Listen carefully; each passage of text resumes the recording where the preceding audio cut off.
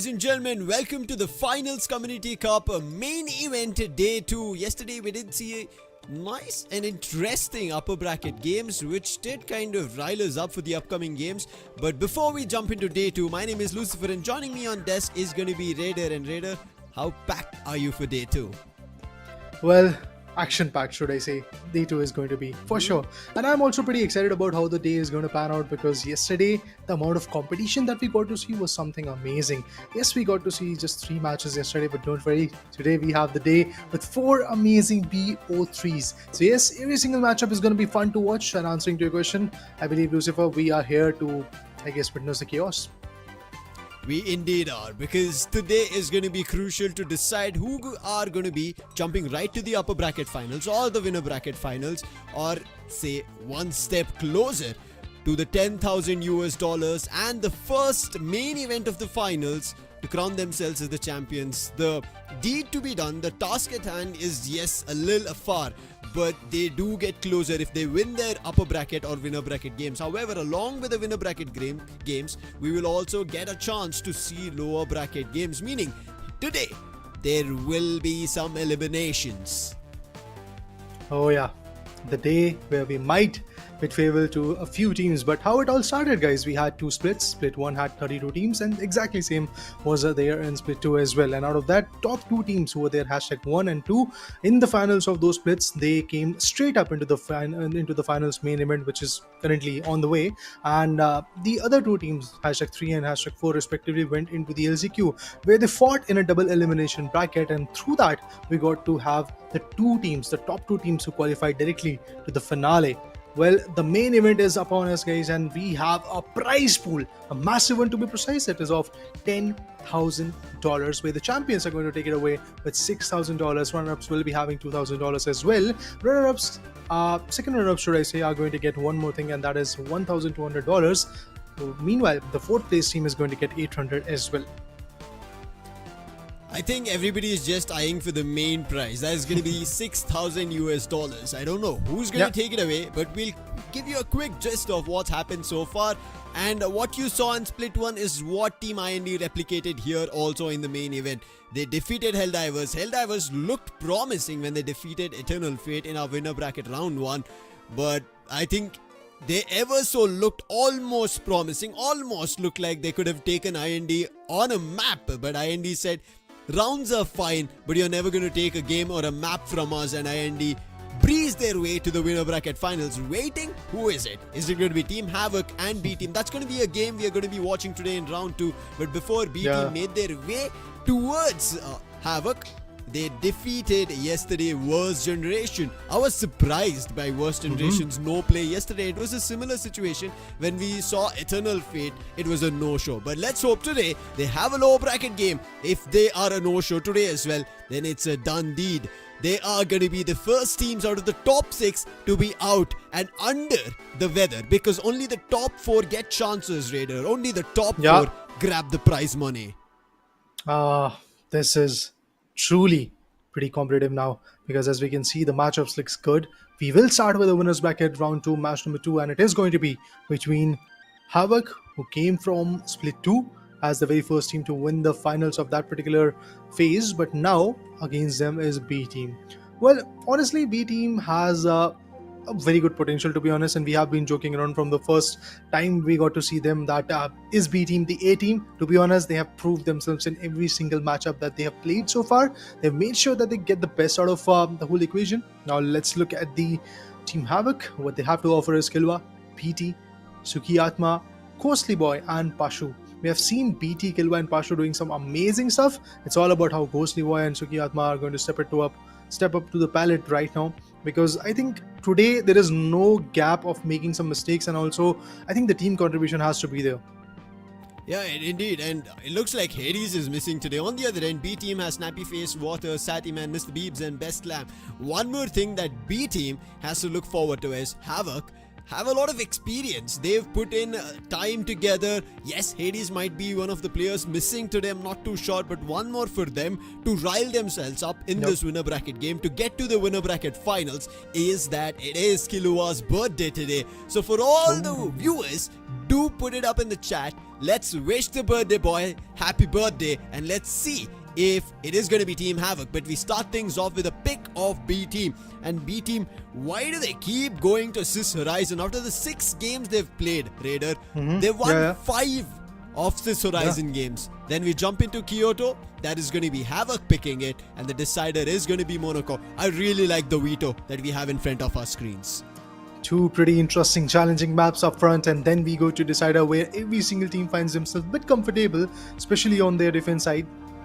This is going to be a fun day for sure. Skyway Stadium in Las Vegas already out of the equation. That means these other 3 maps are going to be part and parcel of either B team surviving and going to fight against IND, or is it going to be the other team known as Havk? We would love to see if there is a battle between Havk and IND, to be honest, because these are the 2 biggest giants that have performed in Split 1 and Split 2 respectively. But obviously for that to happen, Havk needs to beat B team. But is it going to happen, guys? That's again my question, because trust me, B team has done some wonderful stuff, and I think they would like to maintain that triumphant victory that they had yesterday. Yeah, I think they've done an incredible job. When we come into Havk's end of things, I see Kyoto. Now, I'm not too sure why they went into Kyoto, but they still have a decider of Monaco, which has also been a better map for them.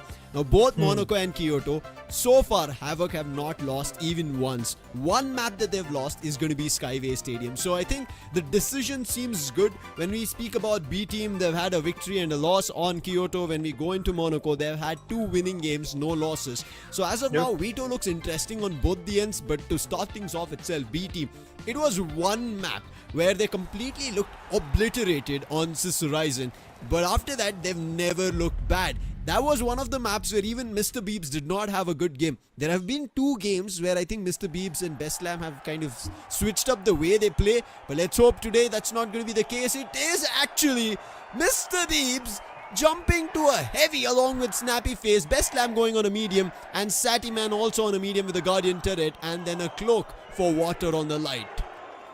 Let's go. The strategies are changing indeed, as you are seeing. Builds are getting switched up.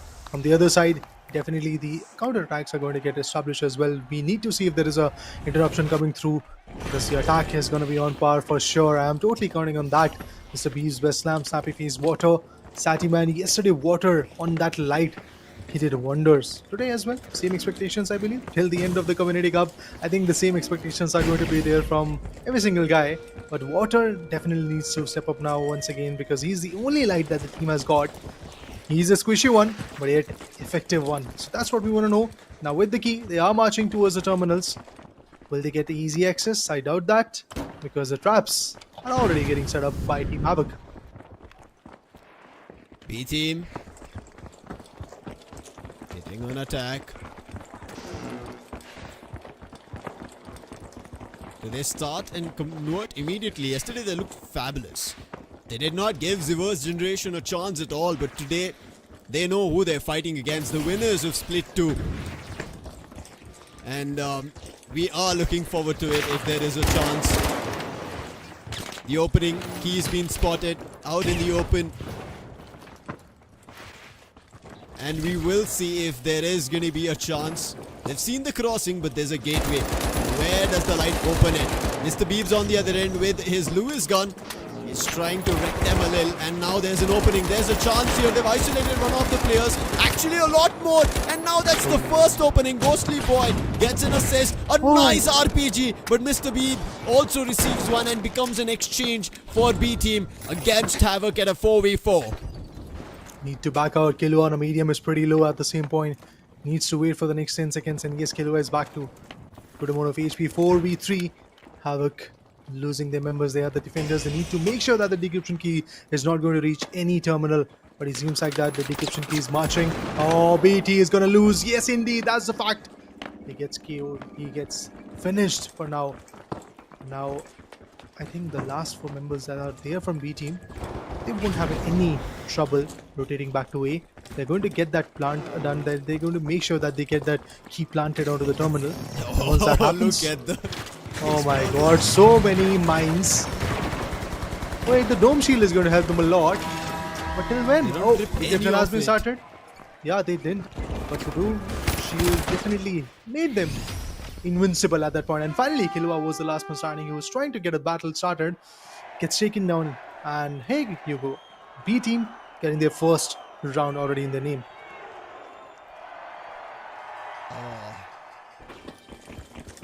I don't know what's happening here. Team Havk, as you said, they're the winners of Split 2, but here B team show up really well, especially that gateway, right? I thought that was a free elimination opening of a gateway that Yeah. Team Havk should have just taken everybody down. Initially, we were able to spot only one of the mediums, but then there is a heavy, another medium, and all the three were able to see the gateway, but unfortunately, it ended up just being an exchange. I think that's where B team got an advantage. As of now, three mediums, one heavy and a light on the defense. BT is the one playing on the light. Nice usage of dematerializer and pulling the terminal itself out in the complete open. Yeah, This is man. going to make things even more interesting because when things are in the ground and in open vision, right, you can attack in from all directions, use nades if you have nades. But when it's like this, okay, the Guardian turret fell off because of the amount of destruction being caused. BT spotted the player, the call's been given. Sonar being used, tags them, Yeah. sees a lot more players around, but he knows he cannot take a direct shot. He takes one against the light. The light is only able to do a little damage, but that's not going to be still an elimination. Finally, the elimination comes through for Team Havk, and that's going to be, I think, and should be from BT. It's actually B team which is falling short right now. It seems like that. They got one individual out of the equation. Decryption here to be started. Toxic gas canisters are still bursting out, so they are definitely going to have a lot of damage, but they need to get that decryption started as soon as possible. Dome shield. Okay, now this is a moment where they can get it done. Oh, it's 4v4. Havk also losing one of their own. Oh my god, what? Uses a materializer, isolated Sukiatma and gets him out. Now it's still 3v3. There's a big possibility that may have a pass out with a good advantage in this one.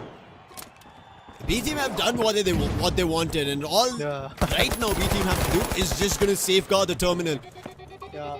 from hitting a pause, but it looks like they've found an opportunity to hit the pause. Decryption is getting paused. They need to go check it with the dome, and they successfully do so. B team don't realize, rather end up dueling with the players, and the opportunity taken over in control from defense. That is Team Havk immediately equalizing the scores. You snooze, you lose. They were trying to take the duels, but eventually forgot that there is a terminal that they need to guard. There is an interruption that they need to actually interrupt, to be honest. Unfortunate for Team B team because they did wonders initially when it comes to their attack. The way they started after losing one of their own, it was basically a 4v5 equation, but still they were able to pull it off. They were able to make sure that the decryption is going to queue in. And after that, the use of dematerializer was even more fun to watch because of the way terminal dropped down to the ground floor, and from there, sneaky dome shield get utilized. And we got to see beautiful interruptions coming through. Oh, that's one way look to at open this, up. always dragging the terminal out. The users of Windsclaw, man, always dragging the terminal out and open. They're like putting up a dare over there. Get this terminal now decrypted because it's wide open. It is obviously going to be tough. Water received some shots, but he's still out there with 138 of his own HP. He's not going to have a big trouble. A light will definitely be effective. All he needs is beautiful chances, and he gets it. Steppy face is going to get compromised. What an opportunity over there. Breaks the window open, spots one of the defenders running a drift. And now it's a time for Havk to still keep retaliating. Player gets spotted, water. He was using the cloak. In the meantime, decryption gets started.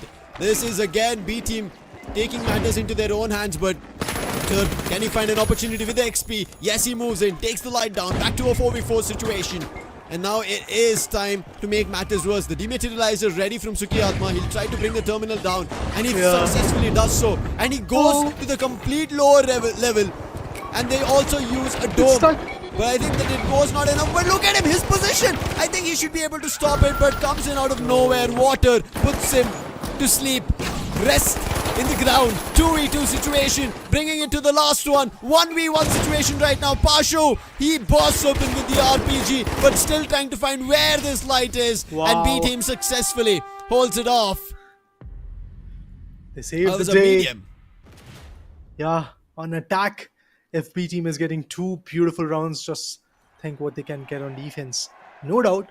From the other side, we got to see the winch claw action. We got to see the terminal getting dragged wide open, but they were still able to get it done. They were still able to like initiate the decryption, which was the best part for me personally. And even if you see the only round that Havk was able to win was because of a small mistake coming in from B team. They were not vigilant enough to check that the decryption has already been started, and they didn't knew that Yes. there's a dome shield activated over there, and that's exactly what costed them. Otherwise, Lucifer, I think it could have been a 3-0 scoreline. Havk now go on attack. It is still going to be difficult for them, but yeah, they will try their best to do something out of the ordinary. It's the lead right now in favor of B team.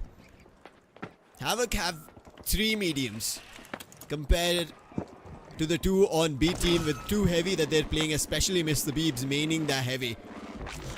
Now Water, we thought he was the man to clutch it the previous round, but it was not. It was a medium on an F card, I presume, but a farmhouse. But still, did the deed. Oh, there's an opportunity. Water. He is close by an R player as well. Spots big damage. He should be able to find the elimination, but he's just running around, making sure that he is not shot back from other players of the same team. Sonar grenade being utilized, trying to get the info if there is somebody lurking in the shadow. But of course, on a light, this guy needs to be sneaky, has got look to work with. But needs to push in at this point, I believe. The key is pretty close to A terminal. They need to make sure that the key is not going to get utilized to get the decryption started. Alright, equipments are being utilized now. Best Lamb with that beautiful weapon that he has got. He's trying to pull it off. Are they rotating back to A? I mean, they were approaching A, but they are now trying to rotate through the building and decides to go from a different angle onto A terminal. This approach can actually help them a lot. Farmers on the burst action. It is fatal, but you need to be precise with the aim as well. Whoa. On the opening, Havk lose. A player was right behind them and they couldn't keep an eye on him, and he takes 2, hurts them even more. Killua does help them recover, but they are losing players one after another. Numbers are getting heavy on B team. It's up to the last 2 to save this. Killua fighting with Mr. Beebs with the Lewis gun. A grenade gets thrown. They dodge the damage. Mr. Beebs receives another grenade and he goes kaboom with it.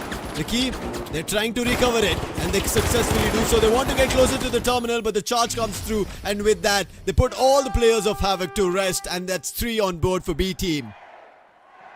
There you go. Now on to the match point of the very first map. B team definitely is looking quite lethal on their own pick. Princess Horizon, the way they have played so far, definitely is an example of domination. Definitely is an example of how their evolution is there in the game. I think at this point, all Team Havk can do is deny the inevitable. Make sure to delay it for sure. Make sure to get many more rounds at this point. I mean, they can go to a tiebreaker, but for that, they need to set up a good attack as well. I doubt that it's going to come that easily, because B team, the way they have been approaching in past 6 games in this beautiful map of Princess Horizon, they know every nit and gritty, and it seems like that they're pretty effective at it. They have been effective. Now how far can they keep pushing this? Out in the open, looking for the key, but they're traversing with the key through the building. Wait, I think Mr. Beep got a hit. And there is Water also giving them a clue of where the run is. Opening this time, B team lose on the chase. They're trying to recover back. Satiman calling his defenses to back off. They're the ones to lose the first. But BT, along with Ghostly Boy, they're still trying to keep the fight on. Whereas the key is already bought in. They should have gone in along with the key, rather now get put a player out, and with that it brings the numbers back to a 4-4. Numbers equalized. Key needs to be recovered. Team Havk are worried to step out, and as soon as I think one of their players thought of recovering it, gets swept off. That's to the last 3, but somehow still managing to recover. Use the jump pad, but jumped up a floor above, and now the players are still dropping. Havk lose another. It's up to the last 2. What do they manage to do? Did the key. Finally, the key A few seconds, and now they're starting the decryption. This might help them, but eventually it's a 2v4 equation, Lucifer. I doubt there's something beneficial coming through from here. I think this could be the last possible round. Yep, they spotted one. It was a medium, I believe. With the help of jump pad, he's once again swinging in, but he spots and damages out the opponent a bit more. Yes, the traps are set. We have the turrets available over there. The mediums are definitely making sure that the equipments are going to help them. Oh, dematerializer, there you go. All the trap gone away. Toxic gas. Yes, it is available over there, but they're trying to start the interruption. 30 seconds. That's what they need to stop for. Nades, equipment still bombing them out. Revolver into the action. Last man standing. It's going to be Sukiatma. And that is tricky to deal with. Spots one. Oh, he takes down water. The light has been picked off. But with the help of Dome Shield, they are moving in and they are marching. They do have enough seconds to pull off. And yeah, guys, there you go. A win comes through. That is first map. B team successfully close it. Havk, I think we spoke about the missing piece today. They did not look great on the start and they're almost losing their chance here, Raider. This is going to be problematic for them. I just hope, fingers crossed, that they will be jumping back in the next map. That's going to be Kyoto. But this looked problematic. We did not see very well setups coming through or strategies in terms of execution. It just looked like they tried to run across and then figure out if there's an opportunity to open up, whether it be on the defenses to find a number advantage or on the attack to find a free opening of a terminal itself. They were able to find the terminal, you could see, but the key was getting lost because their individual players were hit by one or the other players who were from the defenses who were running and trying to initiate a fight. Successfully did, and therefore the key was left out in the open. Many players from there, and in terms of recovering it, ended up losing their lives to the fight. And you could see what just cascaded after that, them losing a round. It was just one round that they've picked up, and that too on their defenses. This is not the team Havk that we saw on Split 2, winning Split 2 especially. Yeah, the kind of domination, the kind of destruction that they were able to pull through in Split 2, it's no way to be near of what happened today. Of course, B team is evolving along the way as they have played a number of matches throughout the Finals Community Cup, and every single match is going to, I guess, make them even more stronger. They have definitely been the example of Phoenix, to be honest, rising from the ashes, because initially they were looking a bit weaker, but bit by bit, they're just competing. Bit by bit, they're just trying to evolve on their strategies. Water on that light has been so phenomenal.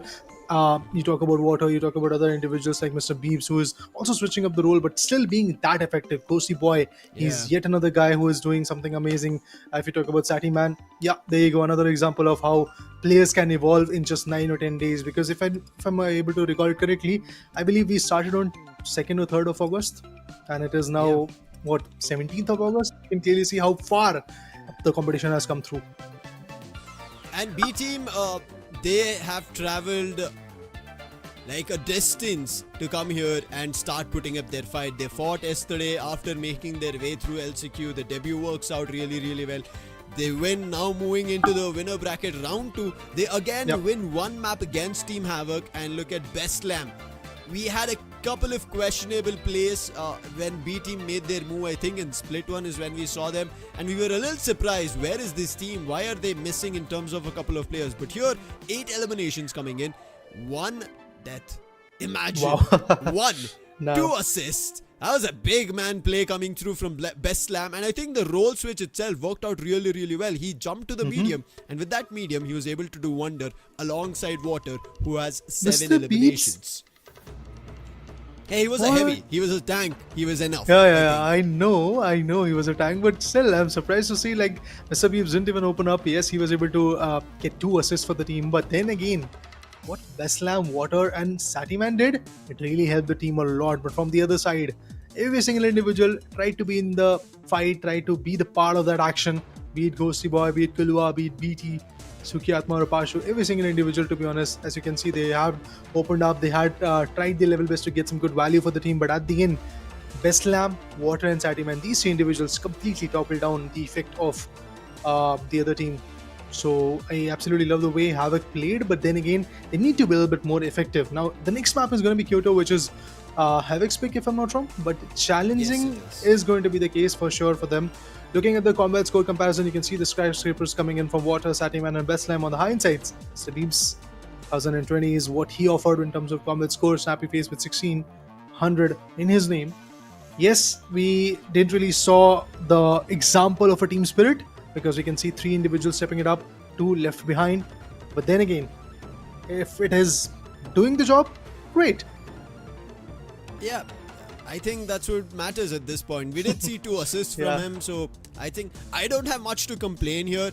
And Sure. I really like this versatility role switcher because we were kind of beating around Mr. Beebs not doing much on the light, right? Because your light is the one who's going to be doing the highest damage outcome of Yep. all the other 2 builds. So therefore Mr. Beebs not putting much value on a light, this makes more sense for them. It doesn't matter that he finds eliminations, it matters that he tanks damage, it matters that he kind of pulls terminals around, he causes distractions, he's just annoying to the opponents. And with this we jump into Kyoto where one round, call it a map, is going to be an advantage for B team as they've already closed their pick. Now they're jumping into Havk's pick where they are going to be starting off on defense.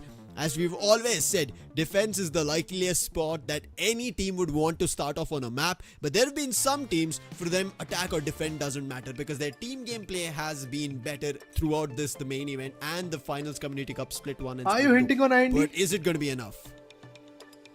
Just a question for you, Lucifer. Are you hinting on IND? Never know. You never know, guys. Yeah, I'm not going to say anything, but it is what it is. True, man. There are certain teams which are definitely working their way in terms of team contribution, and they don't have any issues whether it is attack rounds or defense rounds or it's a tiebreaker or are they having that advantage or not. They just go in, get the job done, get out, and have that advantage in their favor. So yes, there have been some teams, and yeah, true. But there have been certain other teams who have faced some difficulties. An example of that is going to be B team. They've lost certain maps, they've won certain maps. They know what's it. I guess strong sport at this moment, and that is definitely going to be the map of Sis Horizon, because if I'm not wrong, including this last map that we just witnessed, they have now played 7 matches, I believe, and in 7 matches they've won 6 in Sis Horizon. So that's great for them. Now they know that their strong suit is this particular map, and to be honest, all the other teams kind of try to avoid Sis Horizon, try to avoid maps like Las Vegas. Even Lethal Force on the hindsight is also pretty good in Las Vegas, but somehow they didn't went out to be that effective in the LCQ, so that was a bit of a disheartening situation for them. But B team, they are doing good. They have got a map which is comparatively troublesome for the other guys, so I think that's exactly where they can take the edge. Right now, all we would say is just cross your fingers and hope you perform better on the map too, because as of how we saw, map 1 was not the Havk that we remember. And it looks like when we talk about teams, right, who have not had a good time, it kind of puts us in a position where we end up talking about, was this downtime or the rest time that the teams got, where we were thinking, hey, Split 1 teams who qualified now have a chance to watch Split 2, LCQ, all these teams and then prepare against them. Looks like that's not been the case. Teams are just getting pushed out, except for IND. We have not seen any team so far being completely consistent. Now B team, from LCQ of how they've been showing up, putting up their performance, it looks like it's going in the right direction for them. So we're going to cross our fingers, wait and find out if it is going to finally end as they move into the winner bracket finals, or Team Havk will be able to push it to Monaco, an even fighting ground, because this terrain is going to be tough to maneuver. And I really like this change. It is not a change of a light or a medium. The builds are same, but it's about having a winch claw, dematerializer, guardian turrets, and a grappling hook from BT here, because there are a lot of high-rise buildings that you can grab onto and jump to for sniping, which BT looks a tad bit better from the 2 teams. Okay, this is interesting. I mean, of course, as you rightly said, the approach is kind of different from with respect to the equipments and specializations that these individuals are trying to go through. Attack for Team Havk has to be good, but Kyoto is not a map that you can explore that easily. B team, they would be looking forward to get some good snipers working their way up. Obviously, the clarity is not going to be that much as it's the night setting that we are talking about, but still, snipers, those eagle eyes can easily hunt their prey. I'm waiting for that, but initially we need to know what the setup is all about. Winch Claw is available, so dragging those terminals out in open and setting it up is not going to be a trouble for any of the lads. B team, have they spotted anyone? Or these are warning shots? Well, these are warning shots. BT, in this wide open map, has decided to go with a XP. Any comments on that, Lucifer? I think he's just acting as an informant right now. Okay. But they're in defense, so I'm just going to wait and watch what the play is. Sorry, they're on attack. And right as now, the information doesn't seem like it's giving them much value. Killua starts off, but the damage is only a damage to push the players back from B team. Does that help them getting closer? They're trying to travel across using the key. BT's sonar seems to have found a tick on one of their defenders. It's still taking its time and converting for this round because teams are just holding off. This should be an opportunity. He spots a heavy. That's big damage that he could send off, but he also gets dished in return. Yeah, light against heavy is never a very good decision unless you can confuse him. But eventually it was a straight up fight, and as we got to see, BT also got down to like 64 HP, which was again pretty nerve wracking.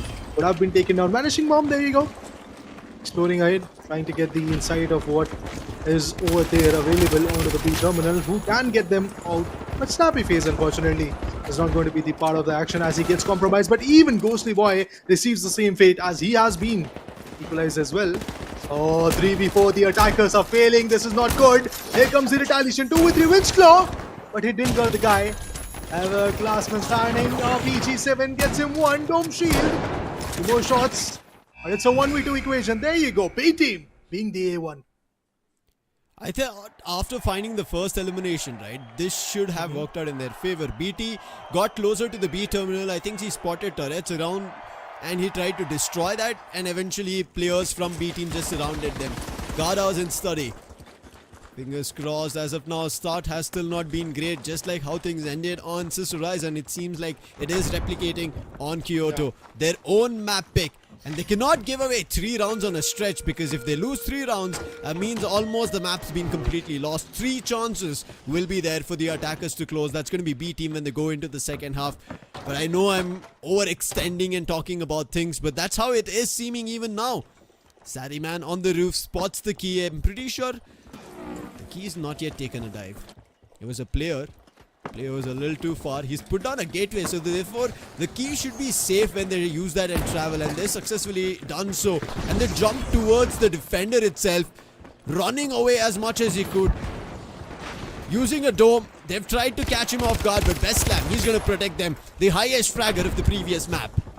Oh yeah, got 8, was a part of 10 fights. And now look at him. Mr. Beeves gets Sukiatma. Attackers, they once again lose one of the key potential player that they could have really utilized a lot, but eventually this loss is going to make them pay the price. Pashu definitely trying to get the best out of that Lewis gun that he has got, but it's just not that effective. Need to know what happens next. Barry MS activated. Mr. Beeps ready for any action that could come his way. 1 minute. I think this is more than sufficient time. We have seen people starting the decryption in a span of like 30 seconds. So maybe that's exactly what they're looking for. They're trying to confuse their opponents, confuse the defenders, which are the B team. But it seems like that efforts should come through right now, as they don't have the manpower. They should pick isolated fires and they might get the value, but BT again down to 69 HP. Oh no, he's not even going to survive. There you go, out of question. Oh, that's got a hard Pashu.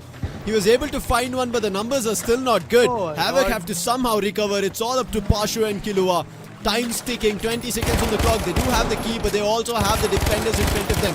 FK damage through Killua, but they get hit with the toxic gas. They're trying to run away to a position where they can be safe. Glitch nade also. Killua trying his best. The birthday boy gets one, but immediately gets exchanged as his teammate also falls. And that's going to be round 2 for B team. Is it B team which is in sync or the other side which is in shambles? I don't know, man. B team definitely is being quite fruitful. But that approach with RPG7, he got 2 over there. That was just amazing. That was a total chaos. Admin and Temple are the now 2 terminals. This is the last round where B team needs to be fruitful. They should aim for a 3-0, but on the hindsight, Havk would love to open up. They need to get at least 1 terminal down to the ground floor, into the underground area.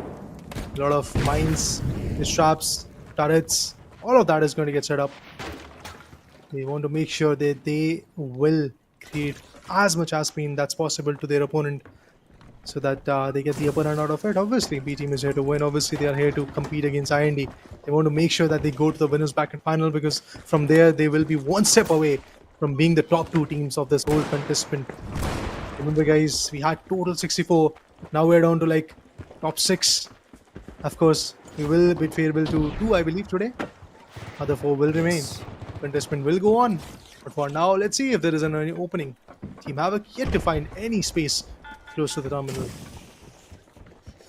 The key has gotten closer to admin. As you can see, Ghostly Boy has also climbed up the roof, looking forward to information. Suki Atma fights with someone afar, gets stacked up. Ghostly Boy still waiting for information to spot a player. On the other end, defenders, they're just opening up spaces in the A terminal.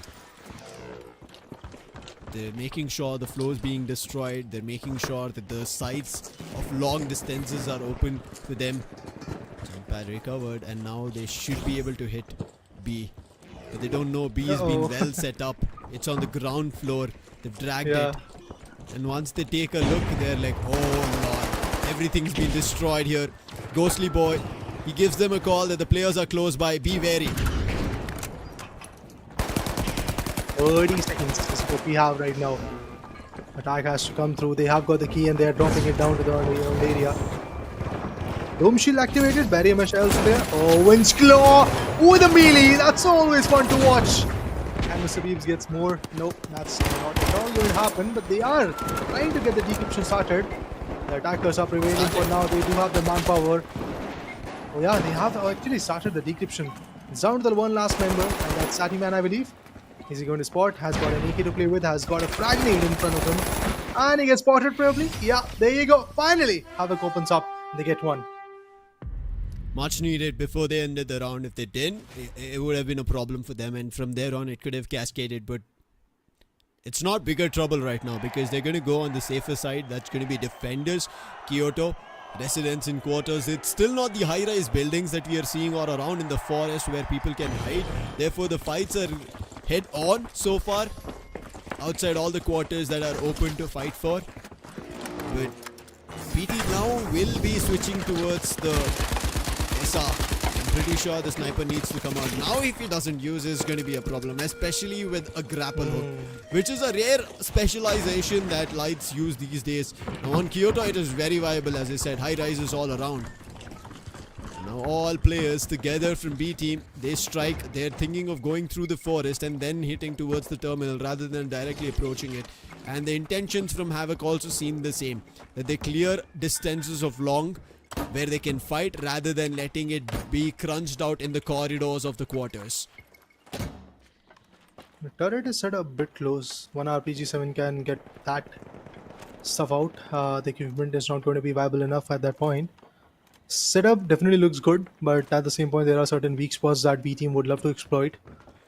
Now B team is slowly approaching, marching in, trying to put up a good action. Well, they are pretty close to the E terminals, as it seems that they are looking forward to get the best value out of it. Turret is available, but there you go. Sadie Man has to go down. The attackers, they are in a bit of a trouble. Decryption has started. Interesting. The decryption already been started now. Trouble goes on in Havk. They have spotted one, and that's a heavy, I believe, who received that SR-84 shot. BT definitely trying to be effective. Grapple hook is not going to work. Drops down to the first floor, hunting for the player. In the close quarter, yes, one good shot can end it. Oh, what? They were already trying to stop the decryption over there? That was bold coming in, especially with Havk having 4-5 players surviving. Snappy Face, the last one, getting chased from 3 of them. 1v2 fight right now. Wins a 1v1 because one of the players went and hit. And right now he's going in for another. Brings it down to a 1v1 situation. 17 seconds on the clock. He needs to find a way. 6 seconds is what he needs to breeze through. And he does. What a way for him to win this 1v3. I did not think it would be possible. That toxic gas amidst the haze got the last player for him. Wow, now that is truly a comeback. Now it does feel like that Havk is out here giving up a good competition to B team, because what happened in this horizon was definitely a bit surprising for us. Now in Kyoto, things are going sideways. It's 2-2 equalized when it comes to the round victories. B team now are not on a very good spot because they are the attackers. They are definitely going to have a tough time opening up the sites, getting those terminals, and eventually getting the decryption key planted onto the terminals. It's going to be a tough equation for them to deal with. Now, they are marching once again. Different angles is what they are trying to explore with. But as you can see, canisters, dropping the terminal to ground floor, and from there we'll get to see a lot of mines. And not just that, glitch traps available probably. Apart from that, we will get to see some beautiful turrets being set up.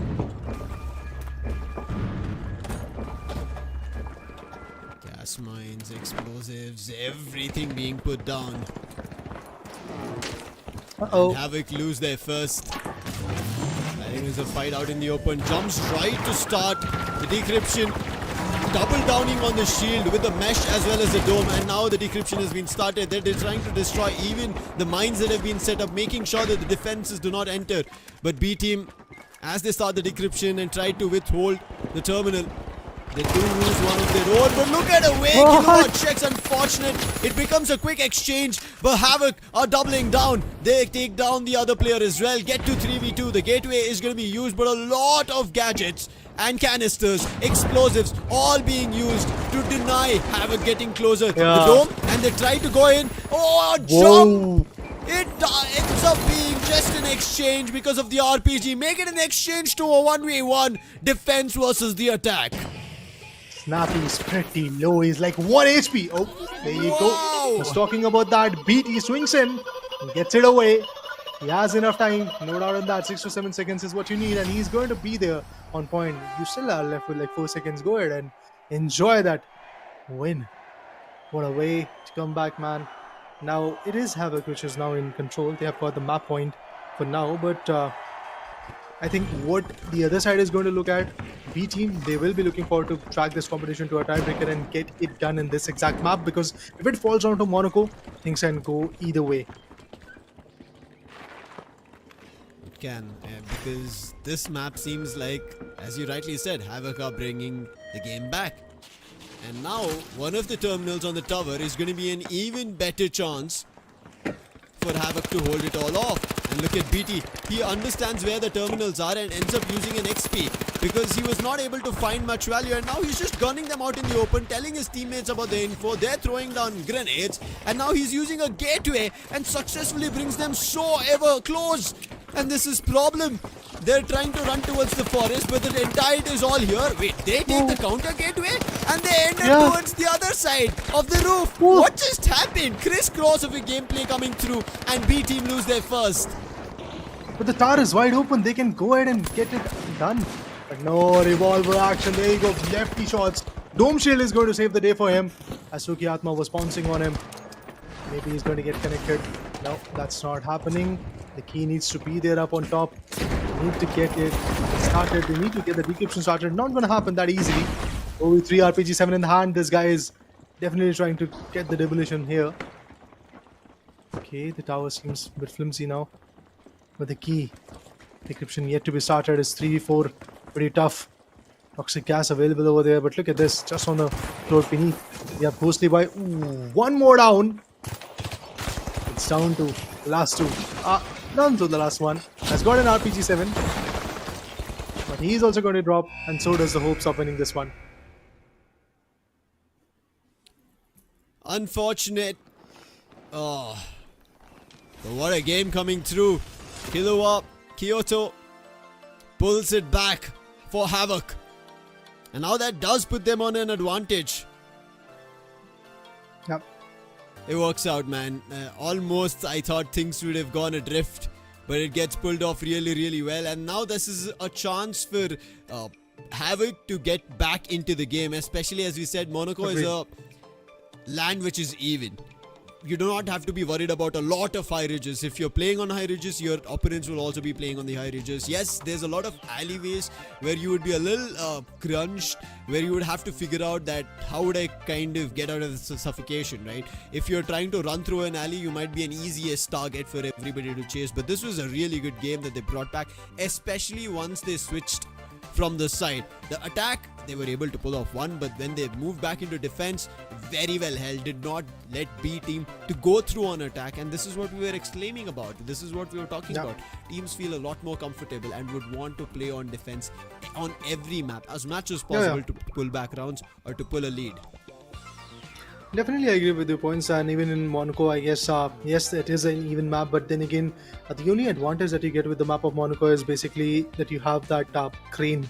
The crane is wide open. It's pretty vulnerable. You can get shot down from multiple corners. And for that reason, I believe in Split 2 and also in LCQ and even in the first day of the main event, we didn't really saw a lot of crane action coming through. People usually avoid that spot. And if there is a terminal available on the underpass, then again it's a big challenge going over there and eventually setting it up. It's again always a big challenge. Cathedral, you can demolish that, but you need to have some hefty heavies for that. Then only that is going to happen. We need to know what will happen over there, guys, but we'll have to wait. Even before that, the stats of the previous map is something that I'm waiting for. I need to know who is the MVP. Is it BT? Is it Sukiatma or Zatiman? Need to know that. We all are looking forward to it because it was very interesting of how it all played out. Pashu. Because Pashu, I think that RPG itself was the starter of things, right? It was the Vic that Yeah. they needed for their John, and it works out. Pashu with 8 eliminations, 3,992 of a combat score, and Havk make their way in Kyoto to victory.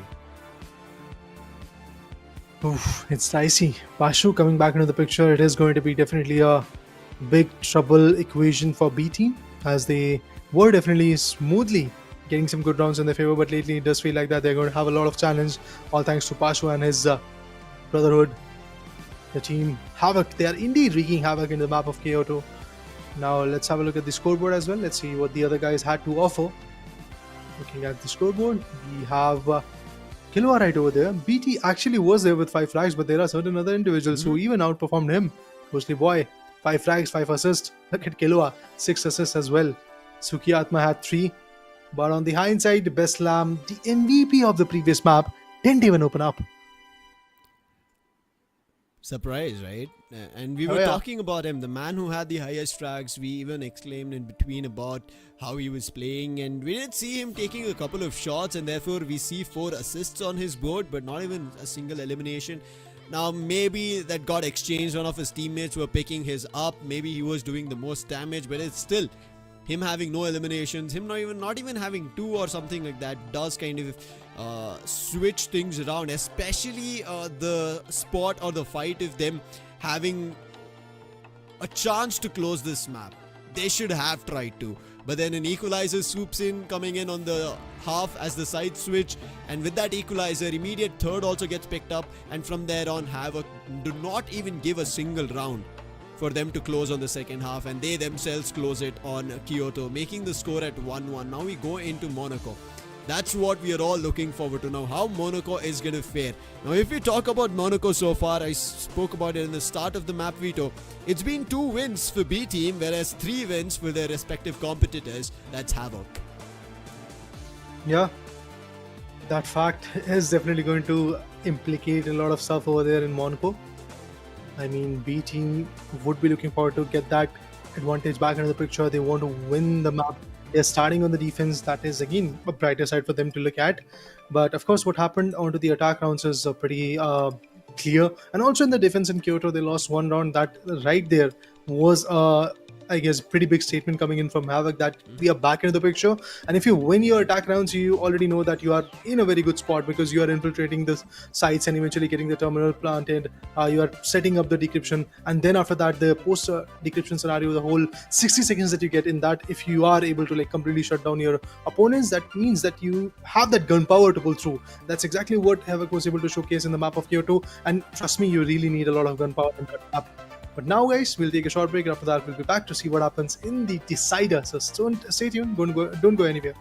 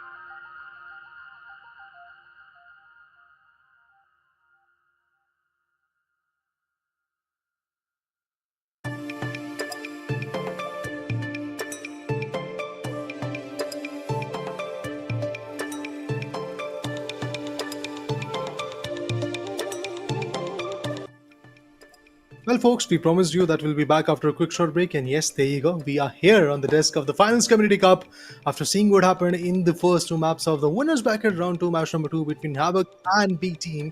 It was fun, it was fierce, there was a comeback, there was a redemption. Got to see every single thing, but now we want to see the conclusion, the final marker of what will happen. Is it B Team advancing against IND, or is it Havk, which is going to wreak havoc against Team IND?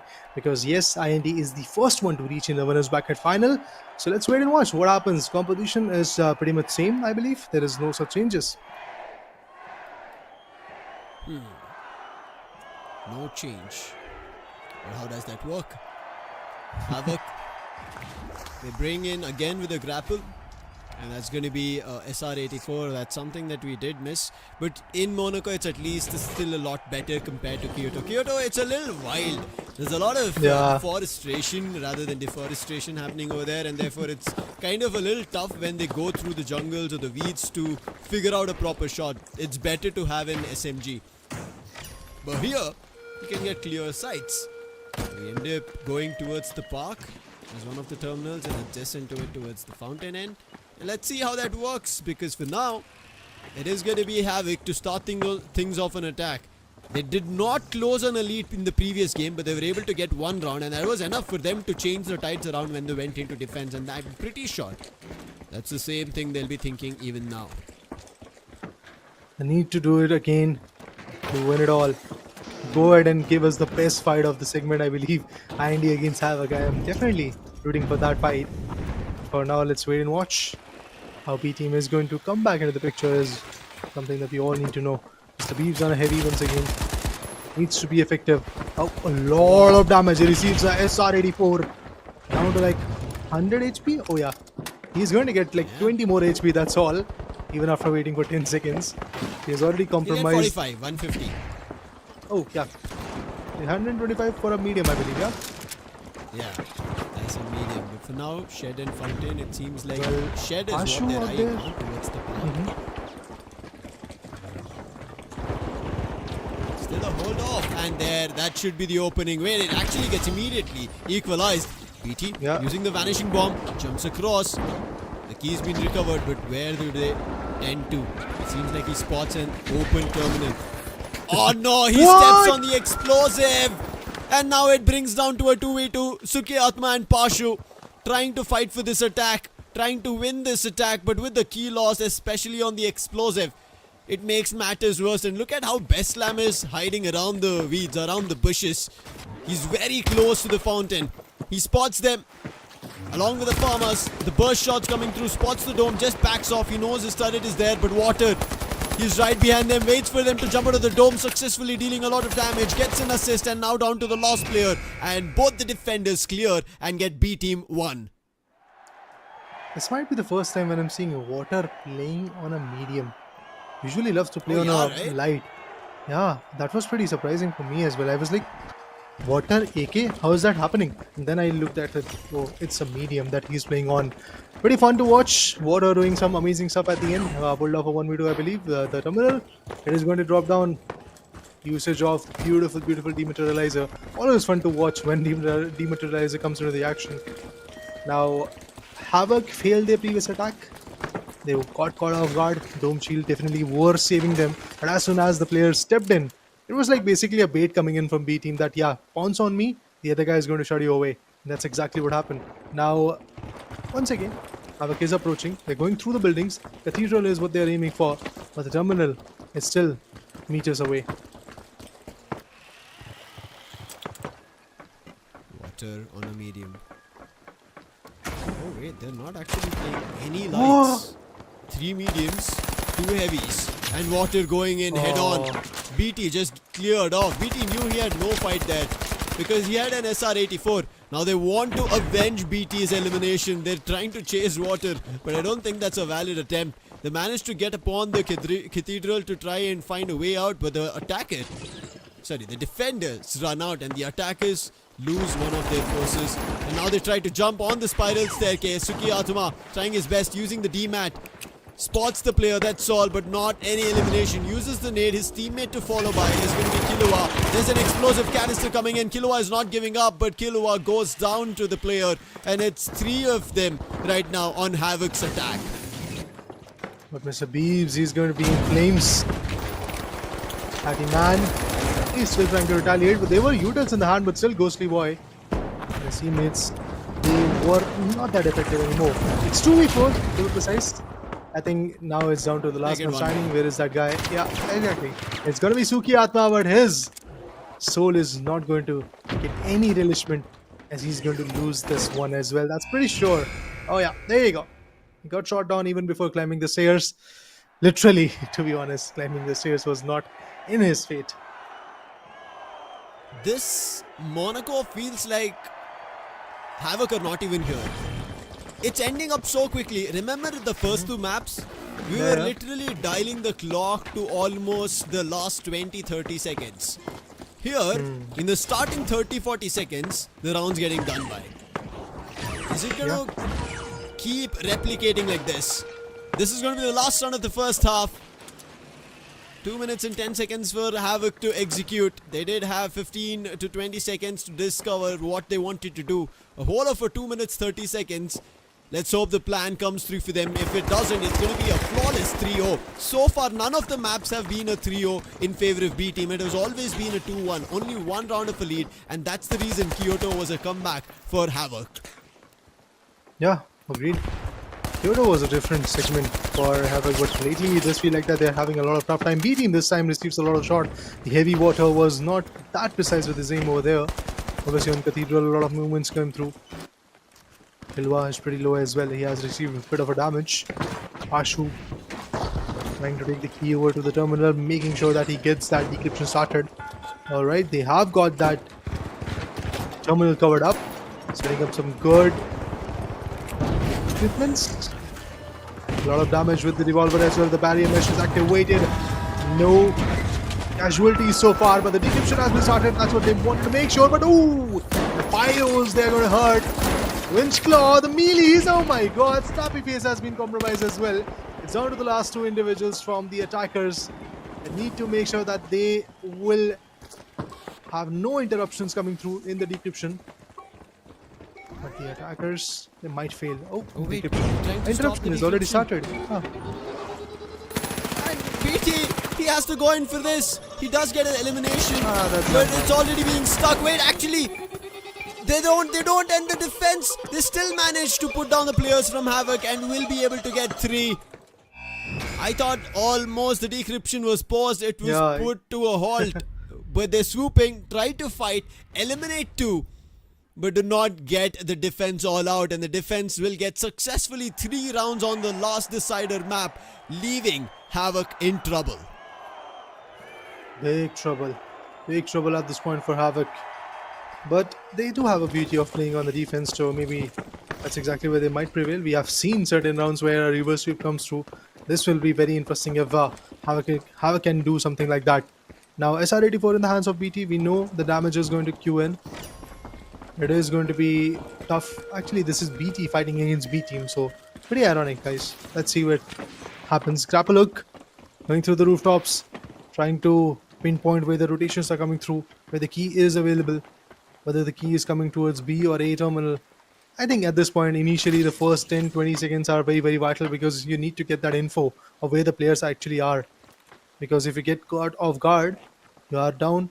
But even if that didn't happen, maybe the terminal is going to get started with the decryption. So look at that. B is pretty open.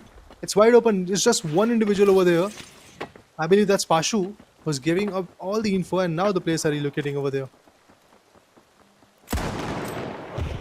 BT tried his best. No connection. Nada. Attacking our B team. And BT is on Havk. Nice sonars does give their position, but the decryption gets started. Throws another sonar and a jumping AK hit.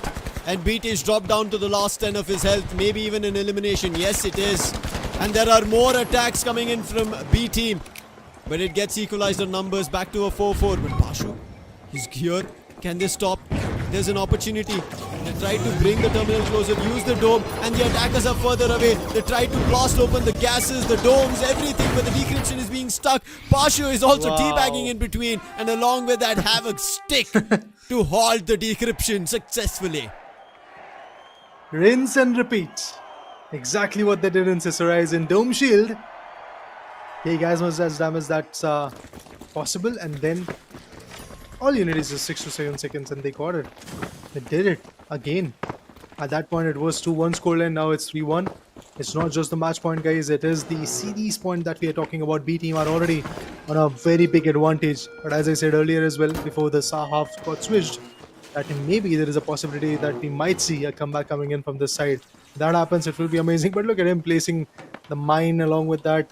The canister, the fire canister is also there. The toxic gas canister is also going to be available. So if somebody steps into that area, he is going to be blown to bits. BT, I think he's spotted the key. He's made the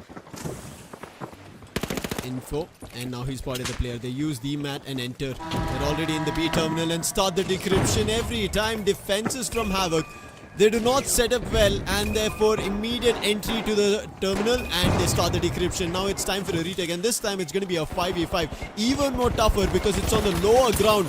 Spotting one, they find the elimination of the first on the B team. They need to simultaneously find a lot more. Spot one player, but he's a little tad bit afar. They don't successfully do it, but what happens is Havk get exchange in turn. 4v4 barrier mesh activated. B team trying to be on par. Best now has been picked off. Has got the RPG-7. Snappy face spotted. Well, he is receiving a lot of damage indeed. Down to one last man. There's that guy. It's Water the Heavy. Usually on light, he has been quite good, but now the maneuverability is going to be a big issue. Spots one, but no, nothing valuable so far. 2-3 is the scoreline. Good comeback coming in from Havk. They might just deny the whole map. It is getting interesting right now. 2-3. So far, yes, it is still B team on the lead. They had 3 chances. Now they're on the last chance of closing this series, winning the winner bracket round 2 and jumping against IND. Yep. They've not done it yet. This is the double elimination bracket, so whichever team loses still has a chance. They will go into the lower bracket, but they will play a lower bracket elimination right today, and that's what they have to be worried about. Let's see if it's going to be Havk or is it going to be B team. Havk need 2 consecutive rounds, whereas B team just need a single one. B team, they're on the attack. Havk have decided our defenses are going to be, let them start the decryption, then we attack, pounce upon them where they least expected and bring back the defenses. Stop that decryption, reign control over the terminal. They have definitely done some good job when it comes to the post decryption type of scenario, because in just 60 seconds they kind of completely shut down the opponent's team, and then they get the upper hand onto it and start the interruption to queue. And once again B team onto the downfall. There goes the first one.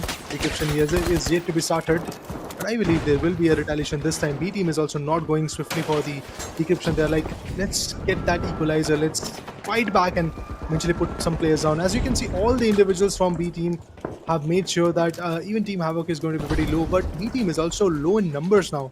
They've also lost 2 big names. This is going to be troublesome. Oh, they lose one more, and that was SR84. It got connected. Starting man pretty low as well. Down to the last 2. It's 2v5. Pretty impossible, should I say. Heavy and medium. Satiman and Snappy Face. Looks like Snappy Face has found one. Brings it down, but it's still a 2v4. Numbers better trading game. Running around. Restaurant is the closest terminal. 40 seconds on the clock. It looks like Satiman is taking the long route because his teammate Snappy Face is put 6 feet under the ground. Looks like Havk is gonna get to 3-3. Running through the forest. Trying to get the terminal to decrypt. Will get the key in, but can he play a 1v4 all alone? Lonesome. Does have a Guardian turret, I presume. He has already put it down. 3 players moving in from the same direction. There's a heavy in the mix. And then the mediums, he spots one of the mediums, isolates, wins the duel. Now his position's been compromised and they surge upon him, take him down. And the defenses from Havk still reign superior in this second half. 3 fabulous rounds, just like B team. And we run to the decider to see whose fate it is that we can put them towards the upper bracket finals. Both the teams struggled on their attacks. And now, maybe it's unfortunate, but yeah, that's a reality that Team Havk is going to be attacking. Yeah. Rather than saying struggled, we could say they fell flat on their attacks. Oh, yeah. And now it is they did. attack for Havk. They started off an attack, did not pull off even a single round, but the previous 2 maps, they've successfully pulled off 1 round at least on those attacks. Can they find that 1 round here? This is the most needed round for them. But on the other end, B team might just feel comfortable that it is their defenses. Let them not feel too comfortable, because then Havk can still find a chance. It's all about mind games right now. It's about who is thinking what. Is it the mental game? Is it somebody feeling too comfortable that it's defense for us? We are going to play out better, because there's no more rounds after this.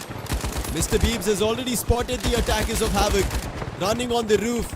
They had also spotted the key, and now it looks like Beebs is chasing the player. Does have an RPG, but he's not intending to use it. And Havk's player, I just thought he maybe made it, survived. Not the case. The first player from Havk's dead, eliminated. Manpower is getting compromised. No doubt that the other side is also it's looking pretty low, because you can see that Havk is also giving hefty amount of damages, but at the end, Havk needs to infiltrate. Let's just drop Dragnade. Lovely, lovely damage. Pashu is now down to like single digit of HP. He was like down to 6 HP. Not a very good scenario, but yes, the decryption is something that they need to start miles away from the terminal, I believe. Oh, look at the damage. Just getting bombarded. Very awkward just spot. getting flooded out at this point. Yeah, they can't really relocate. And there you go. There's the second, maybe the third. This farmers is taking everybody down. What? That's big 3. And now it's down to the last player. Where is this man hiding? Bestlam has done it once again, just like in the first map. Snappy Face has positioned, has pointed where that last player is. And this should be the end for it all. Havk, the chance that they had has been lost. Water's ready right now. BT's position compromised. And with this, B team successfully push themselves to the winner bracket finals. What a show from Bestlam right when the team needed. His previous game was not him finding a lot of eliminations, but now he finds such an impactful 3K that he puts the Havk team under the ground. I'm in loss of words at this point, Lucifer. I don't know, man. We talked about this map of Monaco that it's pretty equal from both the sides, but it does not feel like that. It feels that the defenders will prevail.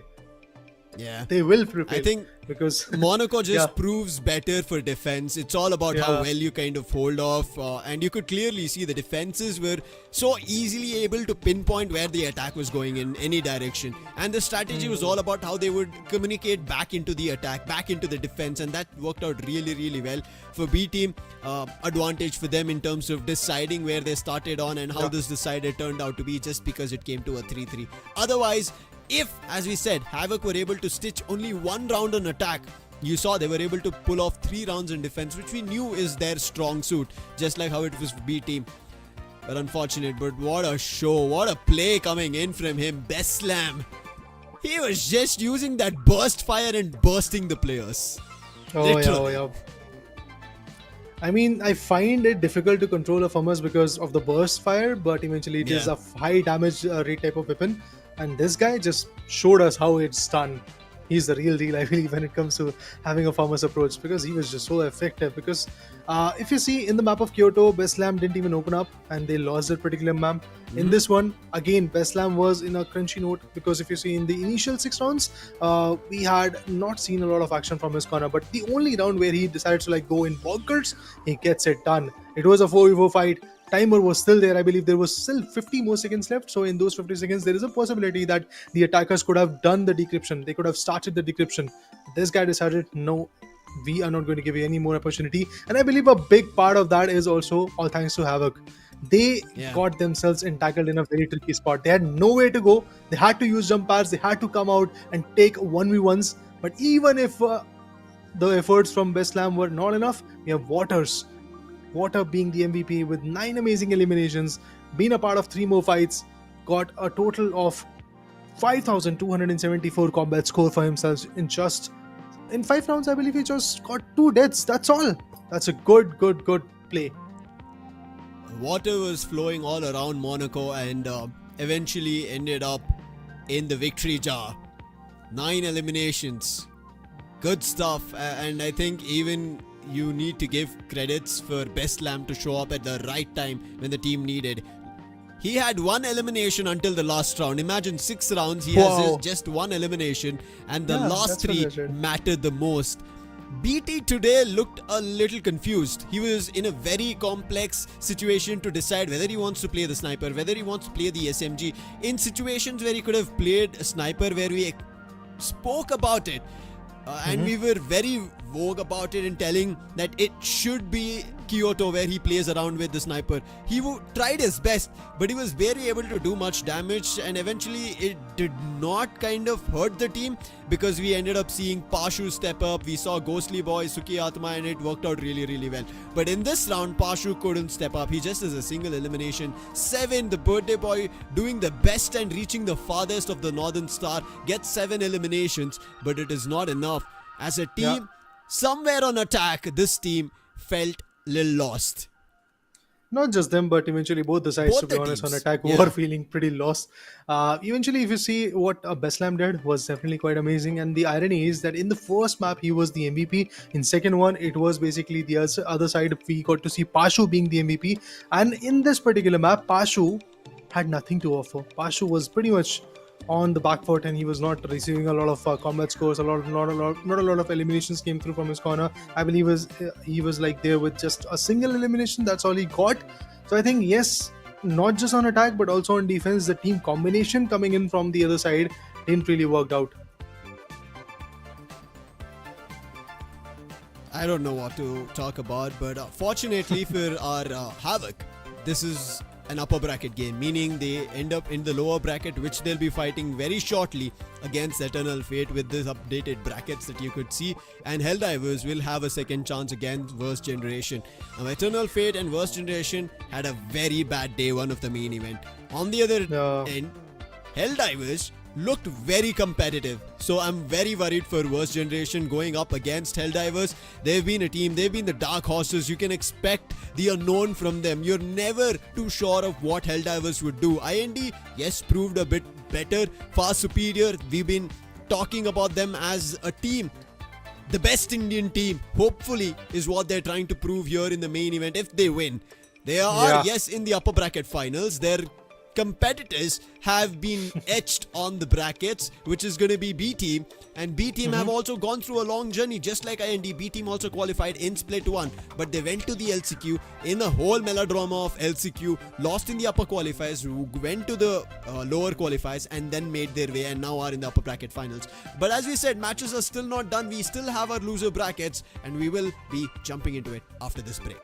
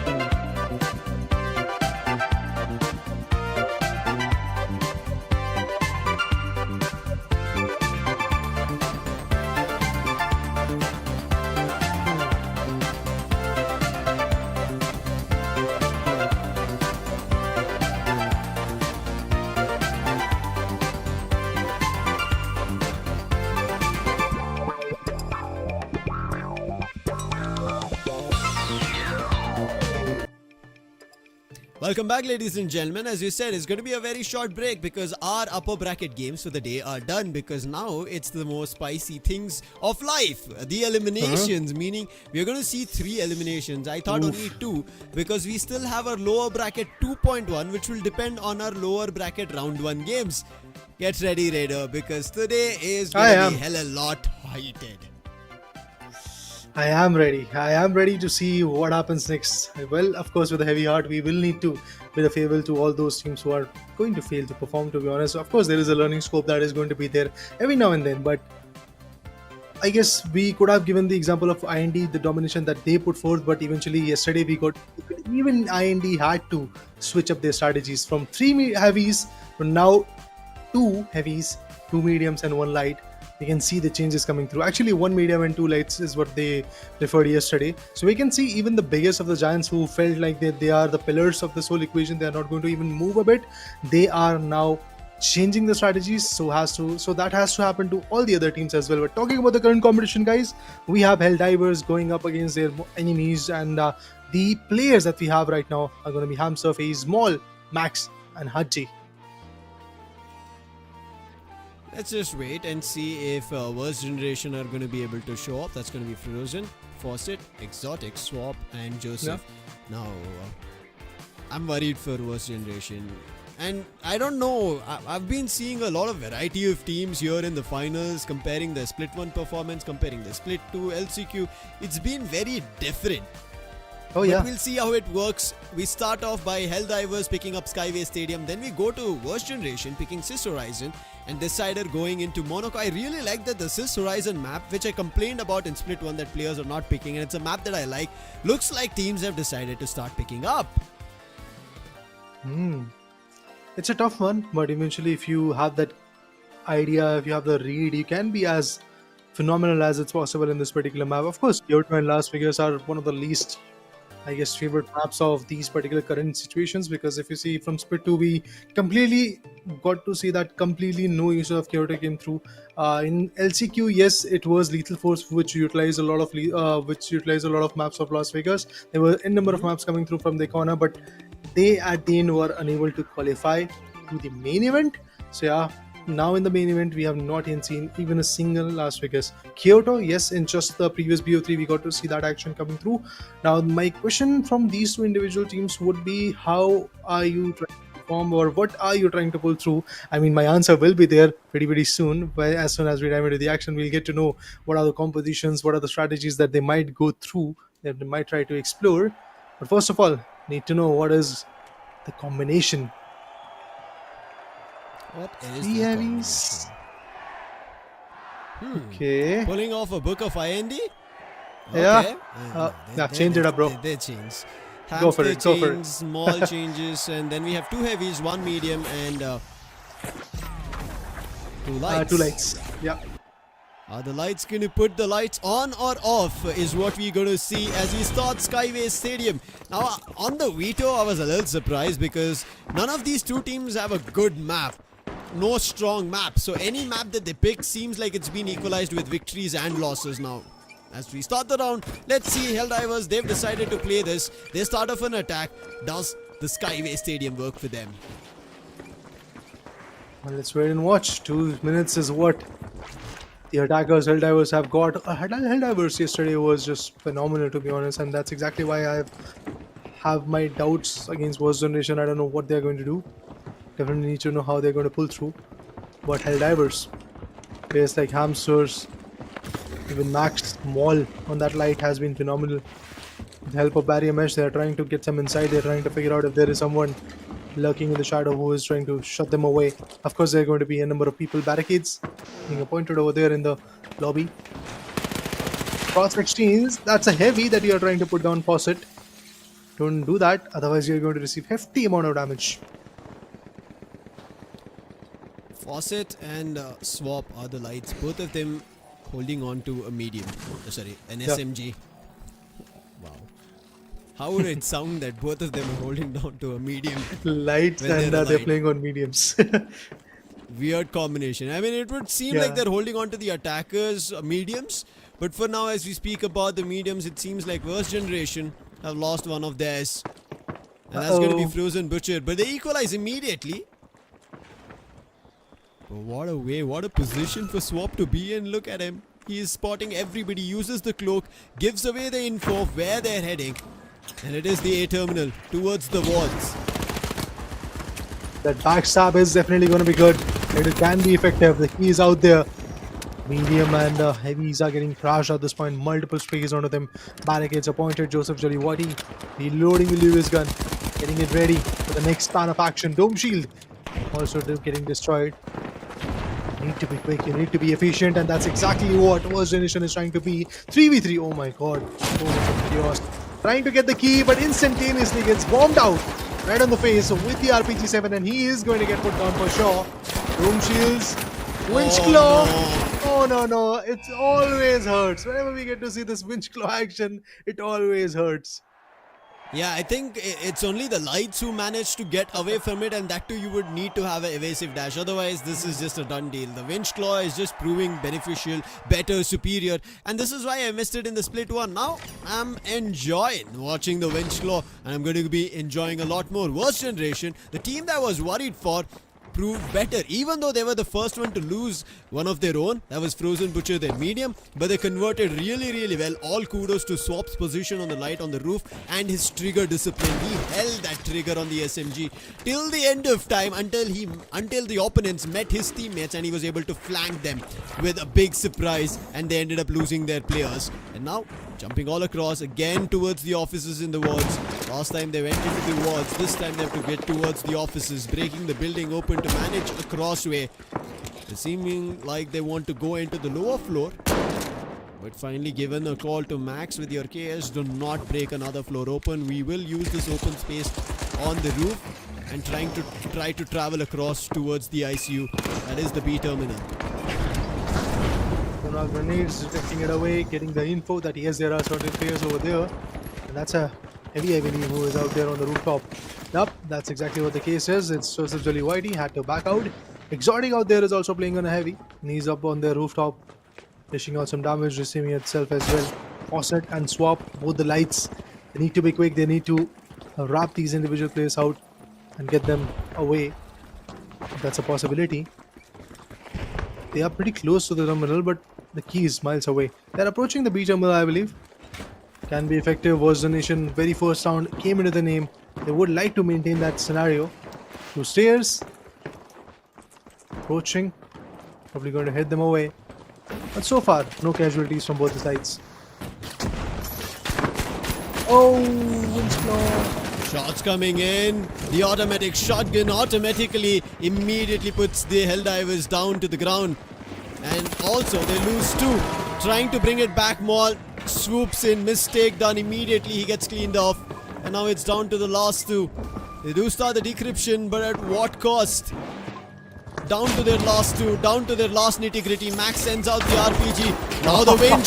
Does it find an elimination? Yes, with the KS he's successfully able to find one, but there's the Lewis, there's the light. They come onto him, jump, eliminate, and then the last also of the attack, they eliminate, and now it's down to just stopping that decryption, putting it to a halt, and they will be successfully doing it. And that's going to be the second for the Worst Generation, and Helldivers, same, lost. Haven't logged into the game yet. Don't be that harsh, Lucifer. Yeah, they fell loss. But I think maybe on their defense, Helldivers might come back. Just like what happened in the previous game where Havk was trying to get that tiebreaker and come into the picture. They were able to do it, although they lost the tiebreaker. Similar things could happen over here as well. This is just the first map, so maybe they are aiming for the decider map as well if they lose this one. All of that is mere speculations, guys, but Worst Generation on the two rounds, definitely was pretty efficient. Now, there is a very slow and calculative approach coming in from Helldivers. That's exactly why it's taking a lot of time. They're trying to take a lot of time. They're trying to consume all the info that they're getting from all the lights that they have got, and then try to enact on it. Of course, that in turn turns out to be a bit risky because once the action gets started, once you are trying to go ahead and get that decryption started onto the terminal, onto A or B terminal, either way, you don't have a lot of time, because if there is a retaliation coming in from the other side, from the defenders, you won't be able to get the retaliation done and also get the decryption. You might lose against the time, you might lose against the number. So that's again obviously a tricky part for the attackers. But now with the cloak, Hamster pretty low. Had to back out. Maul is also out there in the forest trying to get the key towards the terminal. Hamster was able to find an elimination at a cost of a lot of his health, but there is a player hiding. They don't know about him. He's hiding towards the container, has an automatic shotgun, finally starts powering it through with the RPG, starts off. His position's now compromised. They're trying to push him out of the boulder, but he's still standing strong. He is the heavy, gets winched onto himself, and now they try to eliminate, but Worst Generation, they hold off. They eliminate the Helldivers. Decryption still not started, and the Worst Generation are going in heavy. Exchanges happening on the board, but it's a 2v3 situation. Attack on the low end, but they bring it to an equalizer of a 2-2. Joseph turns around, finds the player, puts the attack down, and it's all down to Hamster. He is so far away, and he's playing on the automatic pistol. That was a weapon that we had not seen. Was it M11, man? I'm a little confused the way he was holding, but the key is lost. His teammates lost on the round, and this first half looks fabulous. It is the automatic pistol as we spoke about, the silenced one. And with that, it's going to be 3-0 from Helldivers. Well, Skyway Stadium is currently running out of the hands of Helldivers. Now they are on the defense. Probably we will get to see a comeback, but for that they need to be very good. They need to have that read. Of course, they were getting that read onto their opponents as well, but they were unable to set up a good attack, and that's kind of something which is still justifiable. We all know that on defense there is a comparatively there is an easier task to do. You need to just hold off ankles. You need to set up some good perimeters so that the terminal is not going to get breached, and eventually there are no decryption getting started. But even after that, I guess the defenders have a bit of a easy chance to push in, as they have already got the control of majority share of the map. But on the other side, when it comes to attacking, it's obviously vice versa. Wow, with the winch claw dropping the terminal from the up high building to the ground floor, sweeping it in open.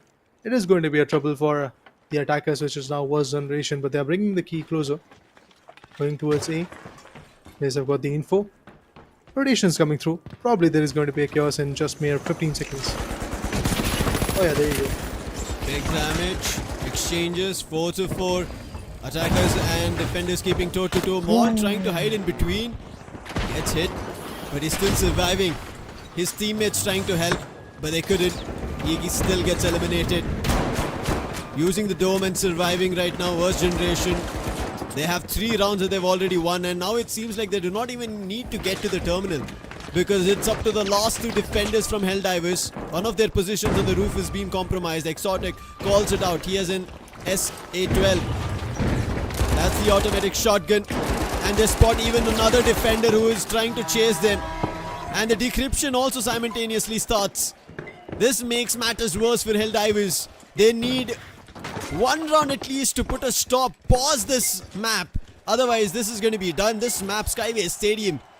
Helldivers, they picked it up, but Worst Generation, they're running away with it. Yeah, it does feel like that, man. The way they have outperformed their opponent, it seems like that. Yes, Worst Generation is going to win this very first map, as they have got the majority of the share done and dusted. They have done the decryption. Inch Claw this time failed to do anything mesmerizing, but Joseph Jolly Whitey has been taken down by Max. There was a good shotgun action coming through. KS is definitely one of the most lethal weapons that you can have as your primary. Winch Claw, melee. No. At the end, we have the winners, guys. And that is Worst Generations. Hey, man, maybe it just takes a day for you to reset, whereas it also takes you to reset to a completely different team. Helldivers, now looking at the brink of elimination. They've lost their first own pick, and now we jump into Sis Horizon, which is going to be Worst Generation. And this is why when I saw the map veto, I said it doesn't seem like the veto favors anybody here, Raider, because I saw their wins. Now we will talk about Skyway Stadium. Helldivers have won 2 games and have lost 2 games. Now when we go to Worst Generation, they've lost 2 games and lost 1 map of Skyway Stadium, but now they add their 3rd win, and the 3rd loss gets added to Helldivers.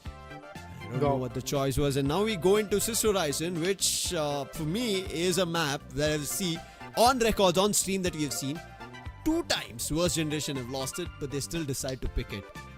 Hey man, it's working out, go for it, win the map, win the series and eliminate a team which was the Dark Horses, which we said likeliest to show up better against IND, and they did show up better against IND.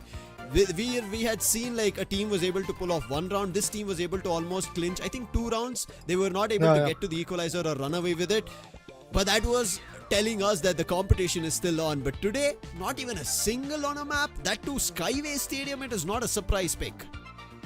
I mean, yesterday on IND, as you were rightly calling it out, not just the first map, but also in the second one, it was like they were getting some good rounds against IND, and I was pretty surprised about that because IND so far has been like invincible.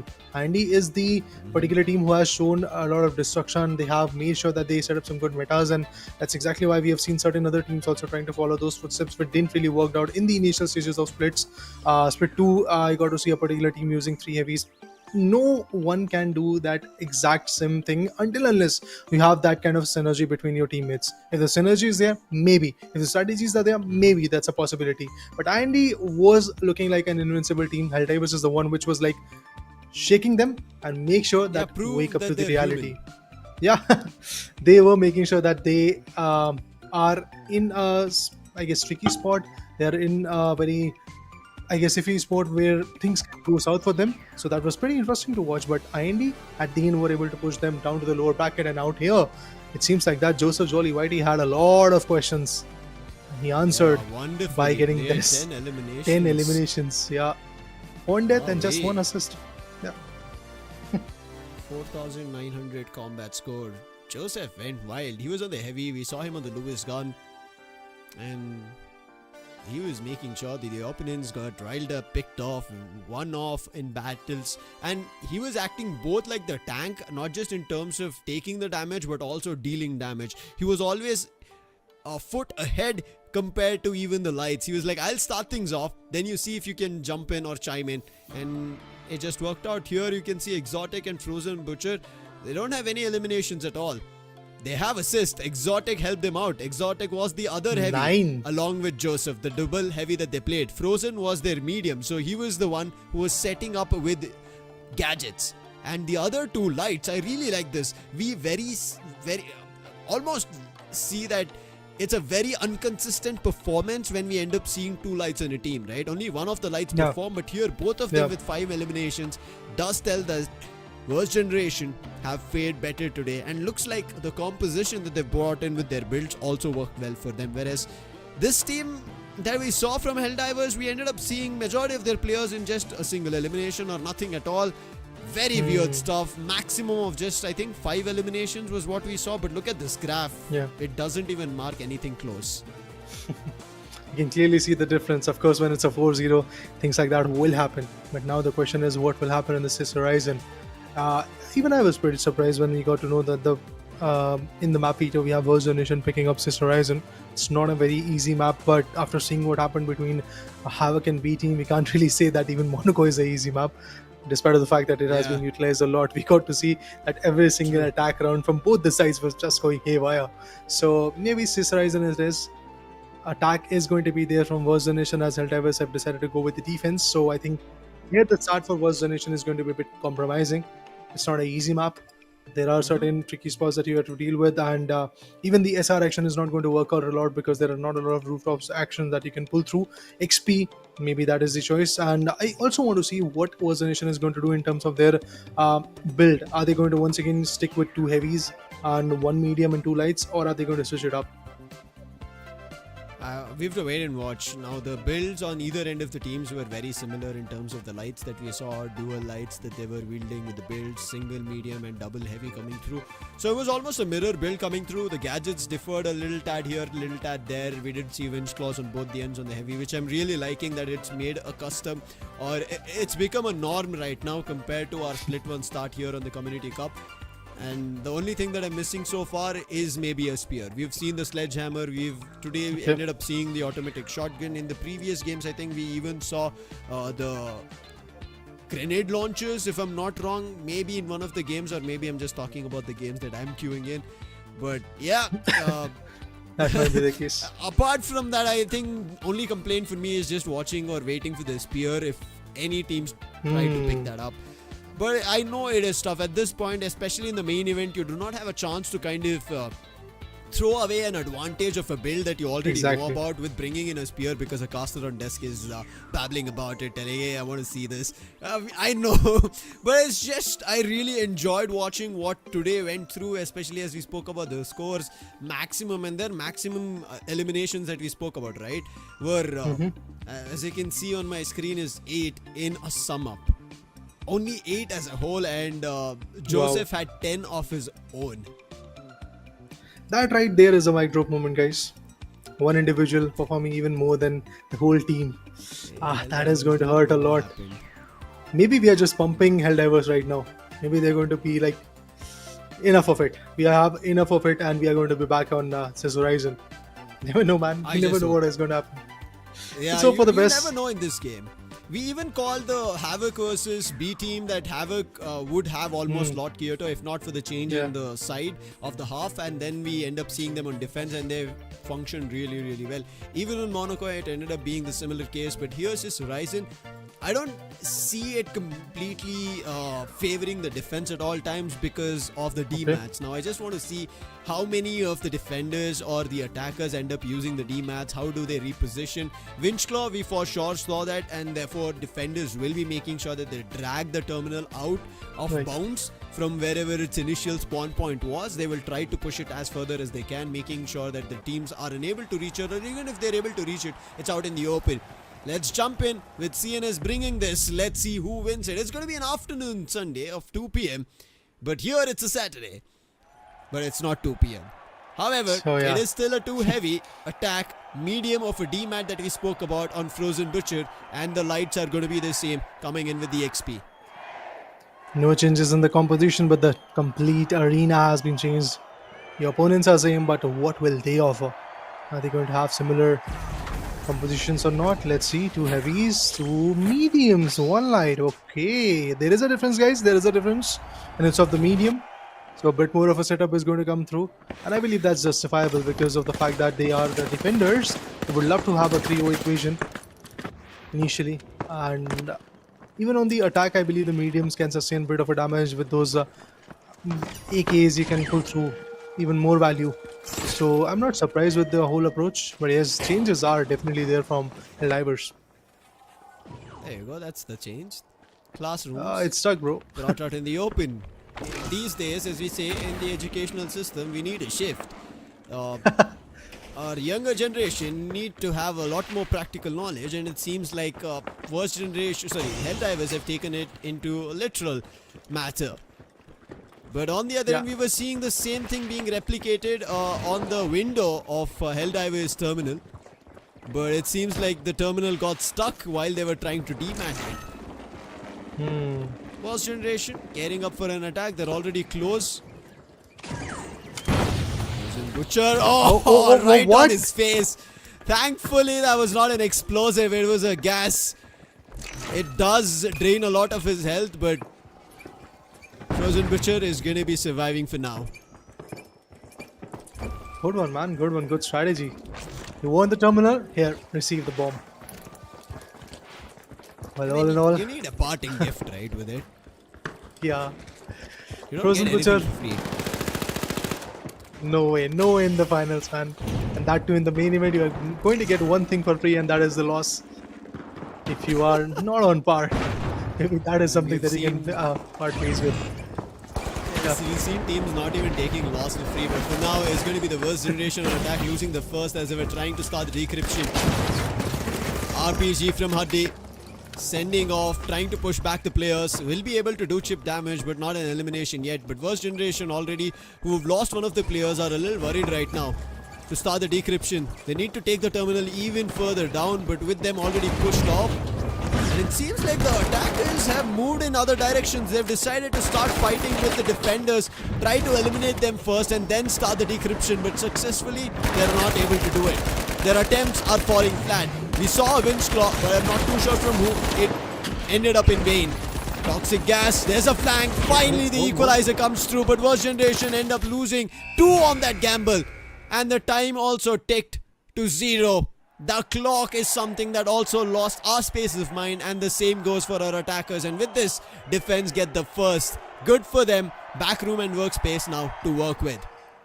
It all went wrong when that mine dropped. That's all I have to say in this round, man. Anyway, that was fun to watch. Now it's 1-0 scoreline. Helldivers. Next two rounds are going to be very, very important for both the sides. Helldivers are already on a deficit when it comes to BO3 equation, so that's exactly what they have to like make value of. Sorry. With the key, now the players are moving in. They're approaching probably the B terminal. A is a bit further, and that's the workspace, if I'm not wrong, where they're trying to aim. Has got the portal to work with. Led is going to be on par with it. Yes, the portal is available, but need to activate it. Swap is the one with the cloak. He has spotted some individuals.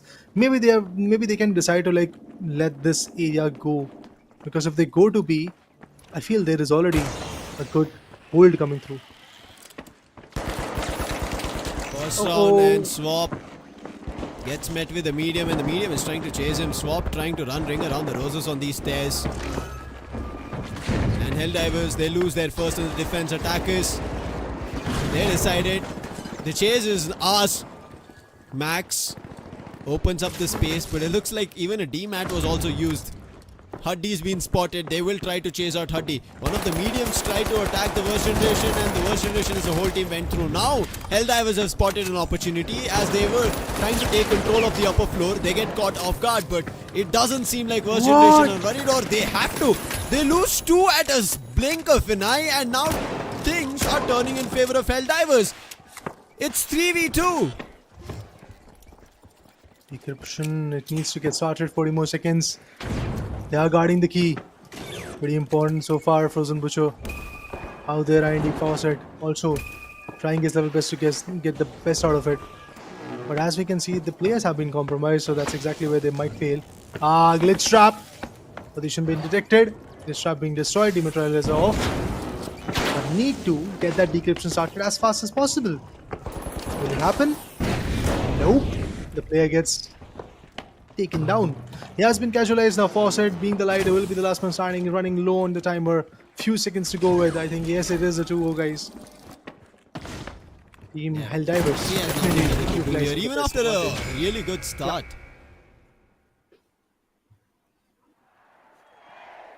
That's gotta hurt for Worst Generation. They had a great start. The attack found the first elimination. As we said, jumping up on the stairs, they found the first, then went to the floor, and from there on it seemed like they were not ready for a flank or maybe a surprise, and that's where things went wrong. Helldivers, the team which we spoke about, is not the team that we are seeing right now. They look very different. And now we are running into the last round of defense coming in from Helldivers, where they've already picked two. Now they have to pick up their third, and then we go into the decider. The first game in our winner bracket, round 2, to decide our upper bracket finalist itself went to the decider. Why not this lower bracket game when the stakes are even higher?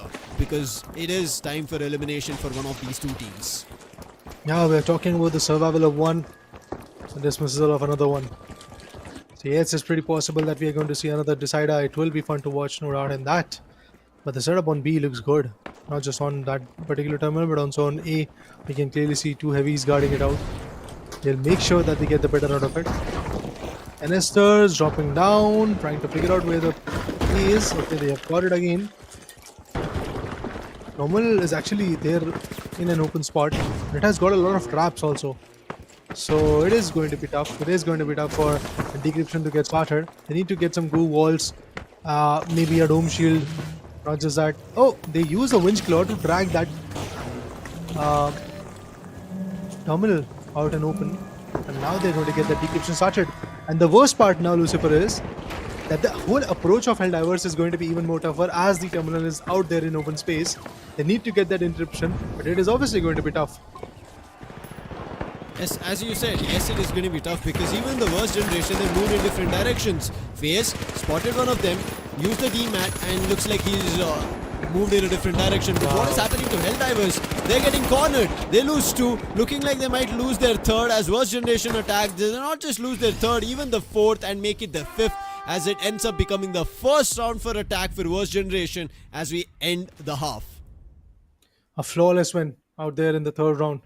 Good strategies, even though uh, the defenders could have thought like they have dragged the terminal out and open. They have set up the particular terminal, but eventually with the help of Winchclaw, they were like able to get that terminal away from all those traps. Then two dome shields was all they needed, and that's how brilliantly they were able to like completely get it done. Now, of course, Helldivers have got the advantage of winning two rounds in the first half. But the question would be same: are they going to continue winning that in attack rounds as well? Because yes, they were sitting on a comfortable spot of having that defender's perspective in their name. But when you are attacking, things are completely different. You need to infiltrate. All you have is just 2 minutes and 10 seconds. You need to get that decryption started. Then you have another race for the next 60 seconds. You need to make sure that there is no interruption coming through. Yeah, there is a lot of trouble that is going to come the way of Helldivers. Yeah, I don't think it's going to be easy for Helldivers, especially when we ended up seeing them almost look like they were completely amazing on their defense. But then we ended up seeing two of the rounds which were a little scary, and it could have almost ended up being a 2-1 in favor of Worst Generation, and Helldivers would have been a little troubled. But it's fine for now. They end up on the half with a lead. But now, as you said, is the difficult part of the journey. The race is then on attack right now. Helldivers have to switch gears. They have to figure ways to figure a round on attack, because they're already on 2. Now they have to get to 3, and once they're on 3, it'll feel a little more comfortable that they have a lot more chances to close on the second half. But if they don't find the third, Worst Generation will try to run away, and which has happened, right? Defense, side switch, the other team just ends up becoming in a different kind of a monster. They it looks like the Matrix pill, right? You want the red pill or the green, blue pill. I don't know where the green came in from, but yeah, it ends up becoming that you decide your own fate, and ends up being both of them are almost a trap. I was like, where's Necros? Because he would be like, what pill are you talking about? If you remember, he'll end up showing up his Hot Wheels like this car or this car. Exactly. So yeah, guys, pun intended, I believe we have to see how Helldivers come back from here. Yes, they do have a good advantage in the favor, but that is just one good round that you have got in terms of the advantage. And now when you are trying to go ahead and get that attack established, of course there is a pause which is obviously going to help them to plan, plot, figure out if there is something different that they can do after seeing what the other side had offered in their attack rounds. I mean, that's the beauty of having the second attack half, because you can easily understand, you can easily calculate, you can easily decipher that what went wrong from the other side, and decide to like, let's just wait and give them something different so that they cannot recuperate. And obviously in the game of the finals, you need to have those split second decisions. We have seen that happening from IND's perspective, and that was one of the decisions where they decided to like go with a different approach. They decided that no, 3 heavies are not going to work anymore. This is the main event. We had to pay respect to the opponents, and that's exactly where they switched. Although it was beneficial for them, but they still lost 2 or 3 rounds in both the maps. So that's exactly where Helldivers was quite chaotic. So there is no doubt in my mind that Helldivers is one of the most effective teams.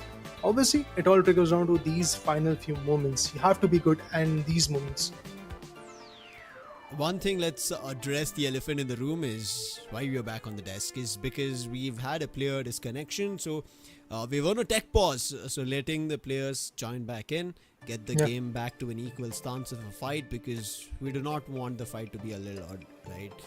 And I've heard the confirmation. It seems like the tech issue has been solved. We will be unpausing and jumping back into Sister Horizon to decide whether we are on elimination grounds or is it another map that it takes for us to head into the Butcher's Crowd. For now, it is Sister Horizon with the lead for Helldivers. Successfully, they've run across 2 rounds, which did seem a tad bit scary. It could have been 3, but as of now, the 2 rounds is something that they have to make do with. Has the side switch, and we try to jump into the game itself. There we go. Worst Generation, they're in defense. Helldivers, they have to play with the 5th player missing. Uh-oh. Is it the point where Helldivers will break because of the fact that they don't have their 5th one? There's a big chance. People are hitting the wads, watching jump pad, dragging of the terminals. Yes, they're going in. They're making this game even more starry. with neon lights missing, it could have been even more better. But for now, it is, as you said, 4 players on Helldivers, especially on the attack, already seeming weak, is going to be even more troublesome. Now, they are trying to get back the 5th player, but it's not going to happen, at least in this round. Wow, a DMAC on the barricade. Wow.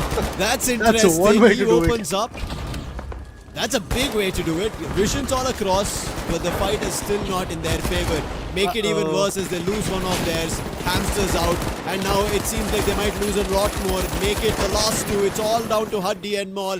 Make it only Maul, or even not him.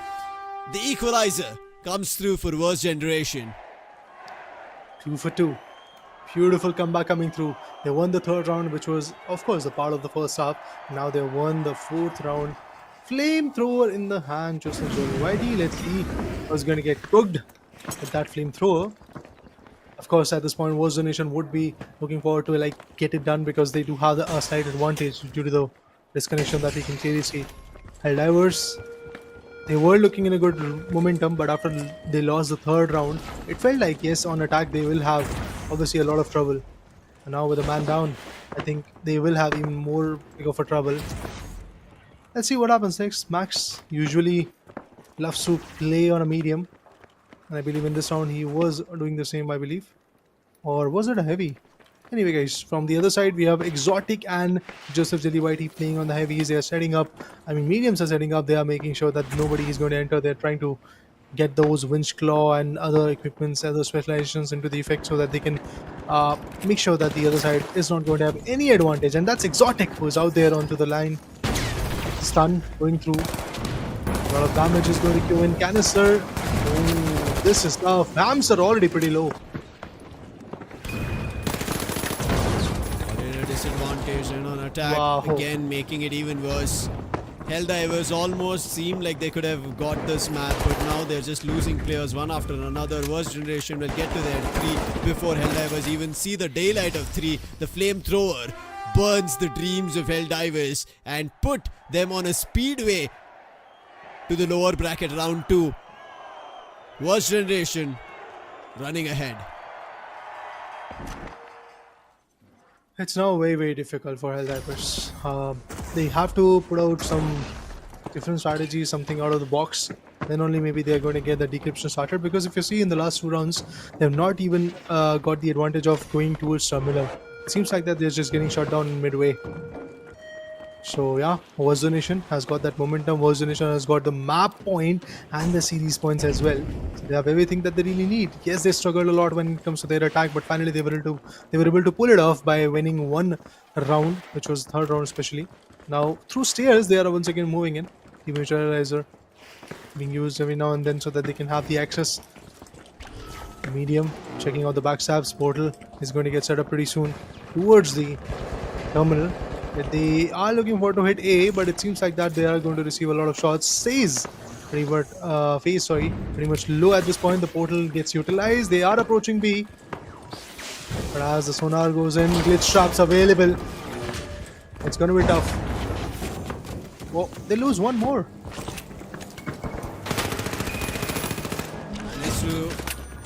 Not yet. They tried their best to start the decryption. Wait, there is a chance right now. Helldivers, they've turned this odd into an even. They've brought it in their favor. 3v2. Helldivers have to start the decryption with the look key. It's in a lower ground. Dome versus a mesh. Glitch net being used to open it up. They fight it. Go on a reload. Let the heavy, and they bring it down to a 1v2 situation. It's all up to Fawcett. The light. He gets cleaned off. Lovely. 3-3. Helldivers turn this. A ship And which here was comes almost the sunk. defense. They patch it up. Side switch and they're back on defense. Yeah. The number of rounds that they won majority, they bring it back to that even footing. Oof, this is gonna be interesting, man.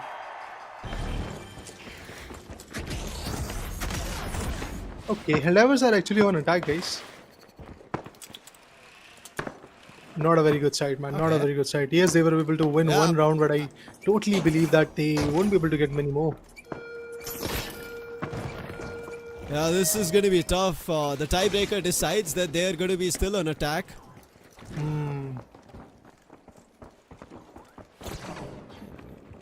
I really thought that they had a chance. Yeah, I even felt it was the other way around, but Yeah. it doesn't seem like it decided. There was a graphic that it switched the sides, but it doesn't seem to be the case. So attack Helldivers. They have to find a way out. Worst generation trying to figure out where the key is, where the players are. Attackers taking the key, slowly moving in another direction. B terminal just got checked, did not spot anybody. A terminal seems like they've left it completely open. Use the gateway phase, making his way towards the B terminal, but he should be wary about it.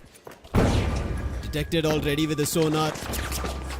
The ground that they were in gets destroyed, and now they're pushed to the lower ground. Huddy looking in the sky. I'm not too sure what he's searching for, but a player cloak right in front of phase.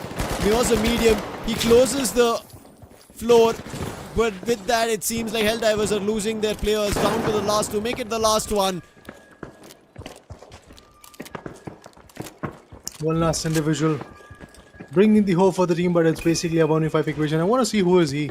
Is he a light? Is he heavy or medium? Can elaborate the whole storyline.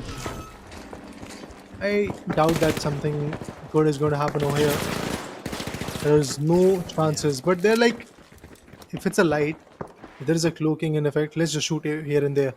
Oh, it's actually Huddy who has got a dome Yeah, he was shield in doing the the hand. same thing before also. I'm not too sure Yeah. what while his teammates were fighting in. But with that, the clock will tick to 0. I'm not too sure if they're going to find him. 10 seconds on the clock. With this, it is going to be Worst Generation who move ahead, and Helldivers, the count is going to come down to 0, and their journey in the Finals Community Cup also will be put to rest. There you go. We have the winners of the lower bracket matchup, which was round number 1. First matchup going in the favor of this amazing team. The name is Worst Generation. They are indeed proven themselves to be the lethal one, to be the effective one. Helldivers on the other corner are going to drop down. Not a very good scenario for them. Big trouble. Of course, that disconnection is something which is going to be the major part of the action. But even Yeah. before that happened, we got to see in the attack half, Worst Generation got one round. So that doesn't mean, that clearly elaborates that Worst Generation was finding their tempo back. It's their map pick. They could have done even more of a damage. But the way the tiebreaker came into the picture, I was like, what? It's a 4-5 equation, but still these lads are pulling it off. That was fun to watch. Yeah, even I was thinking, right, before this, every time that I ended up seeing a tiebreaker, I was always switching sides. So I think it is random, maybe. It might Probably. give you maybe on your luck, or it might not give you a side switch at all. But yeah, it is a part and parcel right now. But Helldivers, they still seem powerful enough. When we spoke about the rounds, right, when they had a man disadvantage, we thought it's not going to work out. They might just end up losing all the rounds, will not even push Yeah. it to the decider. But they actually managed to do so. And that was a surprise for us. And if that was the case, I feel like they still had a chance even on this decider round of attack. It's just about how they would have strategized. I'm not too sure what happened for Huddy over there. But yeah, it seems like you cannot do something about it. It is random. It is Huddy maybe not there. Maybe a similar situation of whatever Max faced happened. And with this Helldivers, a team which we called as the Dark Horses will be left as the Dark Horses in the dark. Whereas Worst Generation, they move ahead, they prove better, and they close it in 2 maps itself in this best of 3 series. So their journey still continues, but the difficulty or the situation of them being eliminated is still not evaded. They still have another loser bracket that they have to play right after another loser bracket round game that we have after maybe a couple of screens, and then we jump to a break, or then we end up seeing the fight. But for now, this was interesting, whatever we saw. I mean, almost looked like Yeah. there could have been a chance. Then it was pulled back, and then helter-skelter, everything breaks loose. And it is the part and parcel of game. It was definitely a seesaw ride for us as viewers because, as you rightly said, it initially felt like Worst Nation will lose their own map pick, but then there comes a retaliation coming in from Worst Nation. They were able to win 1 round, and after that, in the 4th round, we got to see a disconnection, and from there, still, we were like, yeah, it's done now. But then, after, I guess, 13 rounds, in the 6th round, there was a possibility that Worst Nation could have closed it up, but eventually Helldivers came back into the picture, and that's exactly how we got to see the tiebreaker. But now talking about the MVP, guys, after all, the show is over for Worst Generations. This individual approach, Fawcett is going to be the guy who made it possible that Worst Generation is going to shut this competition up in just two maps. In the second map of Sis Horizon, we got to see Fawcett doing some great stuff with six amazing finishes in his favor, four assists and two deaths. He was definitely the wonder boy. But FaZe on the other corner, one frag, that's all. Seven deaths. That's dicey. I mean, this is something we spoke about it previously as well. This time Swap just has two eliminations, but I would still not count him out, where we had seen a big disparity between the lights, with one having a lot of eliminations and the other having nothing. Here it still seems to be the case that they are managing to do even bits of their part, whether it be in eliminations or assist at least, right? It's not heavily favoring only just eliminations or only assists, and this team looks balanced so far, at least in this lower bracket round 1, and the way they evaded the elimination SWAT. Now they will be jumping into lower bracket round 2 is something that we would want to see. But Hamster, FaZe, Maul, Max and Huddy, Maul came back to his form, at least on Sis Horizon. He was a little bit missing when we saw the first map, and them also playing lights, bringing in a double light, medium, too heavy, replicating the same build of what their opponents were playing on Worst Generation, and then they tried to switch things up. I think that was the decision making that they had to kind of figure out if it's their strategy or they're countering their opponents, or is it something they actually play or not. Yeah, this was interesting for sure. But looking at the brackets right now, guys, we can clearly see in the winners bracket round 3, the winners bracket finals, we have IND and B team that are waiting for their own impressive battle, and out of which obviously one is going to go into the grand final. They'll be the part of top 2, but on the high side in lower bracket there is a complete chaos going in. Helldivers versus Worst Generation. I would like to tell you with a heavy heart that Helldivers is not going to make the cut, as they have lost their action against Worst Generation, and Worst Generation over there is now waiting for their opponent, which could be either Havk or Eternal Fate, depending on what happens in lower bracket round number 1, match number 1. So yeah, a lot of competition, a lot of fierce battle is upon us. We have seen two beautiful games, out of which two beautiful results came out. B team was again pretty unexpected for me, and then after that Helldivers falling short, it is again a bit unexpected. So unexpectations is the day, I believe. Unexpected. You cannot have anything high on your list as of now. If it is expectations, then just make sure you crush that sheet, put it into a dustbin. But for now, we're going to take a break because there's another elimination game, meaning another SWAT that's going to break loose. Make sure you pack up with drinks and snacks because it's going to get spicy. As we said, the day is going to be interesting. See you after a break.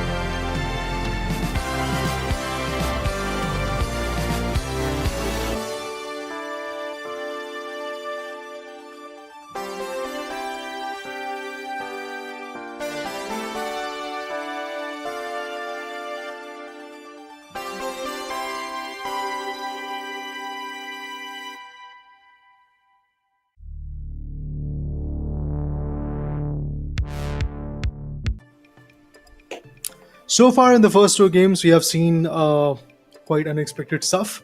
Now, once again, coming back after a short break onto the Fans Community Cup, on the desk of the Fans Community Cup, we have the hopes up high for some more unexpected stuff to happen. Maybe one particular team is going to survive, another one is going to go out. That, of course, is going to be the fate if we are talking about the lower bracket. But now let's have a look at the schedule as well. And yeah, guys, we are talking about the lower bracket matches today. We will get to see lower bracket match number 1.1, which is going to be there from round 1, I believe. Eternal Fate versus Havk are the two teams which are going to go face each other, and then whoever is going to win, they are going to face off against Worst Generation. At this moment, it is just eliminations. Whoever is going to prove better is going to move ahead. Whoever is unable to, there's going to just keep losing. I mean, it's going to be a tidal wave of them just snowballing. Shooter, Fragriff, Flix, Parag, and they felt completely whitewashed in yesterday's game. Killua, BT, Suki Atma, Ghostly Boy, and Pashu, they pushed it to the decider, but it was not enough from their end. But this is a second chance, and this is the only second chance both these two teams get. They need to get the best out of it. As you rightly said, this is the only second chance that they get. Yes, they dropped down from the winners bracket. Now they are in the losers one, in the lower bracket. I mean, obviously, whenever you are there in the lower bracket, there is a sort of elimination hung down your neck. Map veto looks good.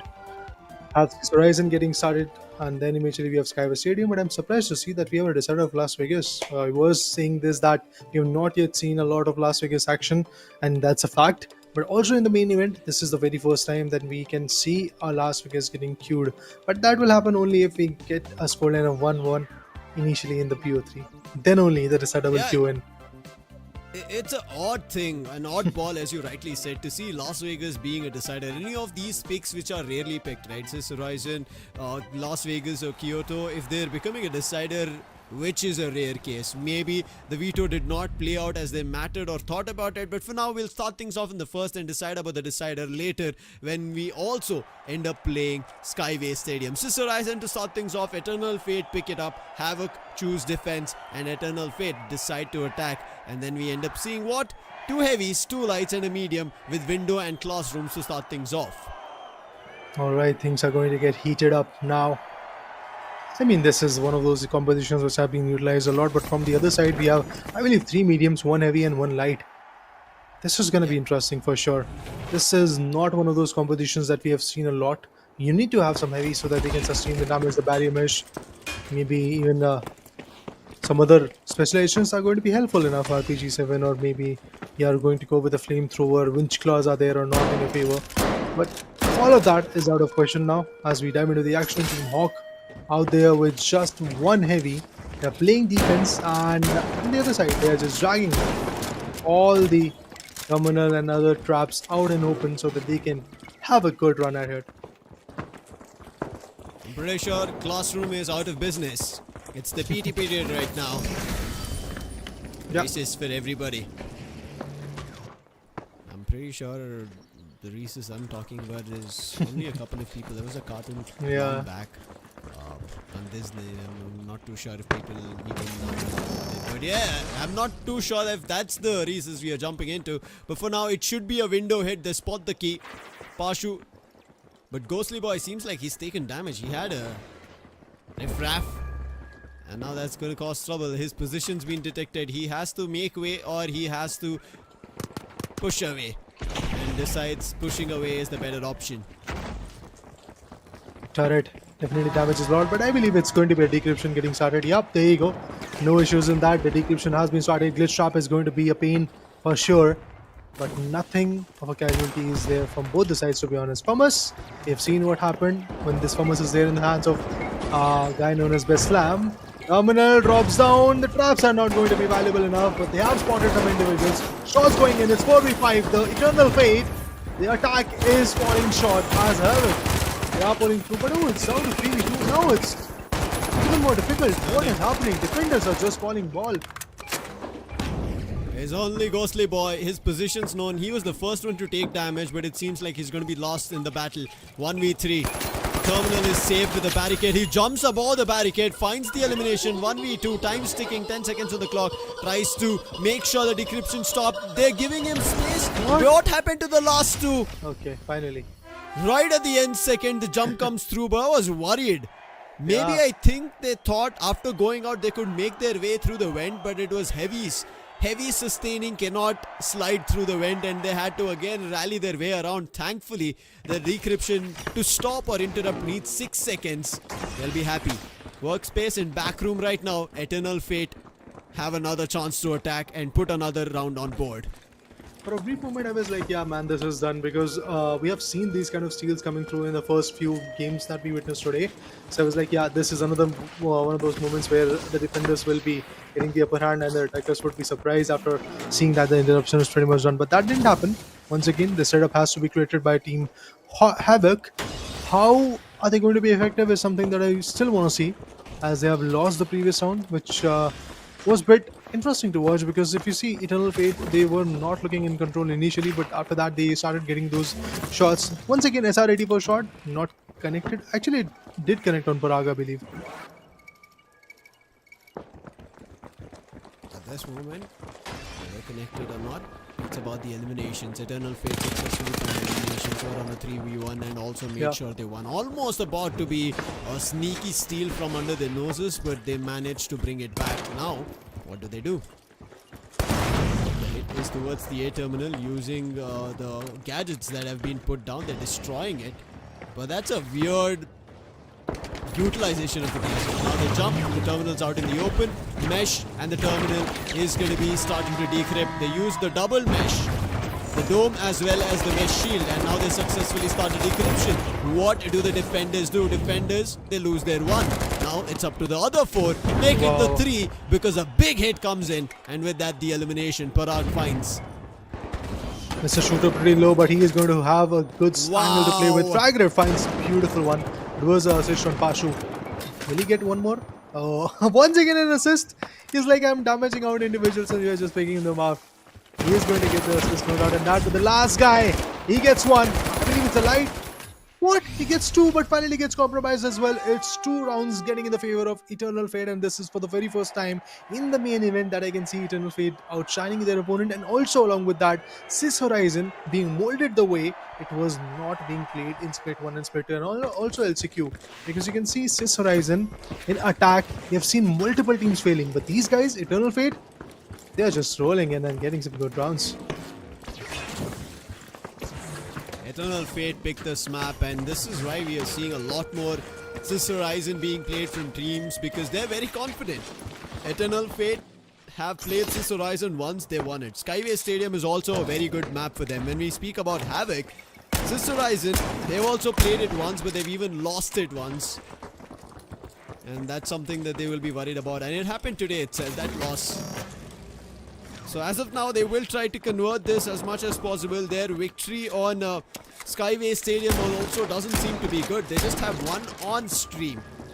So I'm kind of surprised that they picked that. Monaco was still in business and we didn't go the Monaco's way. But now it seems an archives hit. This is the last round of the first half. Eternal Fate, the attack has been good so far. They spot a player out in the open. Send out a explosive canister, but it doesn't do damage. Oh wait, my bad. It was actually a B hit that they're trying to do, and again the double protect dome. But this time it seems like they actually do it. I was thinking maybe the dome after getting destroyed will not have a chance. Oh, so close. Mesh being used, winch also being used, and the first elimination is still Havk. Somehow managed to exchange, but they also lose one of their own immediately. So it's going to be a positive trade for Eternal Fate. Yeah. They have got the upper hand. Cameron's running low, 30 more seconds. Ooh, that was a lovely shot getting connected. 4v2 is what we have right now. Team Havk, they need to get that interruption initiated, but the glitch trap is going to get the detection done. Ooh, with the revolver. Nix finds one. Will he get another one? No, not at all. And yes, we wrap the first half totally in the favor of the attackers. Well, there you go. It seems like that Eternal Fate is definitely going to have a fun run today. Yesterday, yes, they had certain advantages. They were not able to play in the manner that they needed to. Now today, they are a totally different team, it seems like that. And diving into the second half, I believe it is easily going to be a 4-0. Of course, need to know what Havk has to offer. Havk, now they're in defense. I mean, in the previous defense itself, they did not do much. Right now, them being on attack is going to be even worse. Their defense is the one they are really good on, and they were unable to convert that. Now, I'm even more worried for them. Heavy, 3 mediums and a light. BT, Yeah. can he find an opportunity? Can he find an opening? This is the same way they've been playing time and time again, but it's not been working in their favor. Seems like BT got glitched. I'm not too sure if that was just a graphic for that time, or maybe he actually dropped a glitch can on himself. But for now, Pashu playing from afar as the key is making its way across the back alleys of this horizon. Slowly marching in. Eternal Fate, their defense needs to be on par. If they really want to close this with a 4-0 equation, obviously that is going to do a lot of hefty damage onto the opponent when it comes to their motivation. Pashu pretty low, the heavy getting destroyed like that. It's not good. And from the other corner, from the left side, I believe we can clearly see that there's SR84 action that is coming through. Glitch trap! But Havk losing already their first one. Might get replicated onto the next few guys as well. Look at Ghostly Boy, like down to 10% HP of his own. Oh, look at this move. Sonar and then the heavy to walk behind. Light being protected really well, but now an isolated duel. The farmer's trying its burst shot. The light trying to run away as more quickly. And then Eternal Fate end up their other defense, but quickly traded out. Positive trade coming in from Havk. Number advantage, but a quick exchange dropping into the last player. And the player is also low. That's the heavy. Gets hit with a revolver, and that is Havk with the first on attack. Amazing round. This time, yes, Havk definitely were able to bring themselves back into the action, despite of the fact that they lost first of their own, and after that, with the help of Revolver, everything changed. It's amazing. Brilliant round coming in from Team Havk. All they need to do is just maintain that pace and eventually get few more. But Eternal Fate now again has to go to the drawing board and figure out what went wrong for them. Next 2 minutes and few seconds are going to be equally important from both the sides.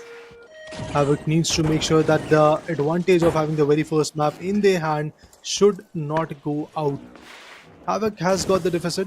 They are pretty clearly on not a very good spot, but they will need some good action from here. Eternal Fate, the defenders, portal is activated. Now defenders need to figure out where the players are. No information relayed so far. Oh, I guess Fragrift is going to get that info. Yeah, he gets that info. Not just that, he completely depletes the HP of Ghostly Boy as well as 2 shots of SR84 lands on him. But he is still surviving, so that's a win-win situation. Sukiyatma walks right into a proximity of the gas, and the whole room explodes. Gas all across. There is the attack from Eternal Fate. They immediately jump in, pick off 3 of the attack of Havk, and this is the last round. 3 chances what Eternal Fate had. They bring it down to the 2, but in the second chance itself, they are taking everybody from Havk out, and it's down to one last 5-1, and they have to find a way, otherwise this map's done, and it is. The defenders eliminate the attacking team. With this, the winners are going to be Eternal Fate. They pick the map, close the map, and send it to the second. Well, yeah, that's one way to close off your opponent. Havk, not a very good day for them as they started in the very first action. We got to see Havk failing, and once again similar things are getting replicated. I'm pretty surprised because this is that particular team who were able to outshine everybody else in the split 2, and they directly got their spot in the winners bracket round 2. But they kind of are falling short of their plays. In the first matchup, I thought maybe they have certain disadvantages, particularly the warm-up would have not been there, or maybe their strategies are not working out. But in the same exact map, they once again fight back, and it seems like that everything is just pretty same. On the hindsight, if you see Eternal Fate, the losses that they faced yesterday are completely justified because today they are here to give some strong comeback, and they're here to survive, they're here to fight back, and they're doing it in a very good way. Yeah, I mean, yesterday their comp, their build itself was very questionable. Everything was going haywire. Wait, what? Shooter's going heavy? What is happening? He mains a light and a medium. Man's going into a heavy. Maybe this is a big change up for the main event that they're doing, but it doesn't work. It seemed like, as we said, Fragrift was not feeling well, and today it seems like Fragrift is feeling well. Everybody is able to duel on their builds, their compositions that they wanted, and it's working out really, really well. Now, this is the start for Eternal Fate. It's just one map. The series is still not done. Havk did the same. Havk put that second map in their favor on the decider, and it went to the decider of the third map. That's where they lost for that round side switch. If that did not happen on the decider of Monaco, maybe Havk would have been still reigning on the upper brackets, would be in the finals, and stories could have been different. But for now, we will talk about that if it replicates here. If not, we go to Skyway Stadium to see Havk doing the same or not. Fragrift, as I said, feeling better. Also the MVP. 6 eliminations, 5 assists, meaning a part Combat of 11 score. eliminations was this man. And this is the highest combat score so far in the main event. Yes, I've seen this kind of a score in the Split 2, I believe, but eventually in the main event, where the stakes are that high, where you're talking about your survival, this guy definitely pulled through. 5 assists, 6 eliminations, as you rightly said, and eventually the combat score of 5914 in just 2 deaths. This guy was able to be phenomenal as he is. I guess we saw 5 rounds, and in those 5 rounds, this guy definitely made a marker. Let's talk about the losing team. They were failing. Pashu, in one particular map, he becomes the MVP. In rest of them, he is not even visible. That's exactly something that is happening and getting replicated out here as well. In Sister Horizon, we can clearly see Pashu, even BT for the same sake, not being on par. Kilwa and eventually Sukiatma also falling short of a lot of approaches. Yes, they have some decent frags in their favor, but as a team, you need to function when it comes to maps like Sister Horizon. To be honest, every single map demands that team coordination, and if you don't give it, that too in the main event, this is the result that you're going to have. For now, I wouldn't say Havk are unable to show results, but it just feels like a missing piece puzzle is Hades, right? Okay. Eliminations are there, damage is there. Yes, not soaring as high as Frag Rift with 5,900, but they're still able to do just. Pashu, as you said, yes, in games he's shown up as one of the best players, then ends up falling a little flat. So his performance has not been consistent, but it seems like the new piece addition coming through with Sukiatma, it has not gelled up really well. Sukiatma is doing his job of fragging. He's been the top fragger for their team, but it doesn't seem like this team is stitched really well together. And Eternal Fate, knowing that Kyoto is a good map, as I said, I really like the map veto. They banned that out. They're like, we are okay with Skyway, we are okay with Monaco coming through Las Vegas, we do not worry at all. We have the first pick, went to Sister Horizon, just ran across Havk and have a 4-1 win, and they're jumping into Skyway Stadium, which I am still worried for every team. Even though this is again very well in favor of teams who love to play defense, they can hold off really well, but because there are spaces, right, empty pockets of air, if you're able to take control of those empty pockets of air, you are the ones, whether on attack or defense, that you control things. The distance, the medium or long, the information of how you rally things. This happened in the previous game as well when we were talking about it, right? Yeah. It was Worst Generation and Helldivers where we ended up seeing, I think, Swap. He was just on the roof of Skyway Stadium, relayed the information of everybody running across, and it was a win. Oh wait, it was actually the upper bracket game. It happened to Havk themselves when they were playing Skyway Stadium against B team, and Swap just saw all of them, and voila, what happens is them just getting put out. All the players from Havk just get hit off on Skyway Stadium's roof of the offices and wards.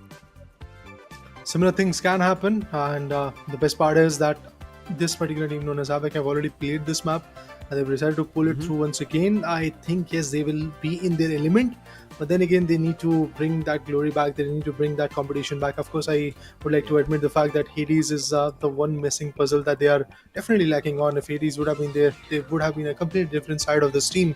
But eventually, the reality is currently you just have this one last map of a chance. If you didn't pull this through, you're outside the competition. If you did get it, well, you are going to get one more map to play with, and that's going to be Las Vegas, which is even more tougher, because if you see, the read of that map has not been that visible on streams, and also we've not yet seen a lot of compositions in that map. Maybe in their own time in ranked matches and competitive matches they usually play that particular map, but trust me, Las Vegas is one of the most critical map, of course, coming hand in hand with Kyoto. So let's see if the decider comes through or not.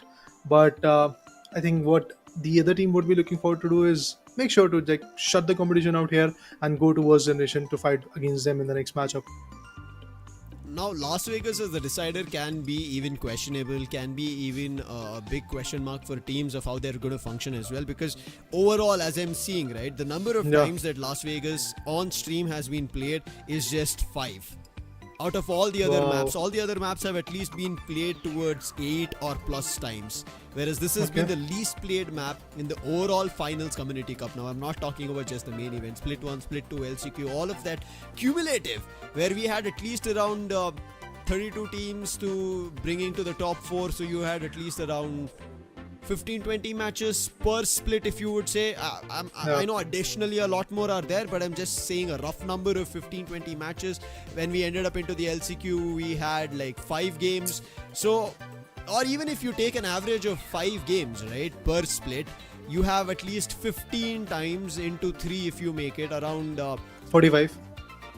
40-50 times of a map which can be played. So if there's 5 maps, at least every map comes on an average of 10 times being played.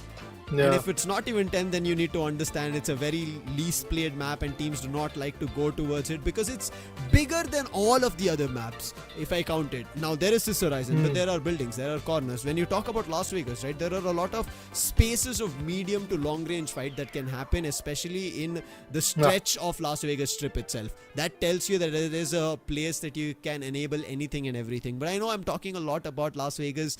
Cha-ching, money makes money, guys. But yeah, I'm not saying that we are going to Las Vegas, but it's going to be interesting to see Las Vegas again making its appearance after again a long time. Cameo. Going into Skyway Stadium. Yeah, you can call it a cameo. Yeah, I mean, this is a drama that we are all enjoying of climax of a movie that we are witnessing of who's going to win it all. But yeah, coming back to Skyway Stadium, let's talk about that, right? The number of wins that Havk had is just 1.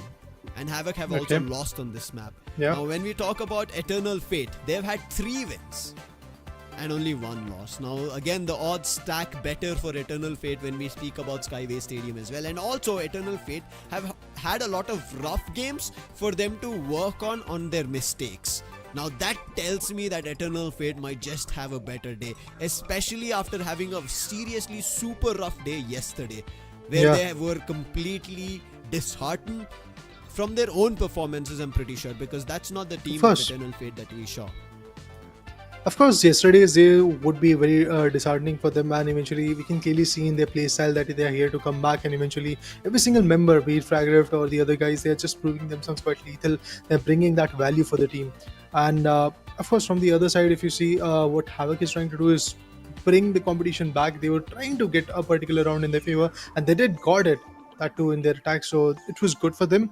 But continuing that spirit was not there in their hands, to be honest. Now, Skyway Stadium is yet another map which is pretty complex, but then again, you have seen a lot of picks. I believe at least 13 to 14 maps, 13 to 14 times we have seen this map from the Split 1 to LCQ, then Split 2 as well, including the main event. So I believe, yes, there will be a better idea of Team Havk, and as they have played this map today itself, in the same exact scenario against a different team, against a different face, I think, yes, they will be looking forward to improve on their play and eventually build some good compositions, make sure that they get the best out of it so that they can push it to the decider, which is of Las Vegas. That's exactly why we are talking so much of Las Vegas, because at that point, even after the fact that the two teams have played a lot of matches, Las Vegas is a map where even if you are readily available with your strategies, things might backfire. You never know how the map is going to pan out for you. So for that reason, I guess bringing that map might be the biggest disadvantage for Eternal Fate. They need to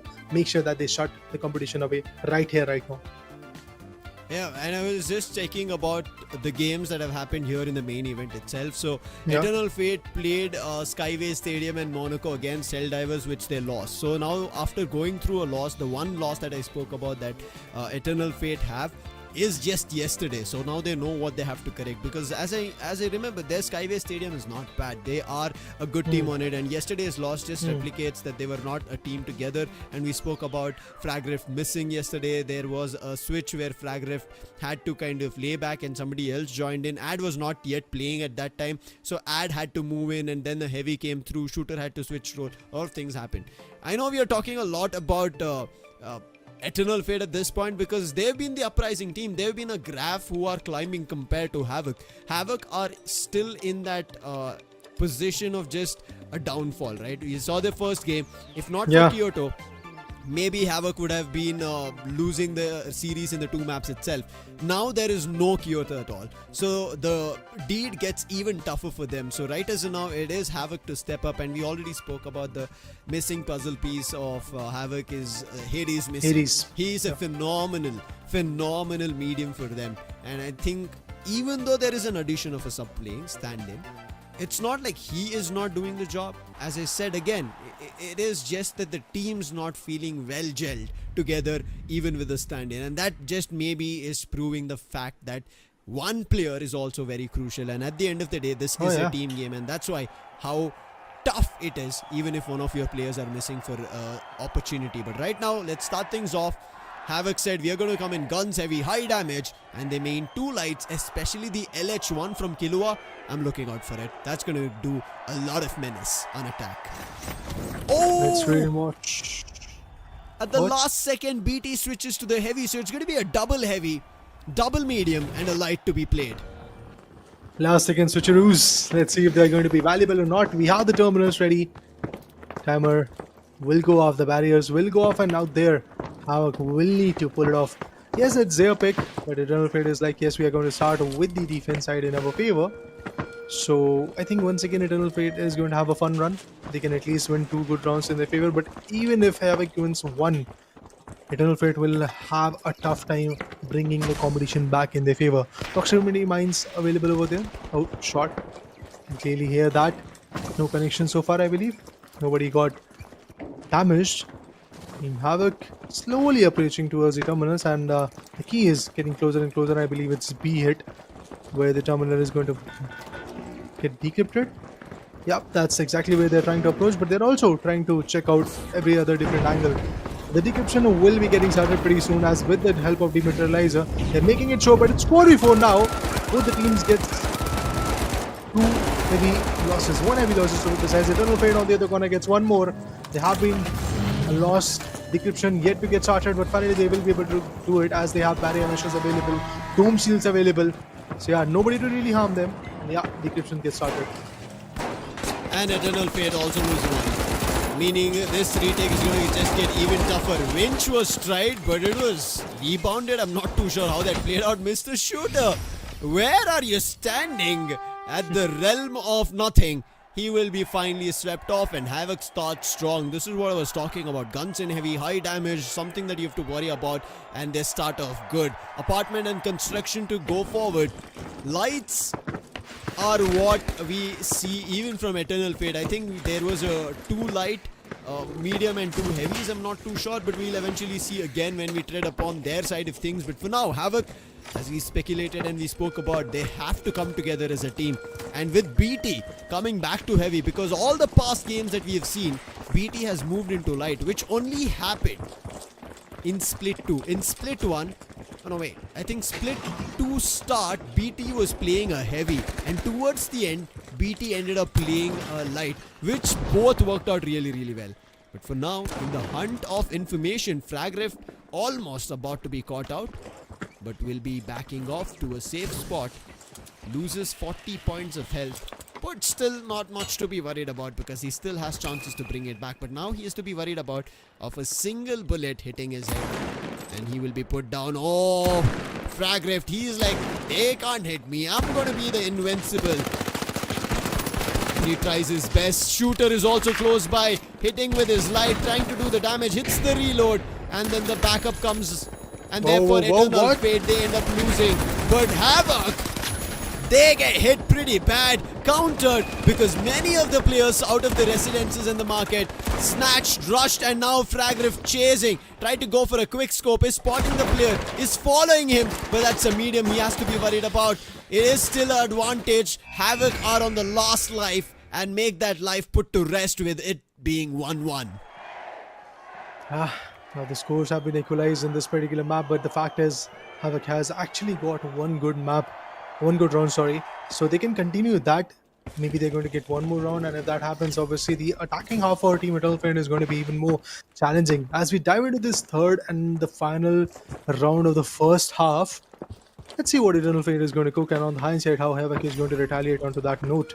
In the previous matchup, we got to see Shooter and also the other guy spotting and imagery landing some good shots on both Ghosty Boy and also, I guess, Sukyatma also got attacked a lot in long ranges with the SR-84 action.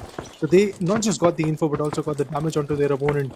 But this time the adversaries are moving through the buildings. They're not approaching the rooftops for now, but the direction is here as the sonar grenades were utilized. Okay, there is an info. Kilwa has got that info where the players are, and he is in a flank situation. He is not approaching with the team, but from a different direction. Shooter, previously he was the first one to fall, but Eternal Fate backup was pretty strong.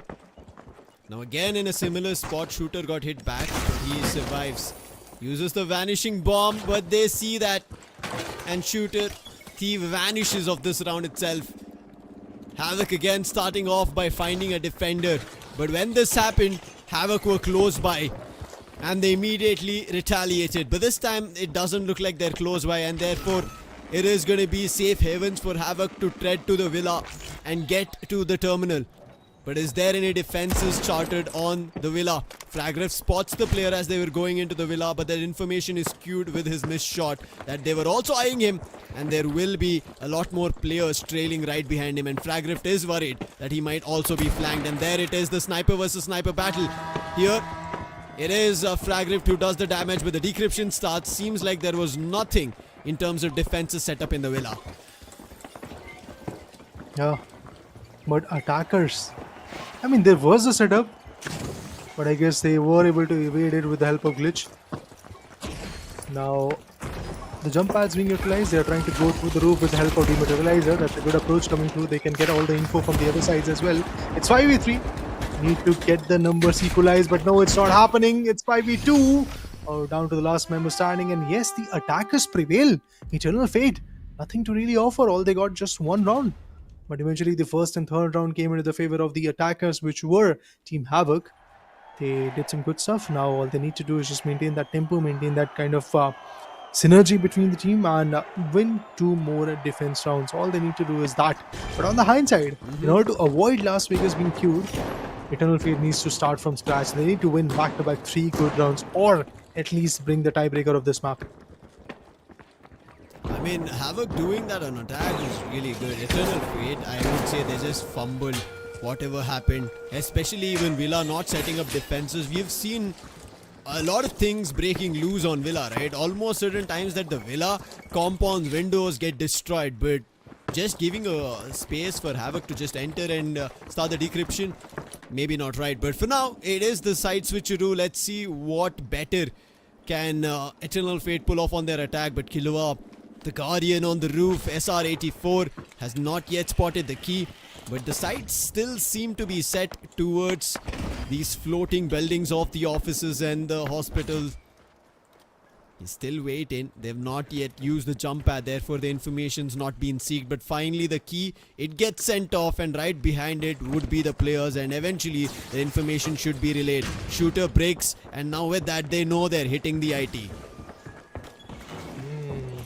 Approaching the B terminal, sonar grenade is being utilized. The key is out there using the dematerializer. They move in towards the terminal, but even before that, they get bombed out with the RPG-7. But the action is not going to hurt them a lot. Detection is there, but they are going to make sure that the decryption is going to queue in so that they have the upper hand. For the next 60 seconds, the trouble is going to be on.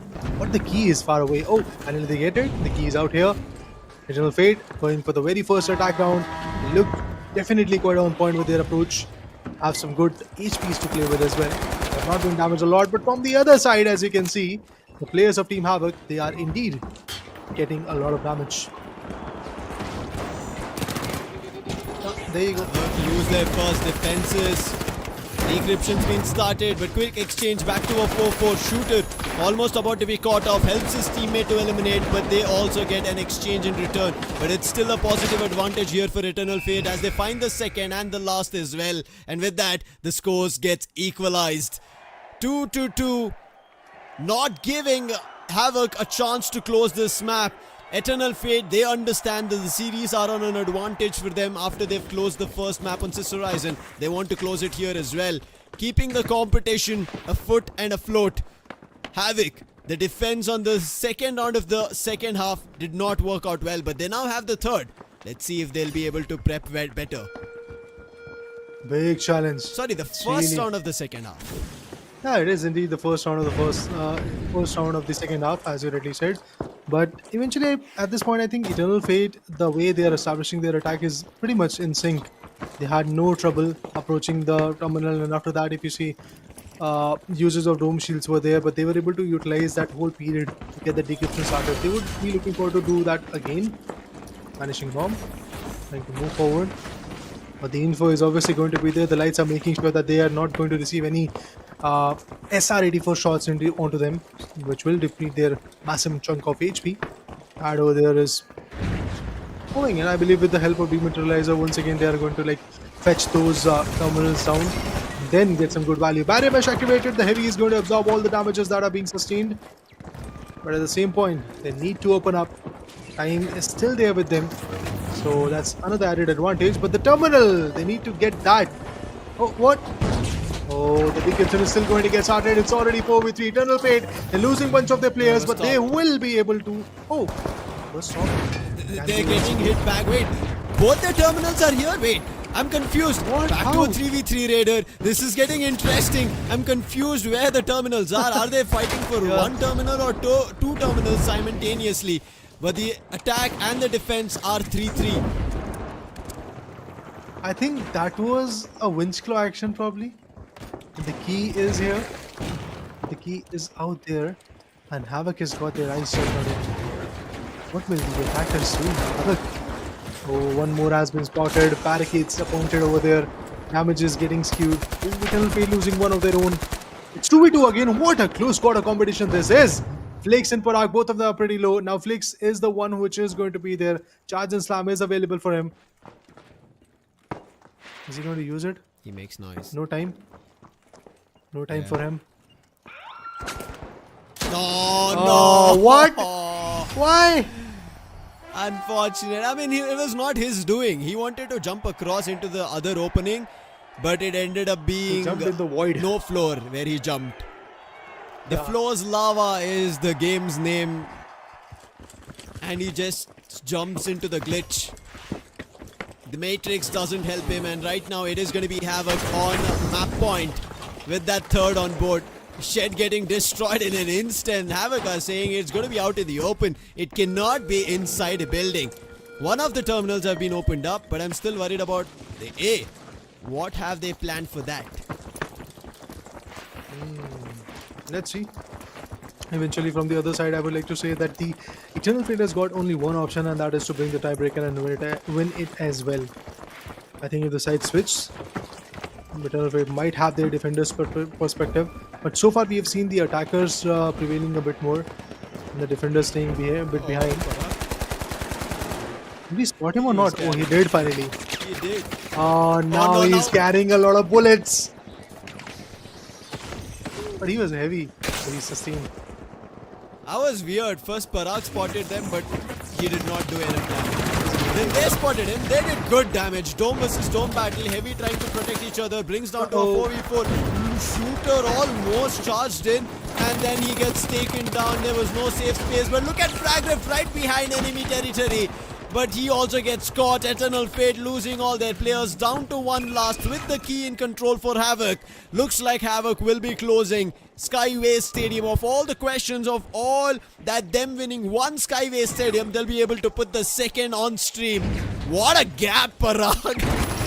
That's a small window to even do anything. Unfortunate. But fortunate for Havk, and Las Vegas is where we head. Cha-ching, cha-ching. The money strikes heavy. That is what will decide whether it's Eternal Fate or Havk going ahead in our loser bracket game. 1-1. Havk saves the day. They are back into the control.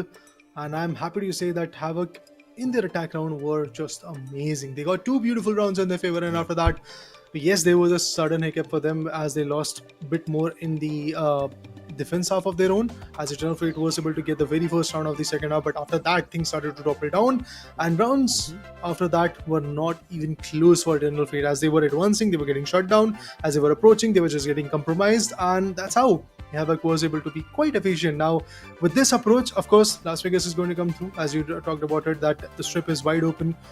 Challenging in that particular map is going to be equally hard. It's a very big map that we need to talk about, and I think in that particular map, the kind of momentum that Havk has got, they might just secure the day. I think so. I mean, it almost looks similar on Monaco. We started speaking about this, commending them, and what happened at last was the decider. And I just, fingers crossed, we just look forward to maybe a different approach for now. Look forward to what gets better, because it is going to get tough, right? As we spoke about it now, heading to Las Vegas, Eternal Fate, they will start in defense. They had a chance to decide which side they're going to make sure of their starting to fare better. Now, I don't know if defense is going to be a wise choice, especially after seeing them getting flattened on Skyway Stadium. Not even a single defense where I felt comfortable that they were looking good. Only that one round where all of their players charged and attacked the players of Havk was the round that they had. Otherwise, none of the rounds there was a chance that I even saw from the players of Eternal Fate. Now, how are there two different books of Eternal Fate playing on the same day? And same vice versa for Havk here, Raider. It's not like Eternal Fate is not trying. To be honest, they did their best at that point, but eventually the comeback from Havk was even more great, because Havk knows that this is their last run, and of course Hades is not there, so that's one setback that they are only facing. They don't need a setback of getting eliminated from the competition as well, so that's why they are fighting back. Suki Atma being the MVP, 7 eliminations, 1 assist and 2 deaths in 6 rounds that we got to witness. A total combat score of 4,303 is again testimony of how chaotic he was in the map, how effective he was. Looking at the scoreboard, guys, we can clearly see that there are certain setbacks that Mr. Shooter and AD had. Both of them had, and Shooter were unable to be on point. Pashu also was on a weaker spot, but still Suki Atma, Ghostly Boy, these two individuals pulled the best efforts. Kilwa on the light was immensely valuable for the team as well. I think it's all about the impact frags right now, and those impact frags were there from Havk. As of now, impact frags, Havk, yes, successfully so. Suki Atma was the top fragger in previous game now as well, and along with his teammates, Ghostly Boy is also picked up, so that's something that I'm really happy about. Killua changing his role to a light and then an LH1 as well as a SR. BT changing his role to a heavy. That worked out. I think finally it seems like them changing the versatility that they have within the team to roles, that worked out. With Hades also they used to do this, and that's the reason BT, who was initially playing a heavy, jumped into a light, and they had to change it back again just so that it works out for the team. But here, unfortunate Shooter, we could see him getting picked out on majority of the rounds on the second half. Even the first half as well on defense, Shooter was the one who would initiate the duel, who would initiate the battle, and then in that arena he would be the first one also to get swept off. He tried his best to hide, but any time that he decided to hide, he was always traced and put out. Now going into Las Vegas, the decider, as we said, we've seen this game only played 5 times in the whole of the Community Cup on live stream. Now, as we talk about the teams themselves, Havk have not played on stream even once on Las Vegas, and then we talk about Eternal Fate, they also haven't played. So both these teams are stepping into Las Vegas on stream. Now, they might have played off stream or maybe any other round 1 games, but on stream, they're playing for the first time to decide whether Havk gets a chance to go ahead or is it going to be Eternal Fate. Their last chance stands on a map which we have not seen yet of what they have to offer. And that too in the main event, man. This is not the stage where you want to gamble around your opportunity. To be honest, yes, it is going to be quite fierce to watch. And as I got to see that the defense is going to come through from Eternal Fate. They failed in Sister Horizon. They failed in Skyway Stadium, to be precise. In Sister Horizon, they were pretty on point with it. Now in Las Vegas, they once again have got the defense. Let's see how Eternal Fate is going to cook their opportunity, or are they going to be on the losing end? Because if you see the attacking half of the team known as Havk lately on the Skyway Stadium was phenomenal. I just have to give a lot of applaud to what they did. So the way they were able to, I guess, infiltrate and eventually get that decryption started, that was amazing. It was like, what is happening today? Monaco, a defense side map, is turning out to be not so defensive. Uh, Skyway Stadium is also turning it in a different way. But we will get to see what happens in Las Vegas and how the game turns out after a quick short break. So stay tuned. Don't go anywhere. We'll be back shortly.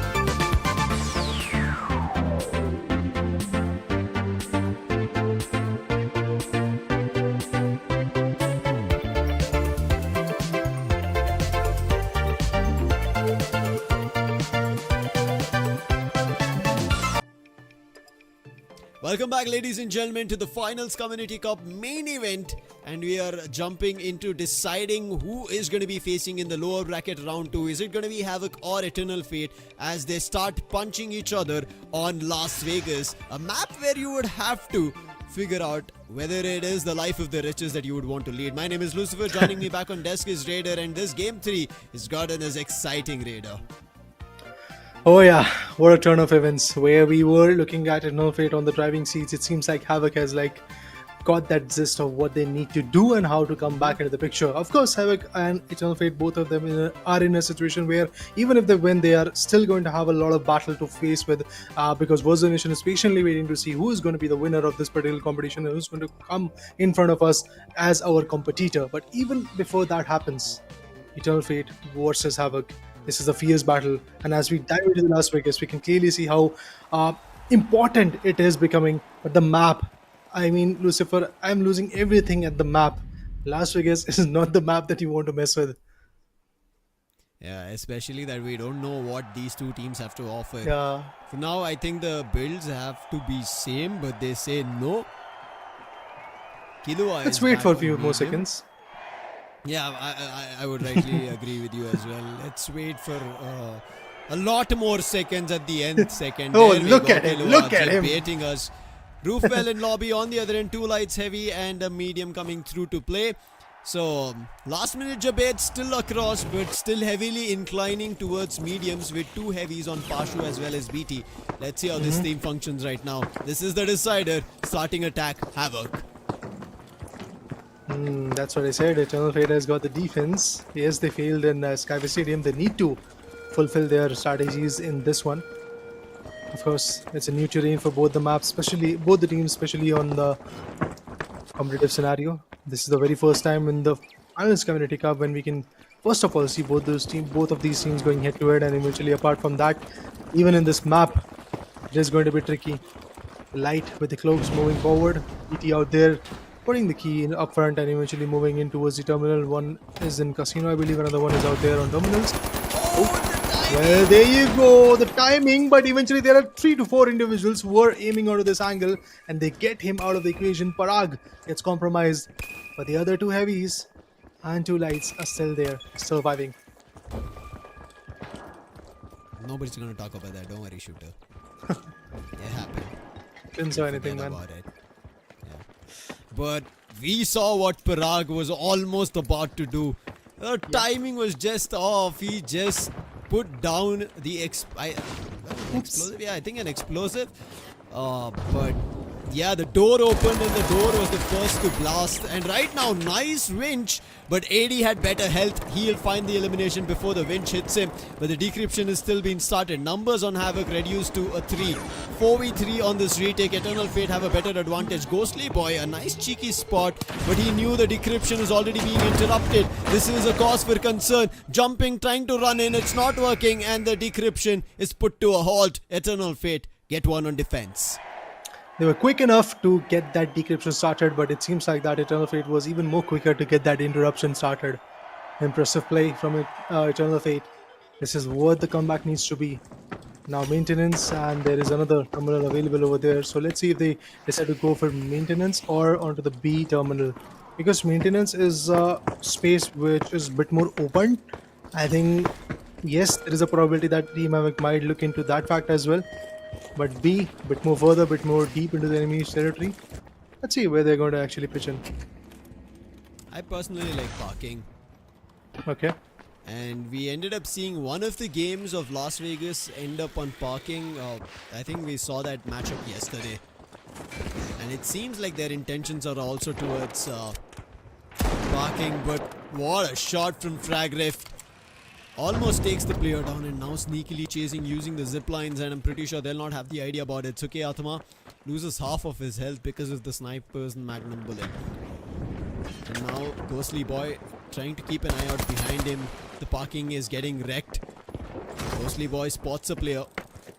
Jumpat gives his teammates the idea that the defenders are around us, somewhere nearby, but they're not indulging in a battle on 1v1s. This is the beauty of Las Vegas. A lot of uncharted territories for both the teams. Have they spotted? Yes, they did. Eternal Fate loses their first one. Detections are there, but eventually the sonar grenade is not going to help anybody go down. So you need to pitch in. B terminal is where these guys are moving in. Dematerializer? No, they're going to just take the stairs into the parking. And it's going to be an easy decryption coming through. But on the other side, if you see, both Team Havk and Eternal Fate are losing a bunch of their own players. But now, parking has been capitalized. The terminal has been interrupted. Decrypted. The decryption has been started. But what? Was it a bomb or a RPG? I think it was an I'm not RPG. too sure. I think maybe an explosive. RPG I can still see on the attacker's hand. So Okay. I'm confused. I think it should be an explosive. There's a nade. Flix dodges it. But there's a barricade. Uses a charge and slam to enter. But he has to be afraid of the opponents being close by. Uses an RPG but doesn't survive. Eternal Fate down to their last player. Where is that last player? They know he's right behind the barricade, but Ad also breaks through. He's on the floor above. He receives a nade. Somehow managed to survive with the mesh he has, but he falls down to a mess of the floor. And with that, it's going to be an equalizer. The Team Hawk Havk pull back on round 2. Yeah. Lounge, casino floor. These are the next two terminals, which is going to be our last round of this first half. Casino is going to be even more challenging as it's once again, just like maintenance, a wide open space. So penetrating that is going to be a big challenge for Team Havk. But so far, they have done good as they have equalized the Las Vegas equation as well. It seems like that every single round is going to be dicey. It's like a seesaw ride for us casters as well. In one round, we get to see Eternal Fate pulling through. In another one, we get to see Havk being even more effective and swooping in some good rounds in their name.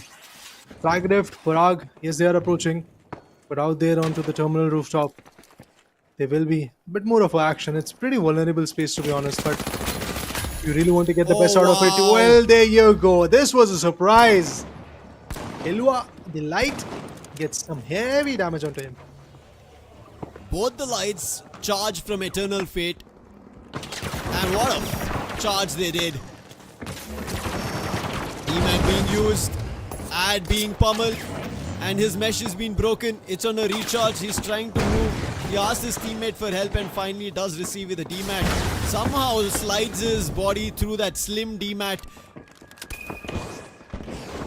But for now, it's still an advantage. Again, Frag Rift almost about to be caught off. Has an evasive dash, went spotted, and he'll jump through it. For now, it is still Eternal Fate having man advantage of 5. But it can be cut short pretty easily. I do believe that. Because we have seen certain rounds where yes, Eternal Fate have started with the advantage, but they kind of fall short. Might happen again, but look at this. Beautiful revival action coming through. Multiple players out there, and there you go. 4v4, now it's down to 3v4. Last two individuals, what are they going to do? Suki Atma pretty low. Glitch Trap is going to detect him.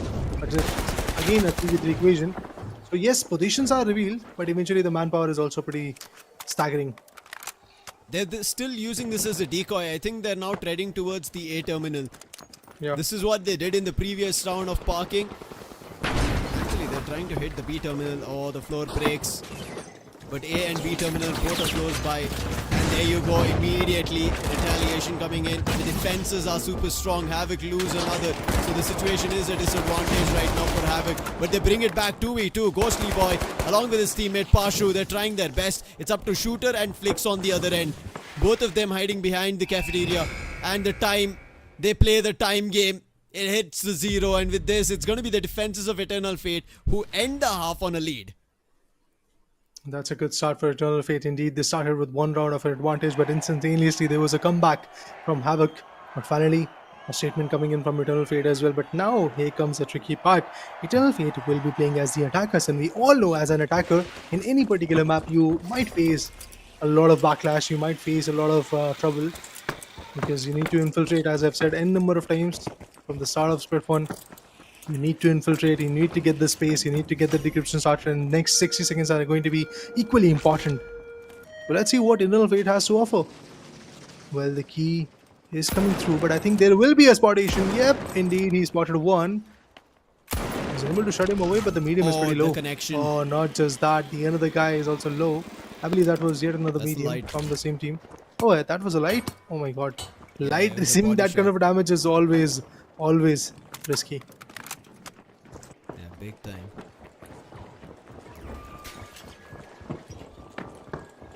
There you go. Frag Rift is brought back to 100. However, AD, he'll be just brought back to 150. Imagine even a heavy losing the health.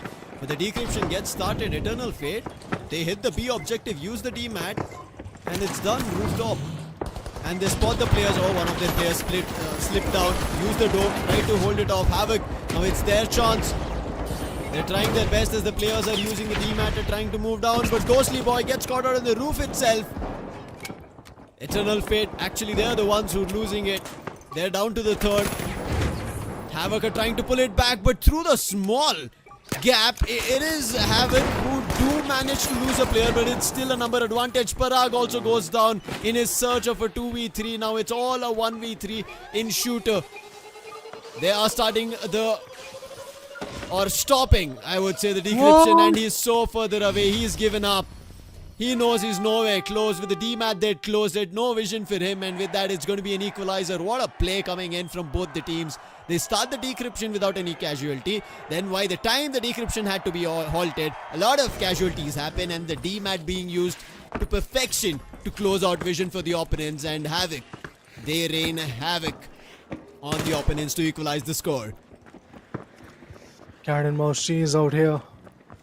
One down in favor of Eternal Fate. Just in the next round, we get to see Havk outshining their opponent as well. Now, we have seen 4 big rounds in this map of Las Vegas, which is actually the decider, guys. And still no clue of who is going to win. Still no idea of who is in lead. That's the beauty of these competitions. That's the beauty of main event. That's the beauty of lower bracket. It's always fun to watch. To be honest, I personally love lower bracket even more than the winner bracket. Of course, the grand final is something different. But in the lower bracket, the kind of contestment that we get to see is just on a different level, because then the fight is obviously there for the survival. Winner bracket, you have the cushion. But this guy with the revolver is very, very sneaky. He's up on the vents, on the ducts, and he's just patiently waiting. If somebody swings through, he's going to just get some good revolver shot onto the opponent. What a read from Frag Rift. He knew if it's a kitchen, and as you said, there will be players sitting on the ducts. Uses the explosive canister, breaks that part of the kitchen open. Suki Atma had to fall down now. Ghostly Boy making a maneuver on the other end. Eternal Fate, they get there, but not enough. Decryption gets started, but the players just disappear. And now the dome being used, shooter close by, he will be chased. They will not allow him to survive. Shooter gets a nade thrown at him. More power of player surging. BT pulls and chains the player, and it's down to the last 2. They're gunning, and with that, even that second player gets cleaned off. It's all up to Frag Rift, who has an XP. A 1v3 again for him. He can spot the player, has to take the duels individually, but doesn't manage to. And with this, it is going to be a 3 for Havk. Havk are fighting tooth and nail for them to go into the next lower bracket. They don't want elimination, and proving defense is their better end. They bring it back. They indeed bring it back, as now they have got the series point, not just the map point, guys. This is the series point for one and only Team Havk. They themselves have lost a lot of big opportunities, but now they just want to survive. They just want to thrive. Of course, Warzone Nation would be waiting them just behind another door on the lowers bracket, round number 2. So it's going to be a challenge for them, but even before that, they need to surpass this challenge. Lights moving forward, jump pads over there, pushing in deep. Eternal Fate have lost one big opportunity that they could have concluded, but they need to bring the tiebreaker now. That's the only option that these guys have got. Can they bring it? I mean, we will get to know that in just a span of like 1 minute and 50 seconds. Oh, on the escalators, yes, on the elevators, yes, we will get to see some beautiful shots on the escalators. There are connections. Dome shield reactivated, but they do have the terminal, so they can easily get that. But no, it gets stopped. The winch claw always is going to save the day. Not just that, the Lewis gun action is on par. 4v4, pretty close of a winch claw, but this time he's going to get just a tear. And now there's the jumping jacks of Havk as they find a player. It's a 4v3 disadvantage, but Havk, they also lose one of theirs. Eternal Fate bring it back, but not enough to keep their players alive as another gets picked off. Time's ticking. as players are falling, because Havk, they're the ones who are on an advantage. As you said, series point here on the decider of elimination. Through the mesh, Flicks trying his best. Both the heavies fighting as best as they can. One of them fall, and it is all up to Flicks. And he's not yet regenerated to full health, and with that they close the doors on Eternal Fate. Havk make do of this survival. They go to lower bracket round 2. The survivor is still not done. They've not pushed them to the grand finals, but they step up, they push it, and Havk survive. And make sure to show that why they were the first winners of the split 2. Havk is back in game, guys. Havk is back in action. Of course, the next game is going to dictate what might happen to them, what's their future in this whole run for tomorrow, because tomorrow is the last day. We will get to know who's the real deal, who's the real champ of the very first Community Cup of the finals. Well, so far, a lot of fierce competition we have with heavy hearts saying farewell, bid farewells to a lot of interesting teams, a lot of amazing teams who have outshined themselves a lot. But now it all trickles down to this exact equation of what happens in the next game. What's the Nation versus I believe Havk is going to be a fun game, but even before we talk about that action, we need to talk about what happened here. Well, Las Vegas, as I said, is a very tricky map. I called it out that Eternal Fate, don't let the Skyesports Stadium out of your hand, because if it falls down to Las Vegas, you never know what's going to happen, and that's exactly what came in front of them. They were looking good, especially when it comes to their defense rounds. They were able to win one particular round, but the other side was able to get 2. So from the very first onset of this particular map of Las Vegas, it's felt like Havk is in control.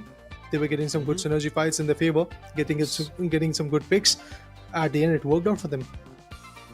It did. I also feel that maybe in terms of decision making of all, Eternal Fate kind of decided to start the decryption, right? In all of their attack rounds, they were stepping in first to start the decryption rather than clearing out the spaces.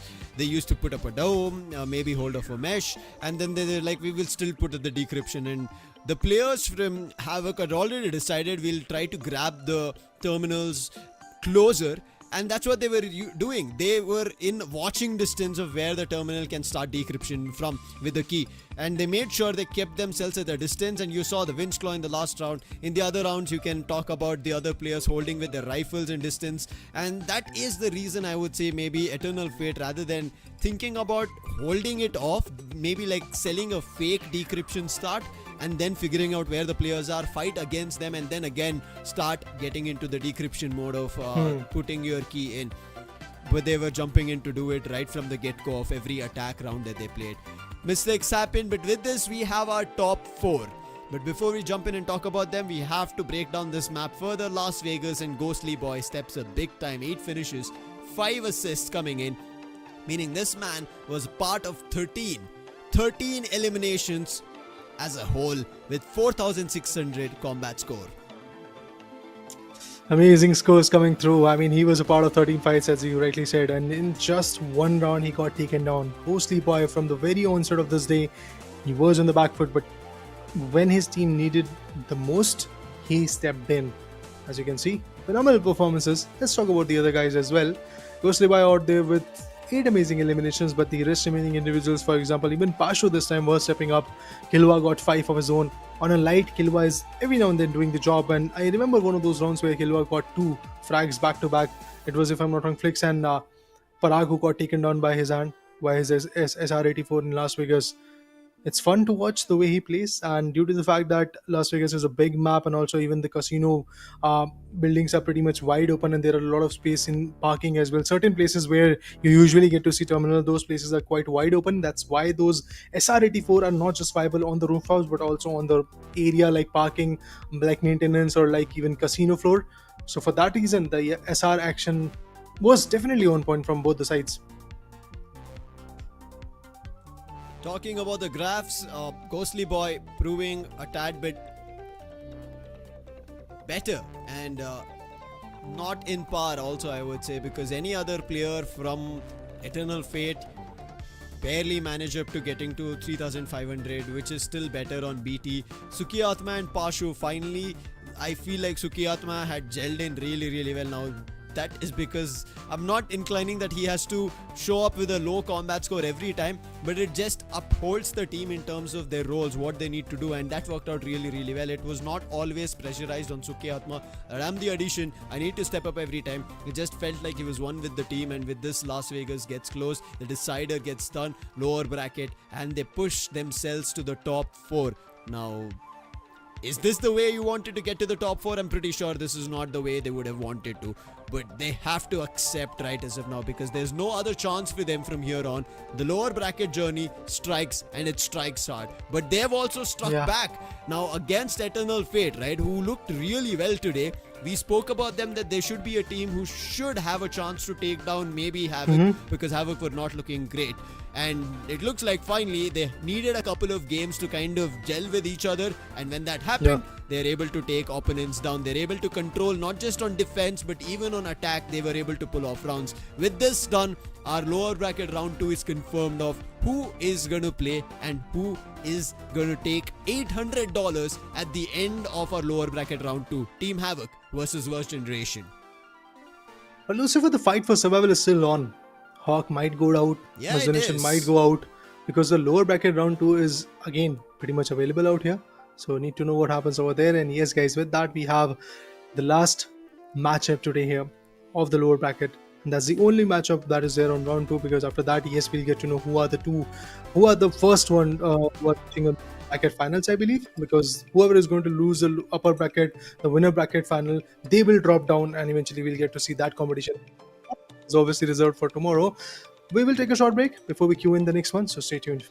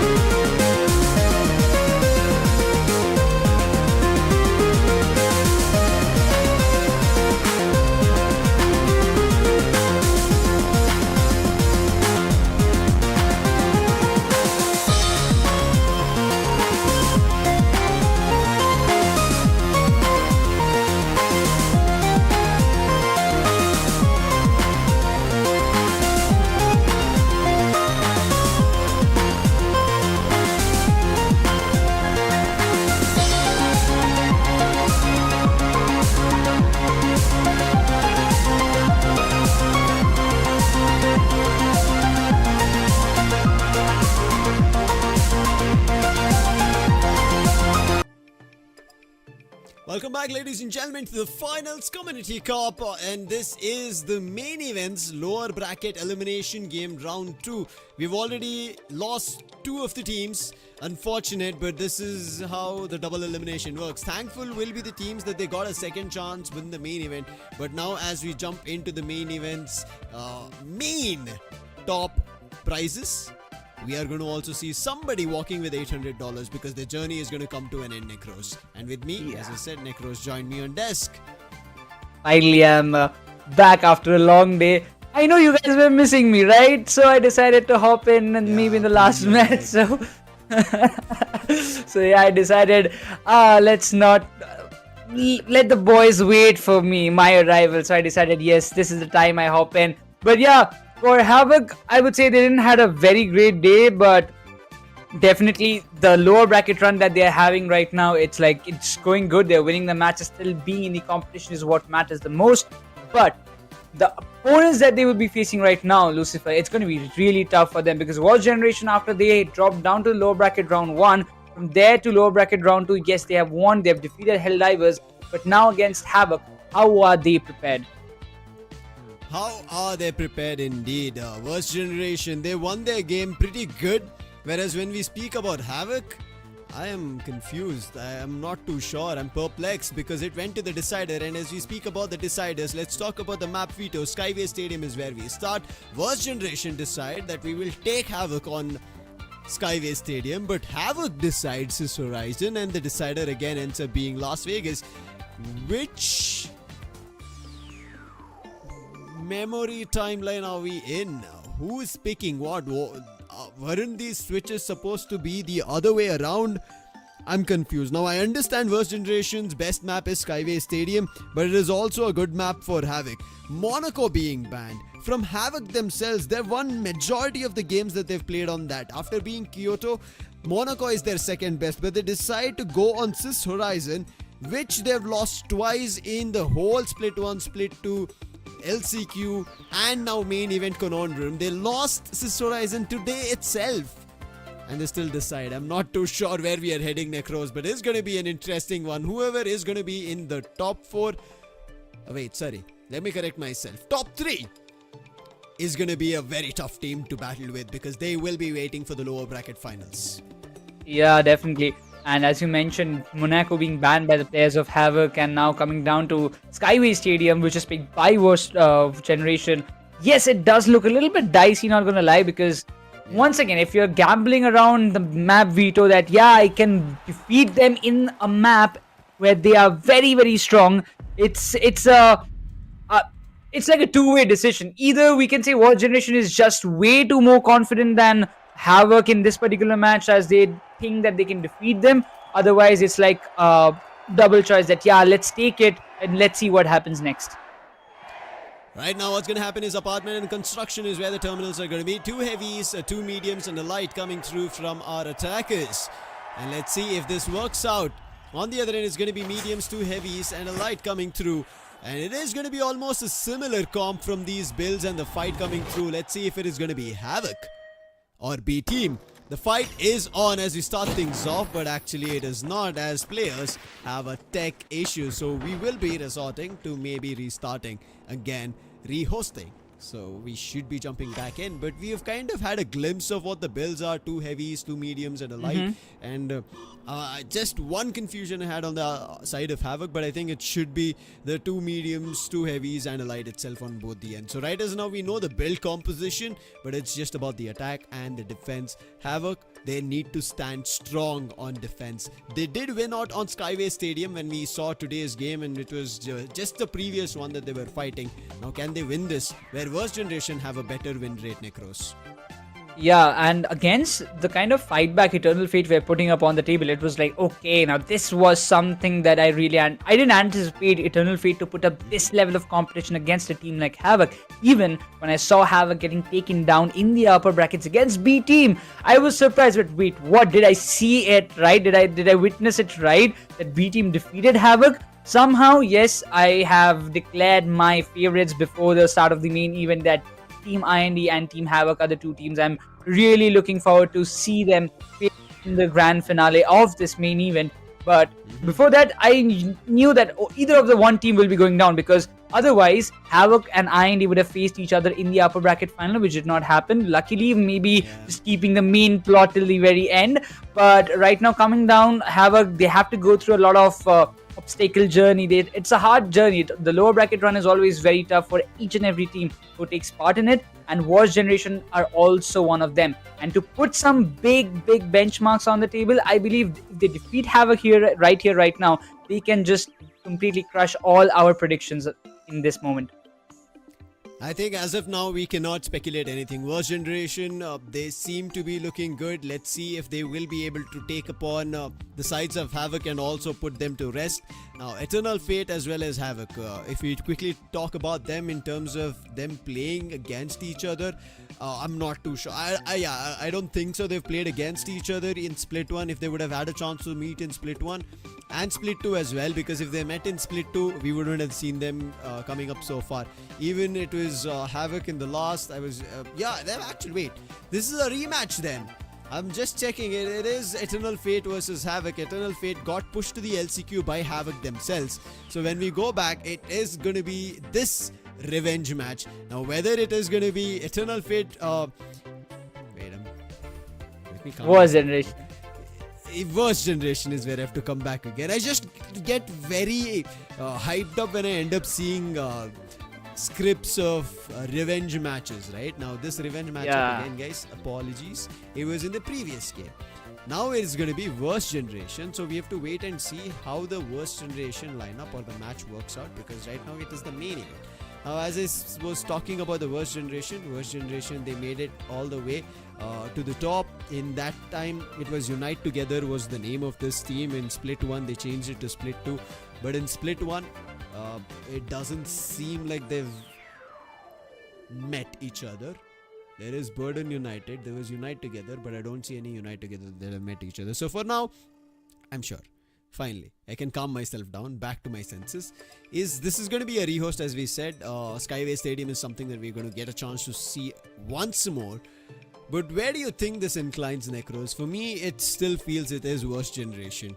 They've picked it, rightfully they have 3 wins. Do they close it? After watching the previous games of how Havk played and how Wars Generation had their matches, I also do feel like that Wars Generation might have an upper hand. I don't want to jinx it or something, but it's actually the facts that we are talking about through the stats after watching all those strats and the matches that we have witnessed previously. Some things, as in even in the audience perspective, it is kind of quite understandable. Yeah, this team actually played better the finals game in the terms of maybe strategy, in the terms of gun game in the previous past matches.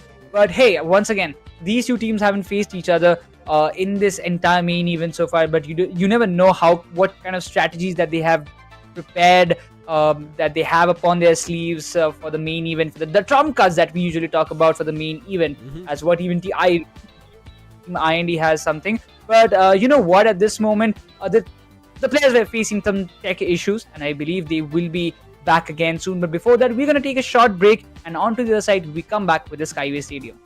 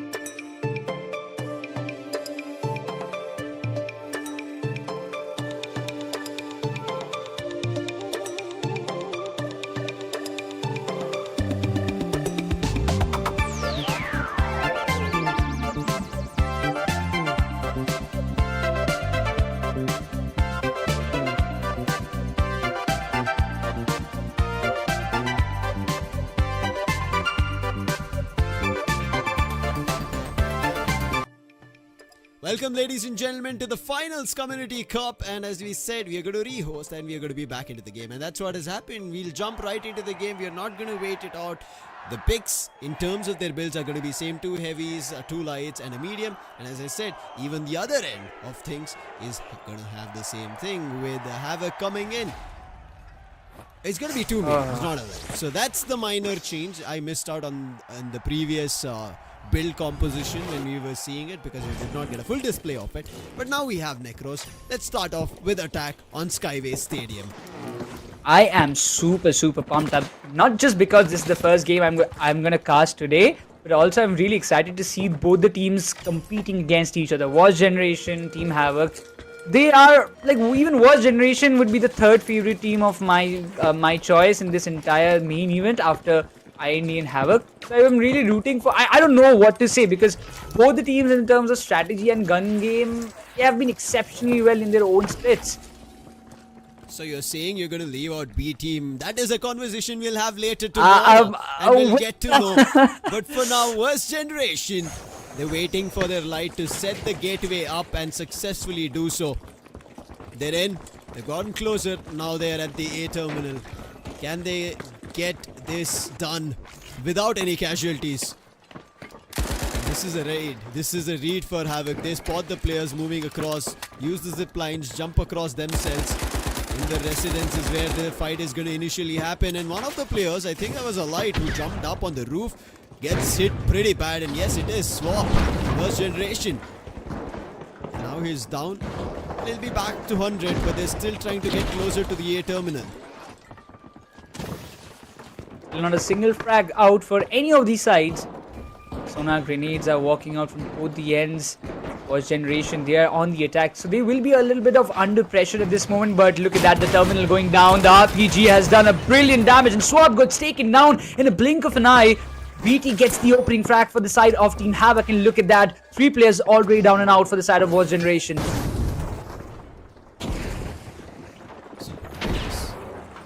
They get in, they get the key, get to the terminal, but they start losing all of their players.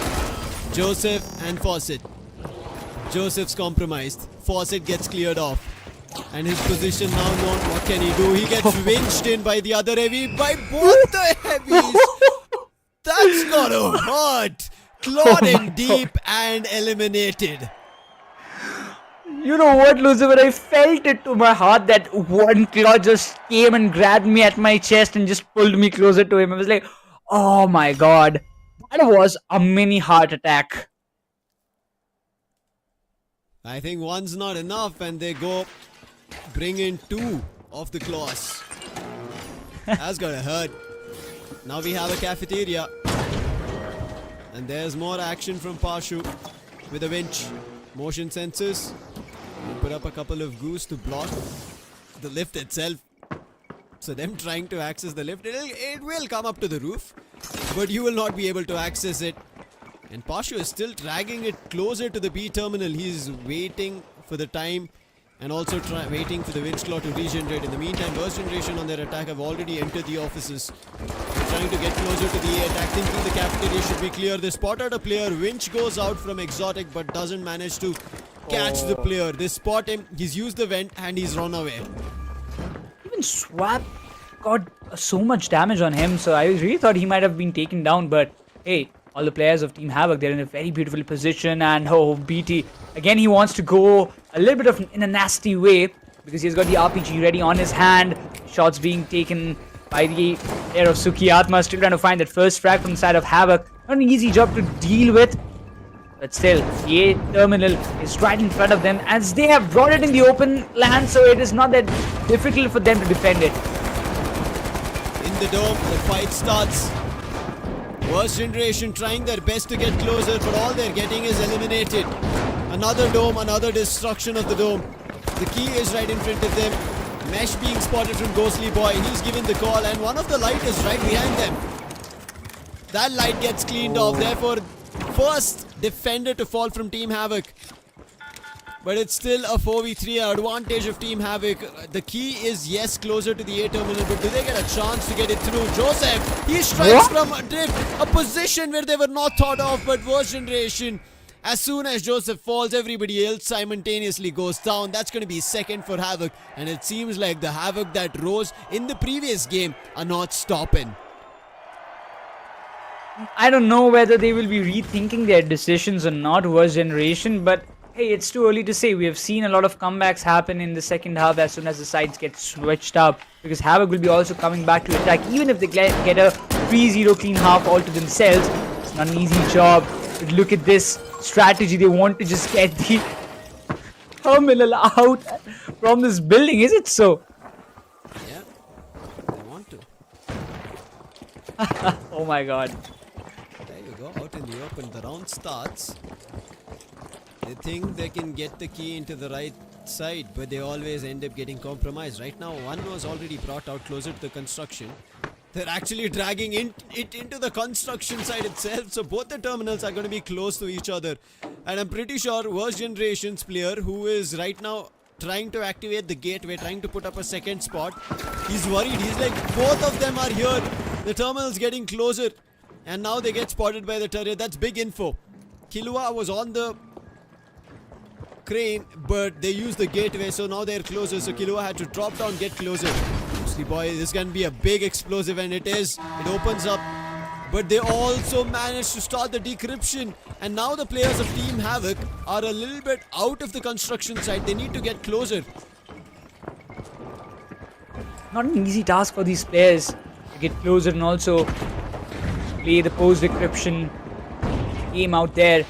And even not a single player of Worst Generation has been taken down with the RPG being fired. BT drops down to a little bit of low HP. He's got the Lewis gun on him. He has to find a little bit of exotic. Has been taken down, and Havk, they're crumbling down. All the numbers are in shambles. BT trying to pull a great play, but it's not going to be in his favor as Worst Generation retains one round all to themselves in the first half. At least got one on attack. It was needed, otherwise Havk would have a flawless 3 running into the attack of it. But for now, going to defend Mansion and Restaurant, have a second chance is Worst Generation. Worst Generation from here on will be trying to make sure that it is something they can keep control of. Otherwise, Team Havk, they just need 2 more rounds to close this map, push it to Sister Horizon. And right as now, Team Havk are the ones who are on the lead as they start off attack in the second half. This is going to be a very important half for the boys of Havk. They need the first round itself in their favor to gain the momentum back. But it's also a difficult part, right? We have seen so many times in the map of Skyway Stadium. It is a little bit of difficult room to get the attacking halves on your side. Maybe 1 or maybe 2, but that's the maximum we see teams grabbing for themselves. And mostly the teams win when they are on the defensive half in the second half as well. So it's going to be really important for Worst Generation to get 3 back-to-back rounds in their favor and not to let lose a single round. Because if they give the momentum to the boys of Havk, then it might just be very problematic for them. Killua spotted him already crossing. Killua spotted a player right in front of him. The information's being relayed and they take advantage of it. Havk are getting cleared off. I thought the information will work in advantage of Havk, but it's actually working in favor of Worst Generation. BT and Sukyatna have been lost. The medium and a heavy are out of business. And now Pashu, he gets cleared off. The mansion is not where the business strikes. It is where Worst Generation strike. But there's a chance they're bringing it back. Ghostly Boy along with his teammate Killua. The flank, well, do good damage. Down to a 2v2. He is just right in front of them, Lucifer. And if they want to just get the decryption started, they have to take at least one of the players. Ghostly Boy has done a fantabulous job all to his teammate for his team. But right now, Killua and Ghostly Boy, they're just on a rampage. That one no-scope shot was literally amazing, bringing it down to a 1v2 situation. Even Exotic, he's dropped it down to 155 HP. It will be a tough task for him to just pull these things out. But if he can do so, it can be the clutch of a lifetime. Oh, he tries to winch his way out. Tried to buy time. There was 18 seconds on the clock. It is not enough. A medium and a light. They drain his health down like nothing and get round. Havk get to 3. Havk are looking forward to closing Skyway Stadium in their favor. What an incredible round. From a position where we thought that this round was done for Havk, Killua and Ghostly Boy, they pulled an unimaginable play all to themselves. And now, if they pull it again, it is Havk closing this map entirely. A 4-1. And Worst Generation wouldn't want it that way. I'm pretty sure after putting up such a performance, they're worried about themselves. They're worried about what's going on, what's going wrong. How do they bring things back to control, especially staying on defense? They have two heavies. Joseph, who was one of the MVPs in our lower bracket round 1, had 10 eliminations on a heavy, which is not an easy number that we have seen ever. That's the first time for everything, and Joseph does make it happen now. He's in trouble. He's out. He's holding right next to the terminal, hiding in plain sight. One of his teammates gets spotted, and now they're running across, going into the B terminal. They at least know where this attack is headed. But what do Worst Generation say about it? This is a must-win round for them, otherwise this map is slipping away from their hands. And definitely Worst Generation doesn't want it, because this was their pick. And when you get defeated in your own pick map, that's a real nightmare for any team. But how Havk is playing, you can see Killua once again with the sniper. He has been a pure menace for the side of Team Worst Generation, but right now the decryption being started, it's going to be a lot more troubling for the side of Worst Generation at this moment. Oh, what exotic. That's a nice way to bring it back, but he was a heavy. Movement speed not that great. Gets cleared off. Make it the last two. Joseph was still trying to cross the bridge, which was laid open, and now Joseph moves in, tries his best, but only one written in his name as his last teammate also gets cleared off. Havk gets Skyway Stadium. This is the main fact that we were talking about, that they have been very, very much fantabulous in this particular map of Skyway Stadium, and Worst Generation probably did the worst choice of getting this map, picking this map in the veto, when they could have picked any other map, maybe Las Vegas coming up front, or maybe Kyoto, something different rather than Skyway Stadium. Not because Kyoto. no, okay, so my bad. I forgot that, not Kyoto, but still, any other map rather than Skyway. Why would you pick a map that you know even your opponent is strong on? Again, this happens, right? This is a team who don't have a big map pool. Unfortunate. And when they do not have a big map pool, you have to go to the norms of Skyway Stadium, to the norms of Monaco. And they tried their best. They were the teams who had a better win ratio compared to Havk, but it was still not enough. They had to find a way through, and as I said, this was a sleeping Havk that we caught today, a glimpse of them in their initial games after they lost the winner bracket game, the loser bracket game that they were about to lose. All these were a sleeper for them, but they finally managed to wake up from that. I don't know what wake-up call that they had. It's worked out. Now going into Sis Horizon, also a map that they've lost, and if they've picked it themselves in the veto, when they had a chance of picking Monaco, when they had a chance of maybe even going to, okay, Kyoto was not there, Kyoto was out of business, but Monaco itself, even Las Vegas, a map that they recently won to decide their fate to continue in the loser bracket, they go towards Sis Horizon, a map which they've had many unsuccessful attempts on. But I think this is just them using this map, the second one, as a training ground to get better on it. Eventually they know that when they go into the lower bracket finals or the grand finals, if they go, they will have a chance to fight on Sis Horizon, and if they do not deliver, it's a position that they wouldn't want to be in. Necros, nobody would want to be in, where you're uncomfortable on a map and an opponent picks it.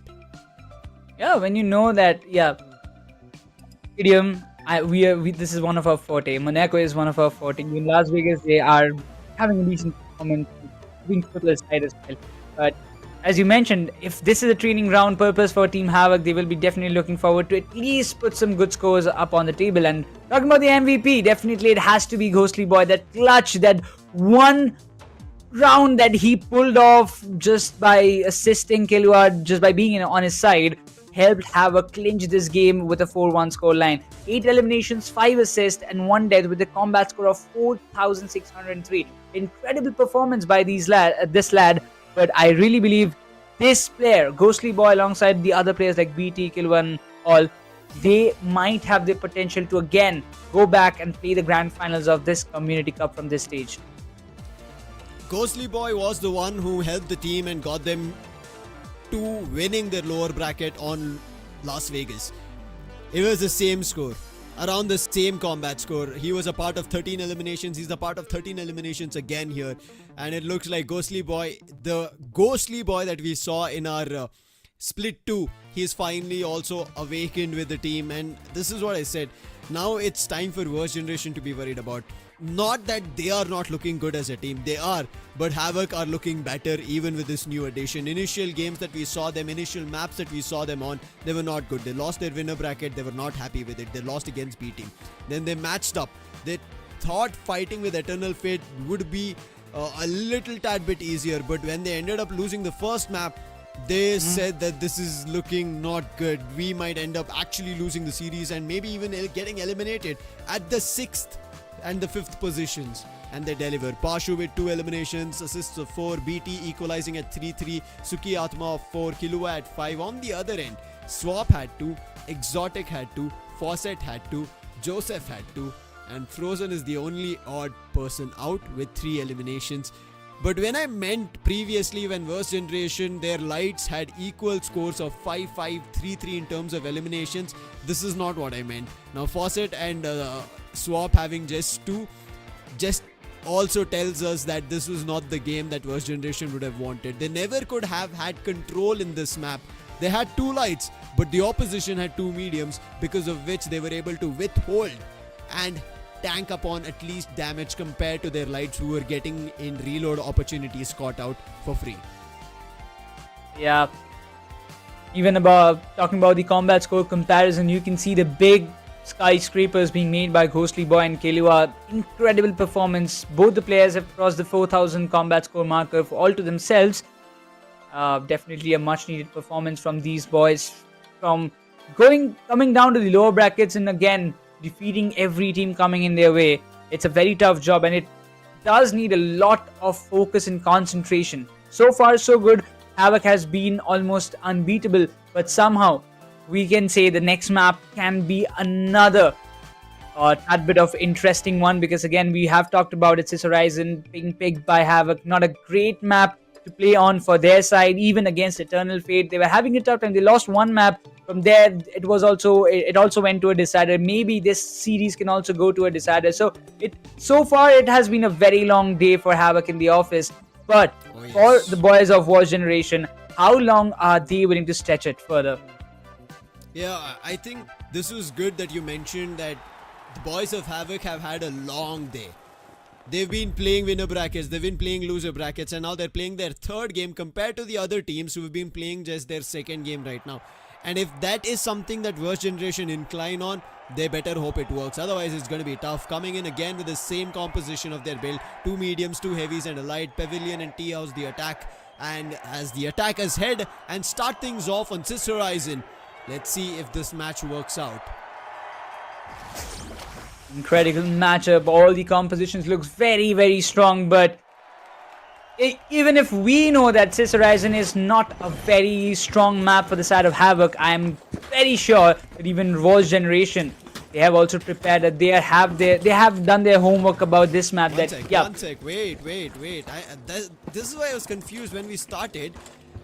It showed a different name, but I was busy in discussing about how the build is. We are on Kyoto.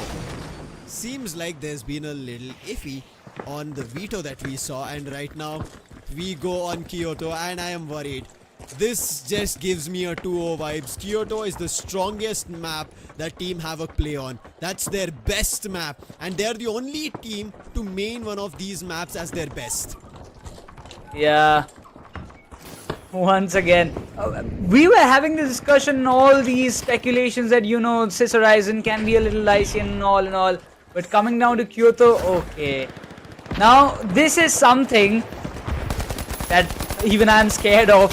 Havk on Kyoto, and you can see already the glimmers, the starting frags all coming into the direction. Team Havk, they might have lost 2 players, but Worst Generation being on the defensive side, they have to take a lot of advantage of this situation, getting some multiple frags all to themselves. Killua going up close and personal. This is a good situation for him to get one more frag, but eventually he drops down to 15 HP and has to make an immediate fallback to get his heal done.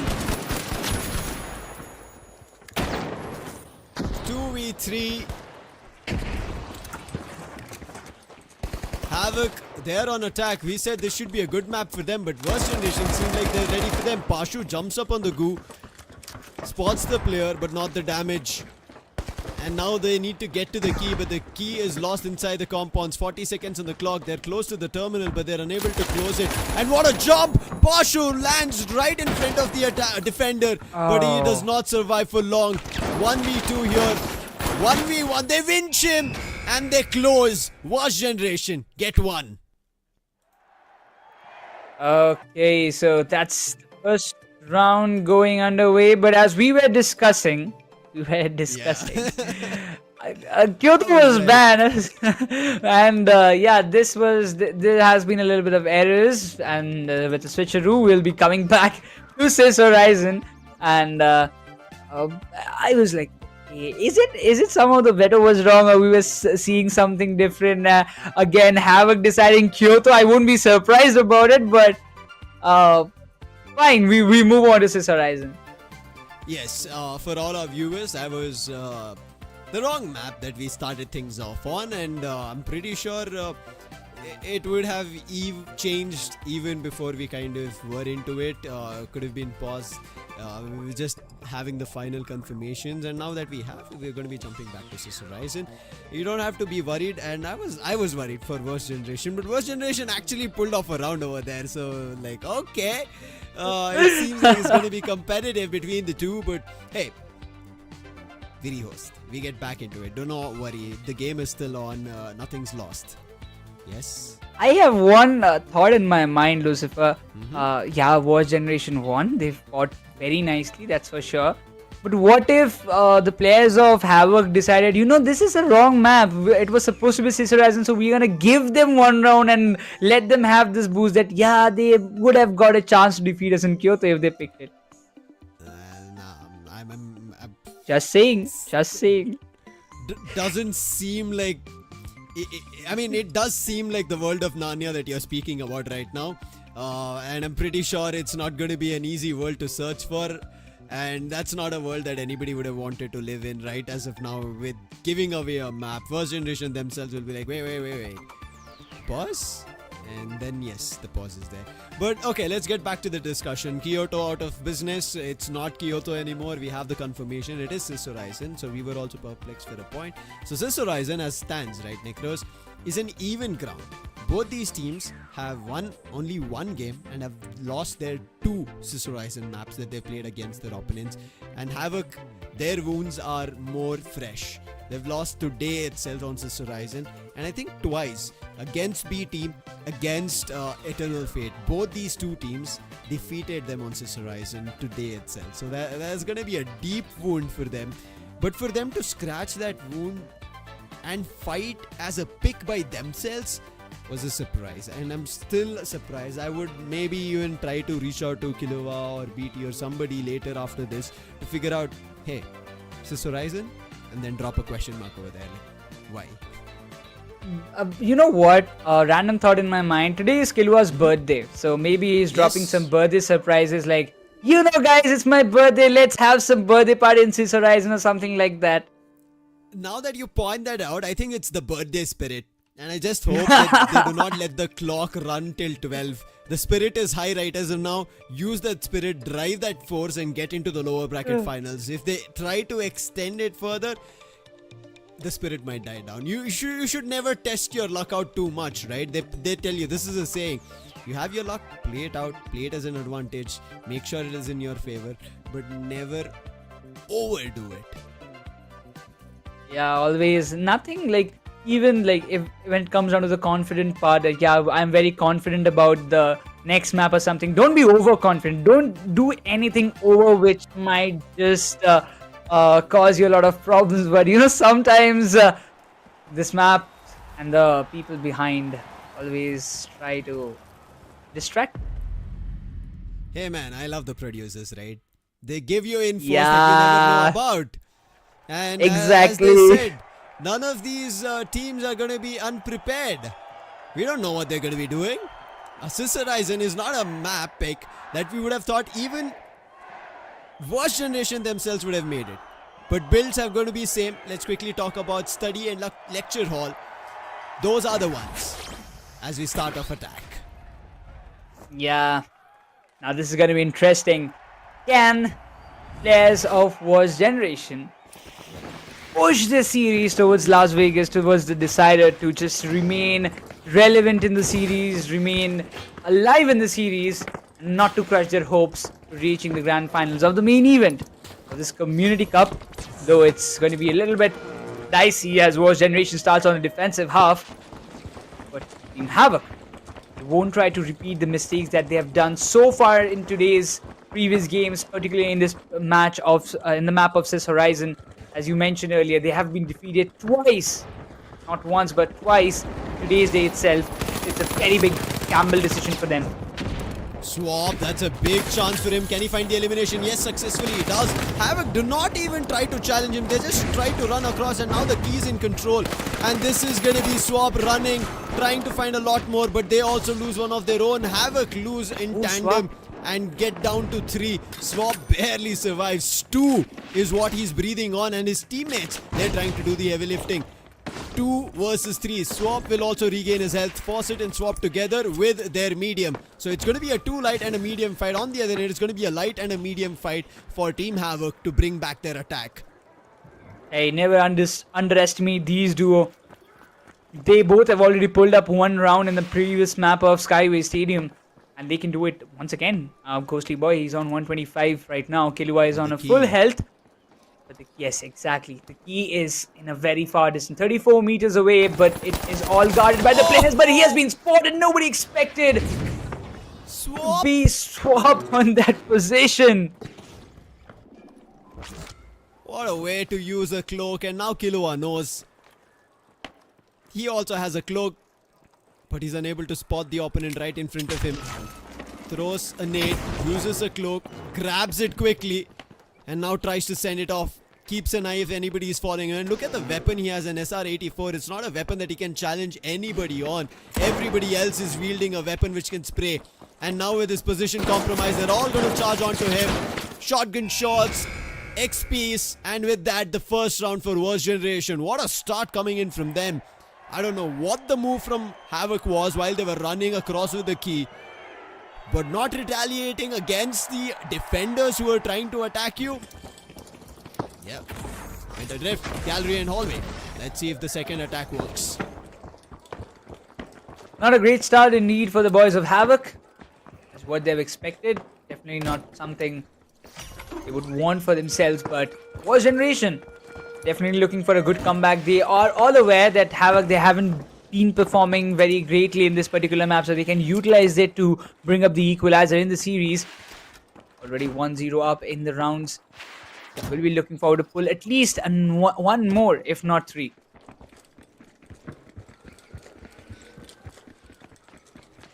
Treading cautiously this time. As you can see, Suki Atma keeping an eye out for anybody who's flanking, keeping an eye out for somebody aiming from afar on the walkways. Nothing as of now, but it seems like it's going to be a B hit. They hear a couple of footsteps inside the building itself.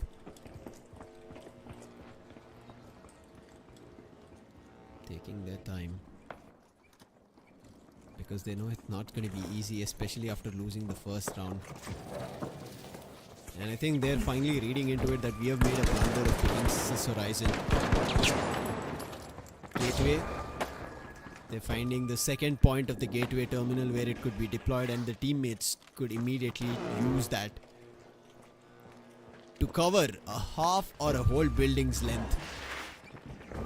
And Fawcett is already close to the terminal. He's spotting all the gadgets which being laid down, and he's holding it for now. He's making sure that nobody from the attack gets closer, and they actually get closer with a key. They take the terminal down from the bridge, and now they're trying to get the decryption started. It's not working.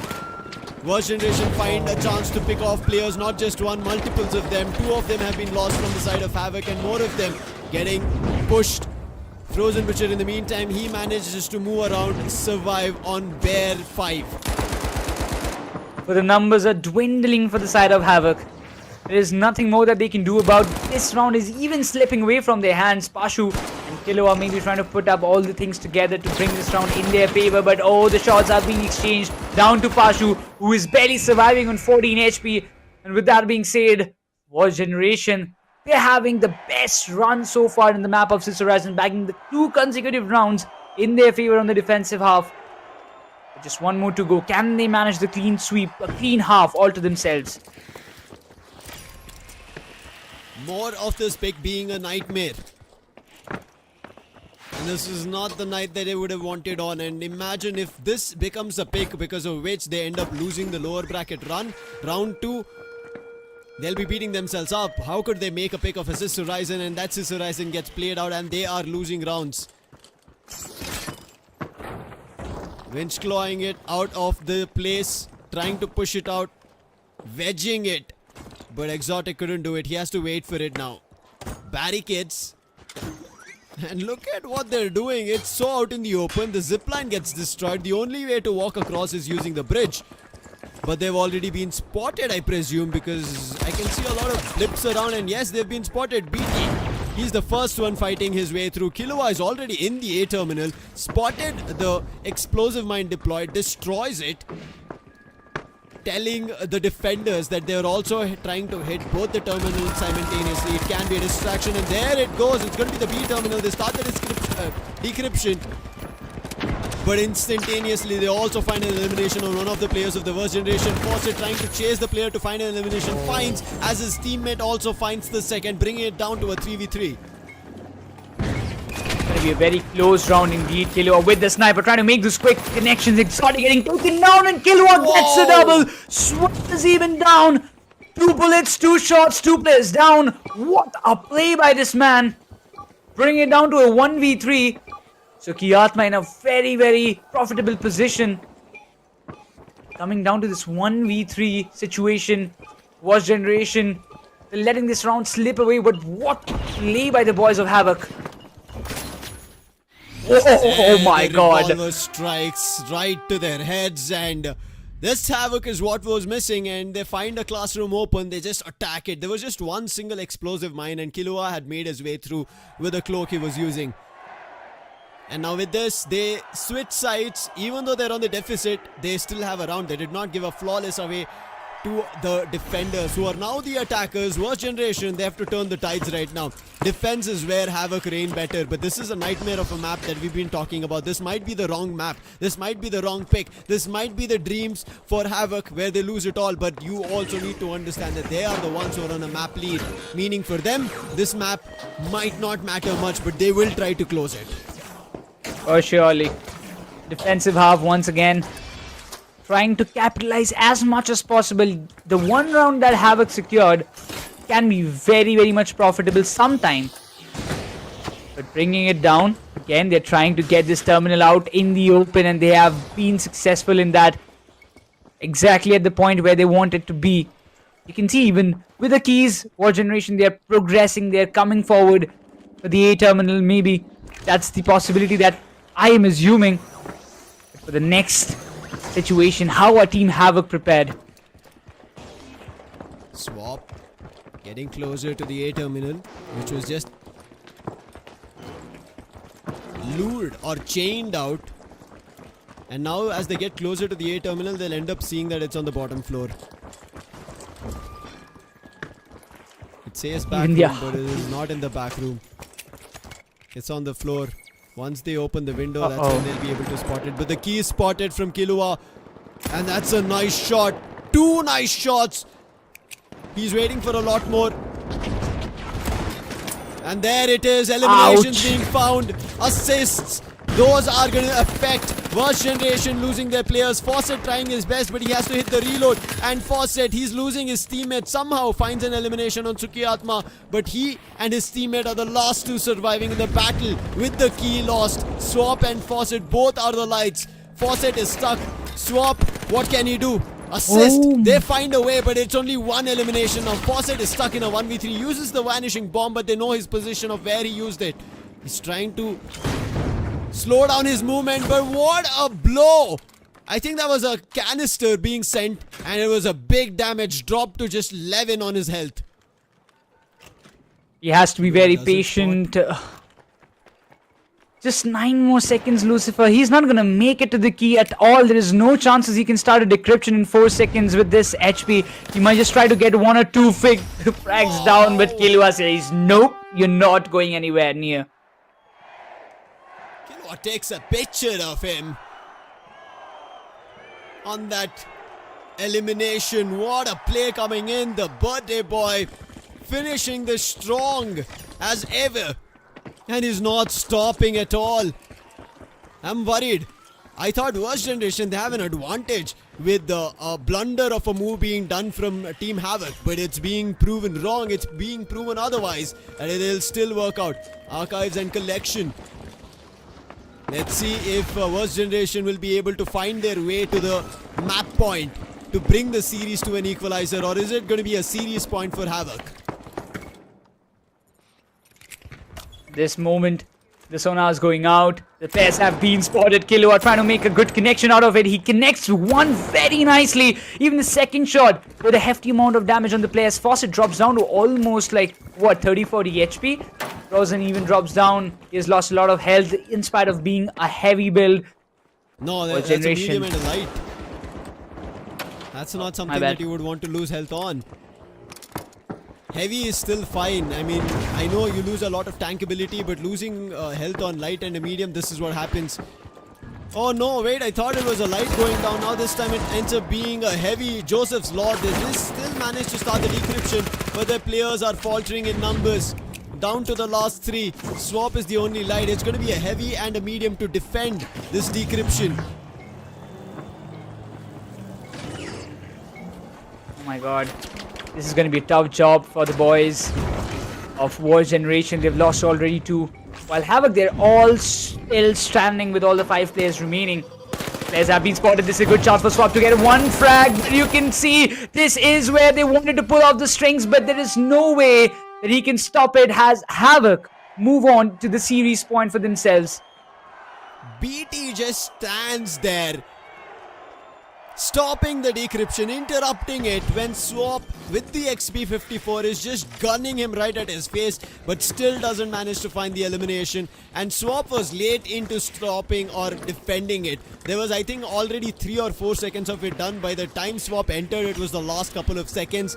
And therefore, even though he'd brought BT to his minimum health, he couldn't find the elimination. And Team Havk, they are on their trajectory to making it to the top 3 and eliminating Worst Generation here at the 4th spot in the finals Community Cup main event. 1 round is all they need. A map of a disaster is what Havk had on Sis Horizon, but they're proving it wrong. They're proving that this map also can work in their favor and finally putting the positive scores as they make their worthwhile. Just 1 more round away from where they wanted themselves to be in. Still a long way to go. The job is not done yet. Worst Generation trying to pull everything in this round. They spotted the players, they spotted the terminal area as well. Trying to get at least one frag for themselves as they have got the deserving one. Dropping down on the players of Havk. They've created the opening, the loophole that they wanted for themselves. That's Killua. That's the main man who's been doing damage with his SR. The snipe is out. Explosive canister. Swap still hiding with the cloak, but they spot him. They see something out of the ordinary and damage. Swap always, I don't know how lucky he is, he always manages to survive. It is still a 4v3 disadvantage for the defenders, but the defenders are the one on an advantage. And look at the positions that they're holding. Pashu spots Joseph running away towards the B terminal, but the B terminal is right in their sights towards the A. The barricade's being used. The key gets closer. They're trying to start the decryption. Pashu wants to use his RPG, but he was a little too late. But the decryption gets started. He wants to pull it down, but now Pashu is getting hit in all directions. He needs to survive, doesn't manage to. He alone tried to tread ahead. Oh my god. Look at this positioning. Yes, Doom Shield will be activated. No. Defenses are Not here. again. But the shots are being taken down. Worst Generation, they might have interrupted it. 2 players down and out. This round is slipping away from the hands of Havk. There is no way it's coming back as Worst Generation makes a major comeback in the series. Tiebreaker. We go to a tiebreaker. And it seems like this time also we are not switching. It is going to be random, as we said earlier. It depends. You switch or you not switch. It depends on your luck. And I'm pretty sure as of now, they will be happy. Previously, Team Havk, when this happened, the tiebreaker, they were pushed to the attack. They were forced to play on the attack. Now they have defense. The previous round was a little bit of a helter-skelter situation. They decided to stick it under their noses of making a decryption interruption, but that did not work out. They couldn't stop it. But now they have a second chance. This is maybe the luck favoring them. But they have to make this work. If not this, then they go to the third map, which is again going to be Las Vegas. I do think that somehow Havk don't want to push it to Las Vegas, but if it goes down to that, I don't think it would be that much problematic for them. Pushing it out with the help of the canister. And out in the open again. Terminal. Motion sensors across it. Making sure that even if they have to rotate in case the B decryption gets started, they have it, or they have a chance to rotate as fast as they can. The key is making its way slowly through the buildings, and it wants the B terminal itself. The attackers, worst generation, they want to hit the B terminal. And they know right now they will keep an eye out. Killua this time, he's surviving. He's playing with the cloak. He's playing away. He's playing on the roofs. And they charge upon him. Killua gets cleaned off. Again, they make sure the possible trap or the risk, they clear it out. Make it even more. They clear off 3 of the players from Havk. It looks like we are going to the third map. Watch Generation are not going to give this map away. And there it goes. One last player, Ghostly Boy. He was on the roof trying to help out Killua. Now he's a long lost player, all on his lonesome, waiting for the deep underground to be put to rest for. He tries his best. They try to charge upon him. He finds 2 eliminations. This is them making mistakes. The decryption has not been started. 30 seconds on the clock, and as I say, the decryption gets started. 125 is all Ghostly Boy will be able to recover on, but the A terminal, the one which was further away, is what they decide to start the decryption on. Fighting a 1v3, this is an impossible task. For sure. Ghostly Boy, once again, if he manages to clutch it out, which seems to be almost impossible, I don't think it is even imaginable that this guy can clutch a 1v3 and win the series. 1v5, maybe like getting an entire 5 KO streak for himself. But at this moment, still trying his hard to pull something off, but it won't be possible. 3 of the players were all covered in the Doom Shield. Just defended as we move down to Las Vegas. Another decider matchup for the boys of Havk. We spoke about it. This map is not good for them. This is a nightmare. They've already lost it twice. Make it thrice today. And I'm writing it down on their losses. And I'm just making a change. I put 1 today. Then I had to make it into a 2. Now I'm making it into a 3. I'm still not sure why you would choose this map when you had the choices of Monaco. Yeah, that's all about it, right? There's no more words that you could talk about. I think the first statement that you made after seeing the veto was just to go for the practice. Maybe just looking forward that if anyhow in the next matchups, if they win it, and if they move forward in the lower bracket finals and the grand finals, if they face something coming up from their opponent that, yes, they have picked this horizon, so they would be ready to play against them. I guess that's what the approach is all about from the side of Team Havk. But hey, it hasn't worked out for them the way they wanted it to be. But very much kudos to the side of Wars Generation, because the way they have made the comeback and the way they have actually controlled the attack in the final tiebreaker round out to themselves was impeccable. I don't know, man. I have very few words right now to kind of break this horizon down. I feel like it's kind of wrong. I would end up saying that, hey, they look competitive. You saw the scoreline of 3-3. It was anybody's game. It was anybody's game. I never said it wasn't anybody's game, but this was still a wrong choice in terms of the map veto coming in now. Maybe they were happy about it, but I would always say, right, when you're having a streak of losses, there's a reset that we would like to hit. Now, if they wanted this as a training ground, maybe they could have gone back to train, because they would have gotten a chance of a whole day, or maybe just say at max of 12 hours, we would say it way, because they would need sleep after having a tough game as such today. But using Sis Horizon as a training ground in between is, yeah, again, these are my words that I'm trying to speculate. But Fawcett, you need to give it to him. He started things off by taking the key away in the first round. It was Swap, and along with the Swap, it was Fawcett. Both of them went hand in hand. There were rounds where Swap and Fawcett were the last two players, but they still didn't give up. And those were the rounds that Killua was on.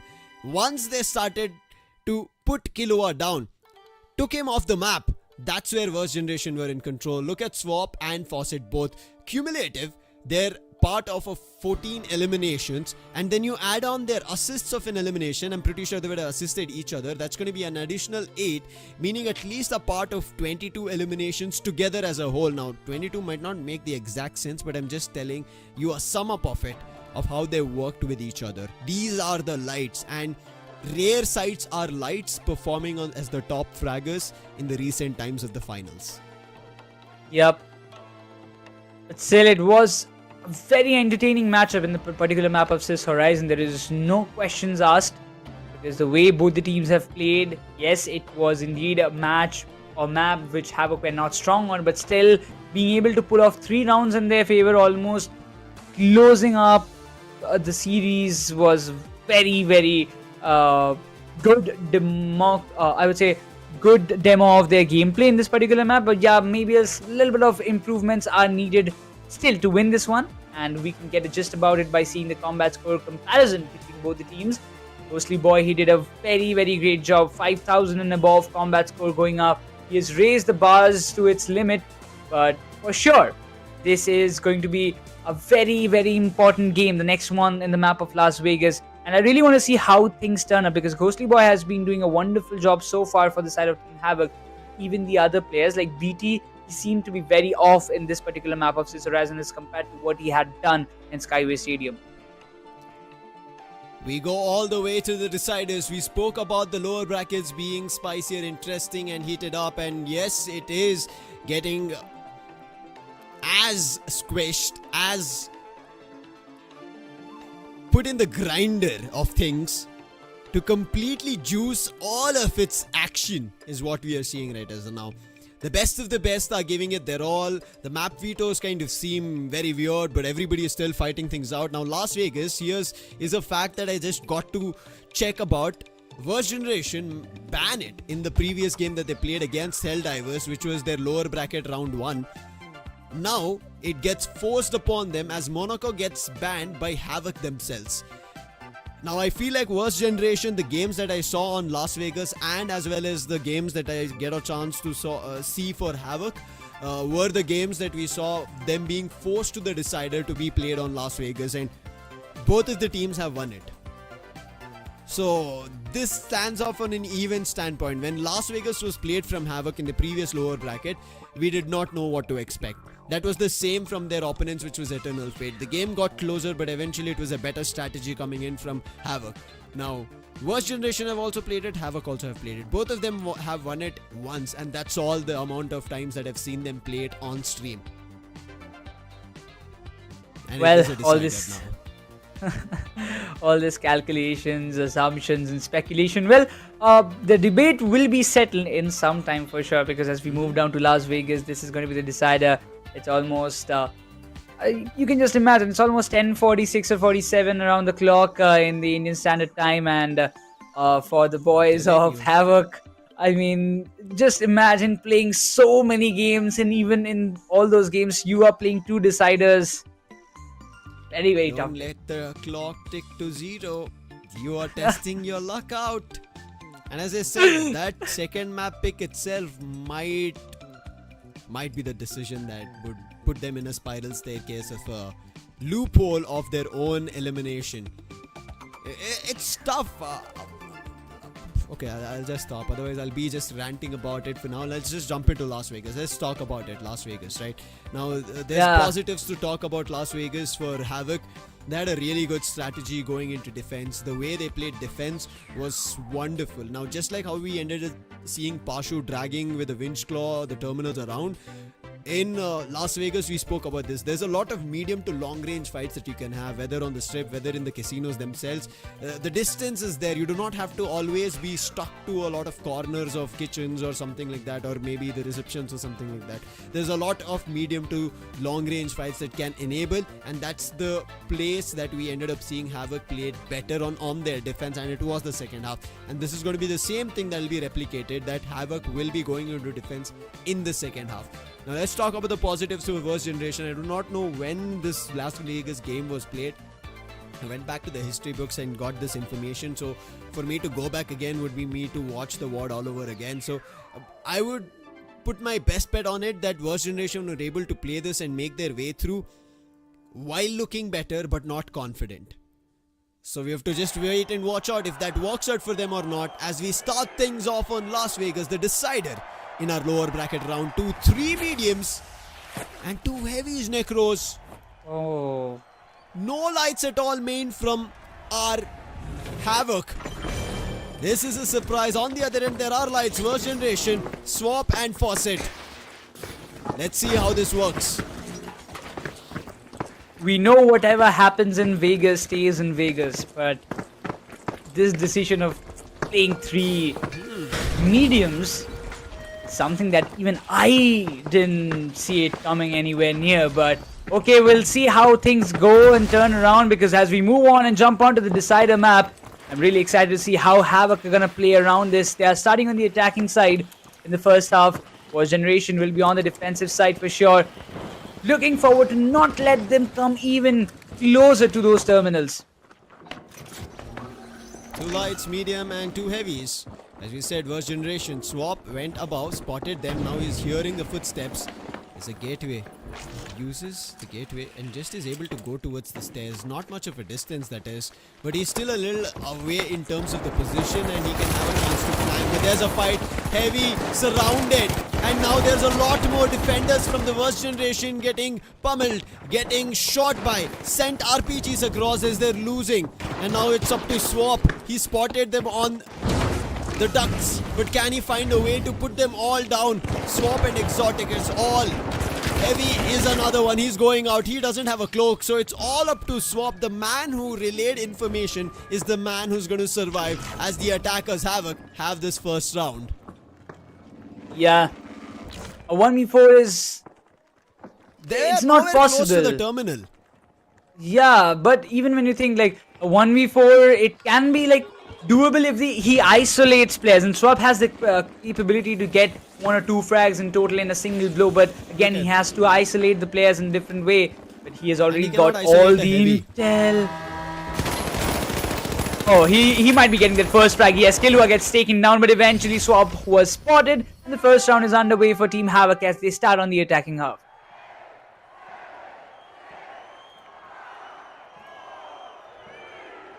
Three mediums and 2 heavies are gonna be annoying. And you could see Swap's decision was clear. He knew that if he fights with a heavy, XP's bullets are not gonna be enough to empty it with 1 mag and an elimination. So he knew it should be a medium. He fights with a medium, wins, but right behind him was a heavy, and that puts him down. Now this is Havk, who already have a round in their attack. They're gonna look forward to another. But what do the defenses plan? The defenses were caught off guard. The defenses looked like they wanted to charge upon, but Killua, wait, he spotted a player. Now they're wanting to charge upon, and it is working again. What are these mistakes being done from the side of First Generation? A nade was thrown, but Killua is on the chase. He spots the player jumping across. He pings it as well, but that's all the info they get. Somehow First Generation managed to survive. Oh, they're here already at the terminal. The key is also here. So they're moving across. They're just selling a battle of a fake at B and running towards A. They are very quick on this attacking half. I mean, drastic improvement for sure. The glitch trap definitely will be annoying a little bit for the players of Havk. The dematerialize is being used, and they are not wasting a single second to start the decryption. Yes, all the traps, all the setups will be laid right now. I think there might be a data reshaper as well. Yet to see of all the players, but Killua, he's the first one from the attackers to fall. Revolver is also something that we can see, but players from our attack are falling. Havk are losing. And there's more. It's up to the last two players and jump coming in together. Sukyatma was right behind the enemy. Tried his best. Now it's all up to Pashu the Heavy. Has to save. Does have a RPG to blast them across. Uses the dome. Spots the player above. Wants to take a shot. He knows he has to go into the dome and try to stop it from happening. He tries but fails. Joseph survives and the defense get one round for themselves. That's a drastic fall by the boys of Havk, not gonna lie. Everything was settled up for them, even when you see Pashu trying to pull something, Sukyatma getting a lot of frags on the pistols. I mean, he has been so incredible with those headshots, those crispy headshots, getting the frags at the very right time. But somehow, I feel like I can't see the similar BT that I saw in the Skyway Stadium. After that, he's been completely shut down. Wait and watch. BT changed his role in the past two games, getting back to the heavy. He was playing the light previously in his winner bracket when it did not work out. He's back to the heavy and it has found value for the team, but right now, worst generation, they're playing at a spot where they know how the spawns work. Now, players who have played the finals for a long time, when they understand where the terminals are spawning, they get an idea of where the attackers can move in from. And worst generation looked like Swap went for the hunt to gain info of where the players can head from, and he just gets destroyed. That's the first blood. That's the first elimination. And now Havk on an advantage on lead. On attack, sorry. Already you can see Swap getting taken down on an early note will definitely benefit the side of Team Havk.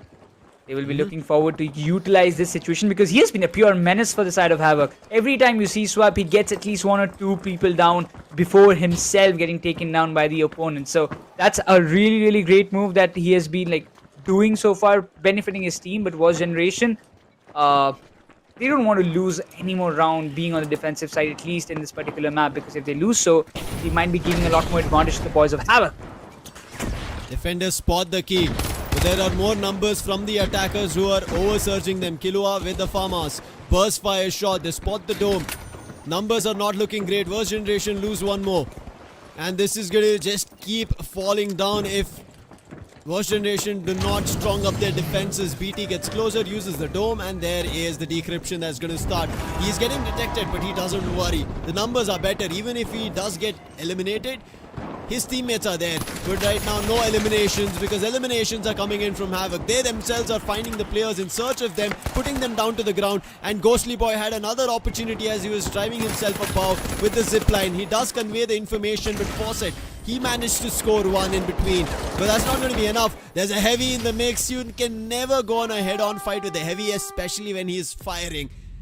And that is going to be attack to defense has Havk score on a lead to close the first half.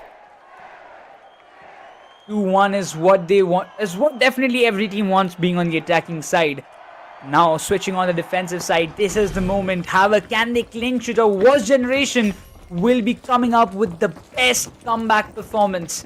Still a long way to go. 3 more rounds needed for the side of Worst Generation to bag up this series. And for Havk, they just need 2 more. Las Vegas it is. Parking is one of the terminals that we see right now.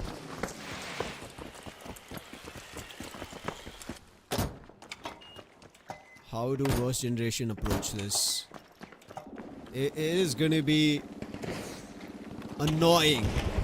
It is going to be a work for them to even get closer to the terminals. Look at this. As soon as they enter, explosives, gadgets, everything bursting and destroying players. Nice winch coming in. They drag Havk. Find the first. They're going to find a lot more. Swap gets cleaned off. Now Exotic is on the lower floor. Frozen as well as Fawcett. Look at their healths. Everybody's so low. That's what happens when you try to fight with a medium. Especially 3 mediums who will put all their gadgets around in any position or any spots that you would try to tread across. And now Frozen, he's caught out. Fawcett trying to surprise, successfully does so. Trying to equalize the numbers. Can he successfully get it to a 3v3? Unsuccessful in that attempt. Number of Havk players, number of defenders in floors is tough. Winchcore fails. Tries the automatic shotgun, is only able to do damage. As his teammate falls, it's only up to Exotic. 1v4. Impossible task with the key lost. Yeah, the key is already way too far for Exotic to go and collect and maybe try to start the decryption and buy some time for himself. And look at this.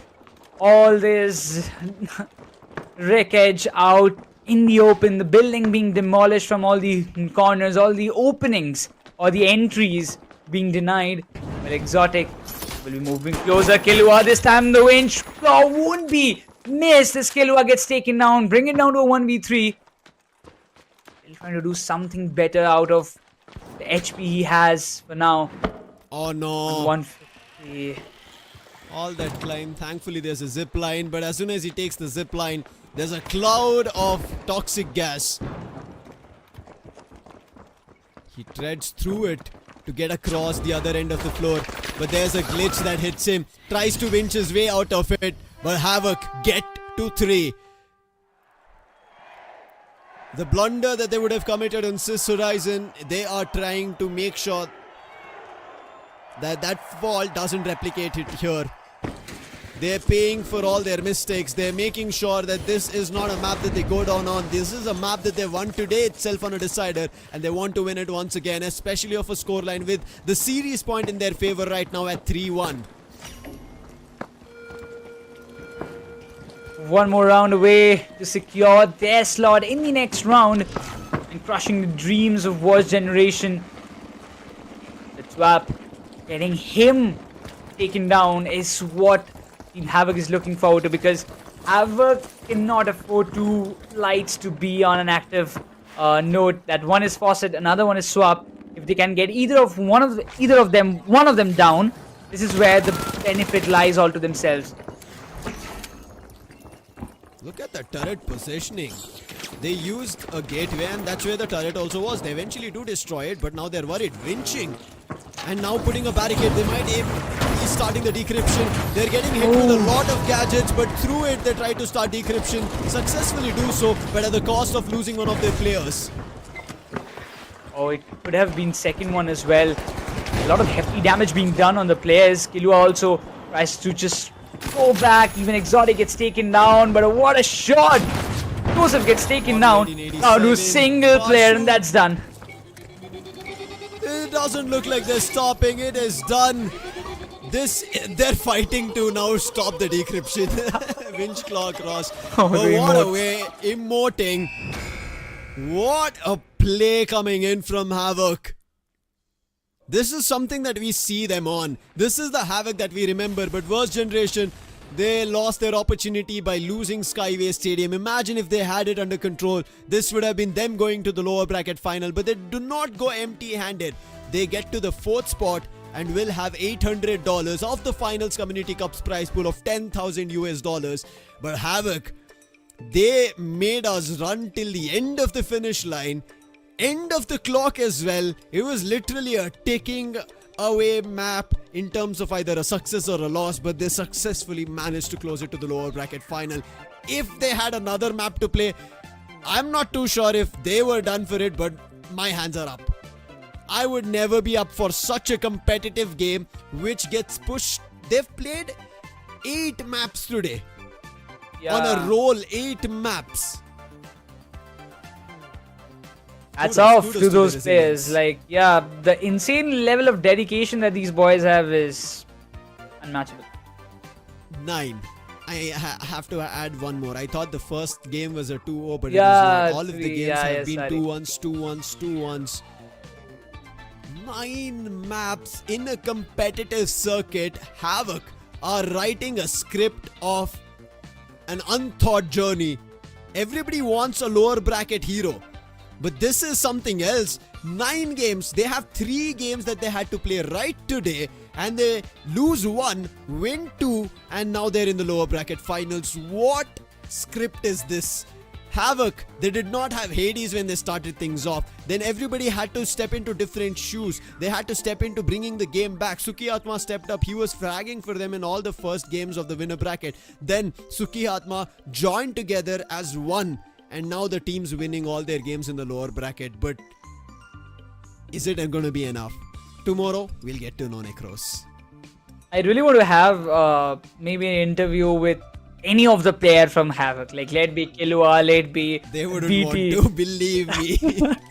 I mean, I really want to ask, how has been the day for you guys? I mean, it was a long day with Suki Atma this time. I mean, this guy has been doing exceptionally well for the past couple of rounds in the matches as well with his pistol. He's got 6 eliminations and 6 assists for sure, 5,000 above combat score. But compared to all those situations, he has clinched so many frags sometimes, like getting 2Ks or 3Ks, maybe 2K is the highest if I'm not wrong from his side in each round. But every time you see Suki Atma, he's getting frags. He's putting his efforts to push his team to win that particular map itself. And this time, Killua also stepping up, Pashu following it up. Ghosty Boy seemed to be a little bit, shutted up by the players of Wars Generation this time. But it's okay. After all, what matters is that your team won. Yeah, I mean, getting to the top 4 of the Finals Community Cup main event was itself a hassle, a hustle, a task. It was an enormous, gigantic task that not a lot of people have achieved. Imagine 64 teams and we have our top 4 with Worst Generation ending up at the 4th spot. It was a very hard fought task. Congratulations to them. Yes, it might be the journey that they thought that it would have been ending on. Maybe they would have thought the lower bracket finals is something that they have, especially with the veto. But hey, $800 for all the efforts of 3 weeks comes to fruition and you are going to be named as the top 4 teams. But now as a lower bracket has another name in it. It's going to be Team Havk. Look at their journey, Eternal Fate, Worst Generation, and now who is it going to be? IND or B Team? B Team were the same team that we spoke about. Necros, the same team that we spoke about in our split 1. And we spoke about that they would face off IND, and it seems like it's a very interesting face off if it happens. It might not have happened over there, but it is for sure happening here. B Team versus IND. The upper bracket final is what we are going to see underway tomorrow. And the grand finals, the big daddy of the all, of the main event, the $6,000 is tomorrow, Necros. Yeah. Also, if B Team loses to Team IND, they're going to drop down to the lower bracket finals to play a revenge matchup, which will be the revenge matchup for Havk if they face B Team in the lower bracket final. If it's Team IND, now that's gonna be very, very dicey. That I don't want to go into discussions because I don't want two of my favorites to battle in lower brackets. I want them to play in the grand finals. I pray to God they go in grand finals. But again, tomorrow is going to be a very hectic day as we move down to the final day of the Finals Community Cup. Stay tuned, same time in the same place. For now, this is Necros, Lucifer, and we were joined by Raider. We're going to say bye-bye to today's matches. See you tomorrow. Bye-bye, take care, see ya. Have a great night.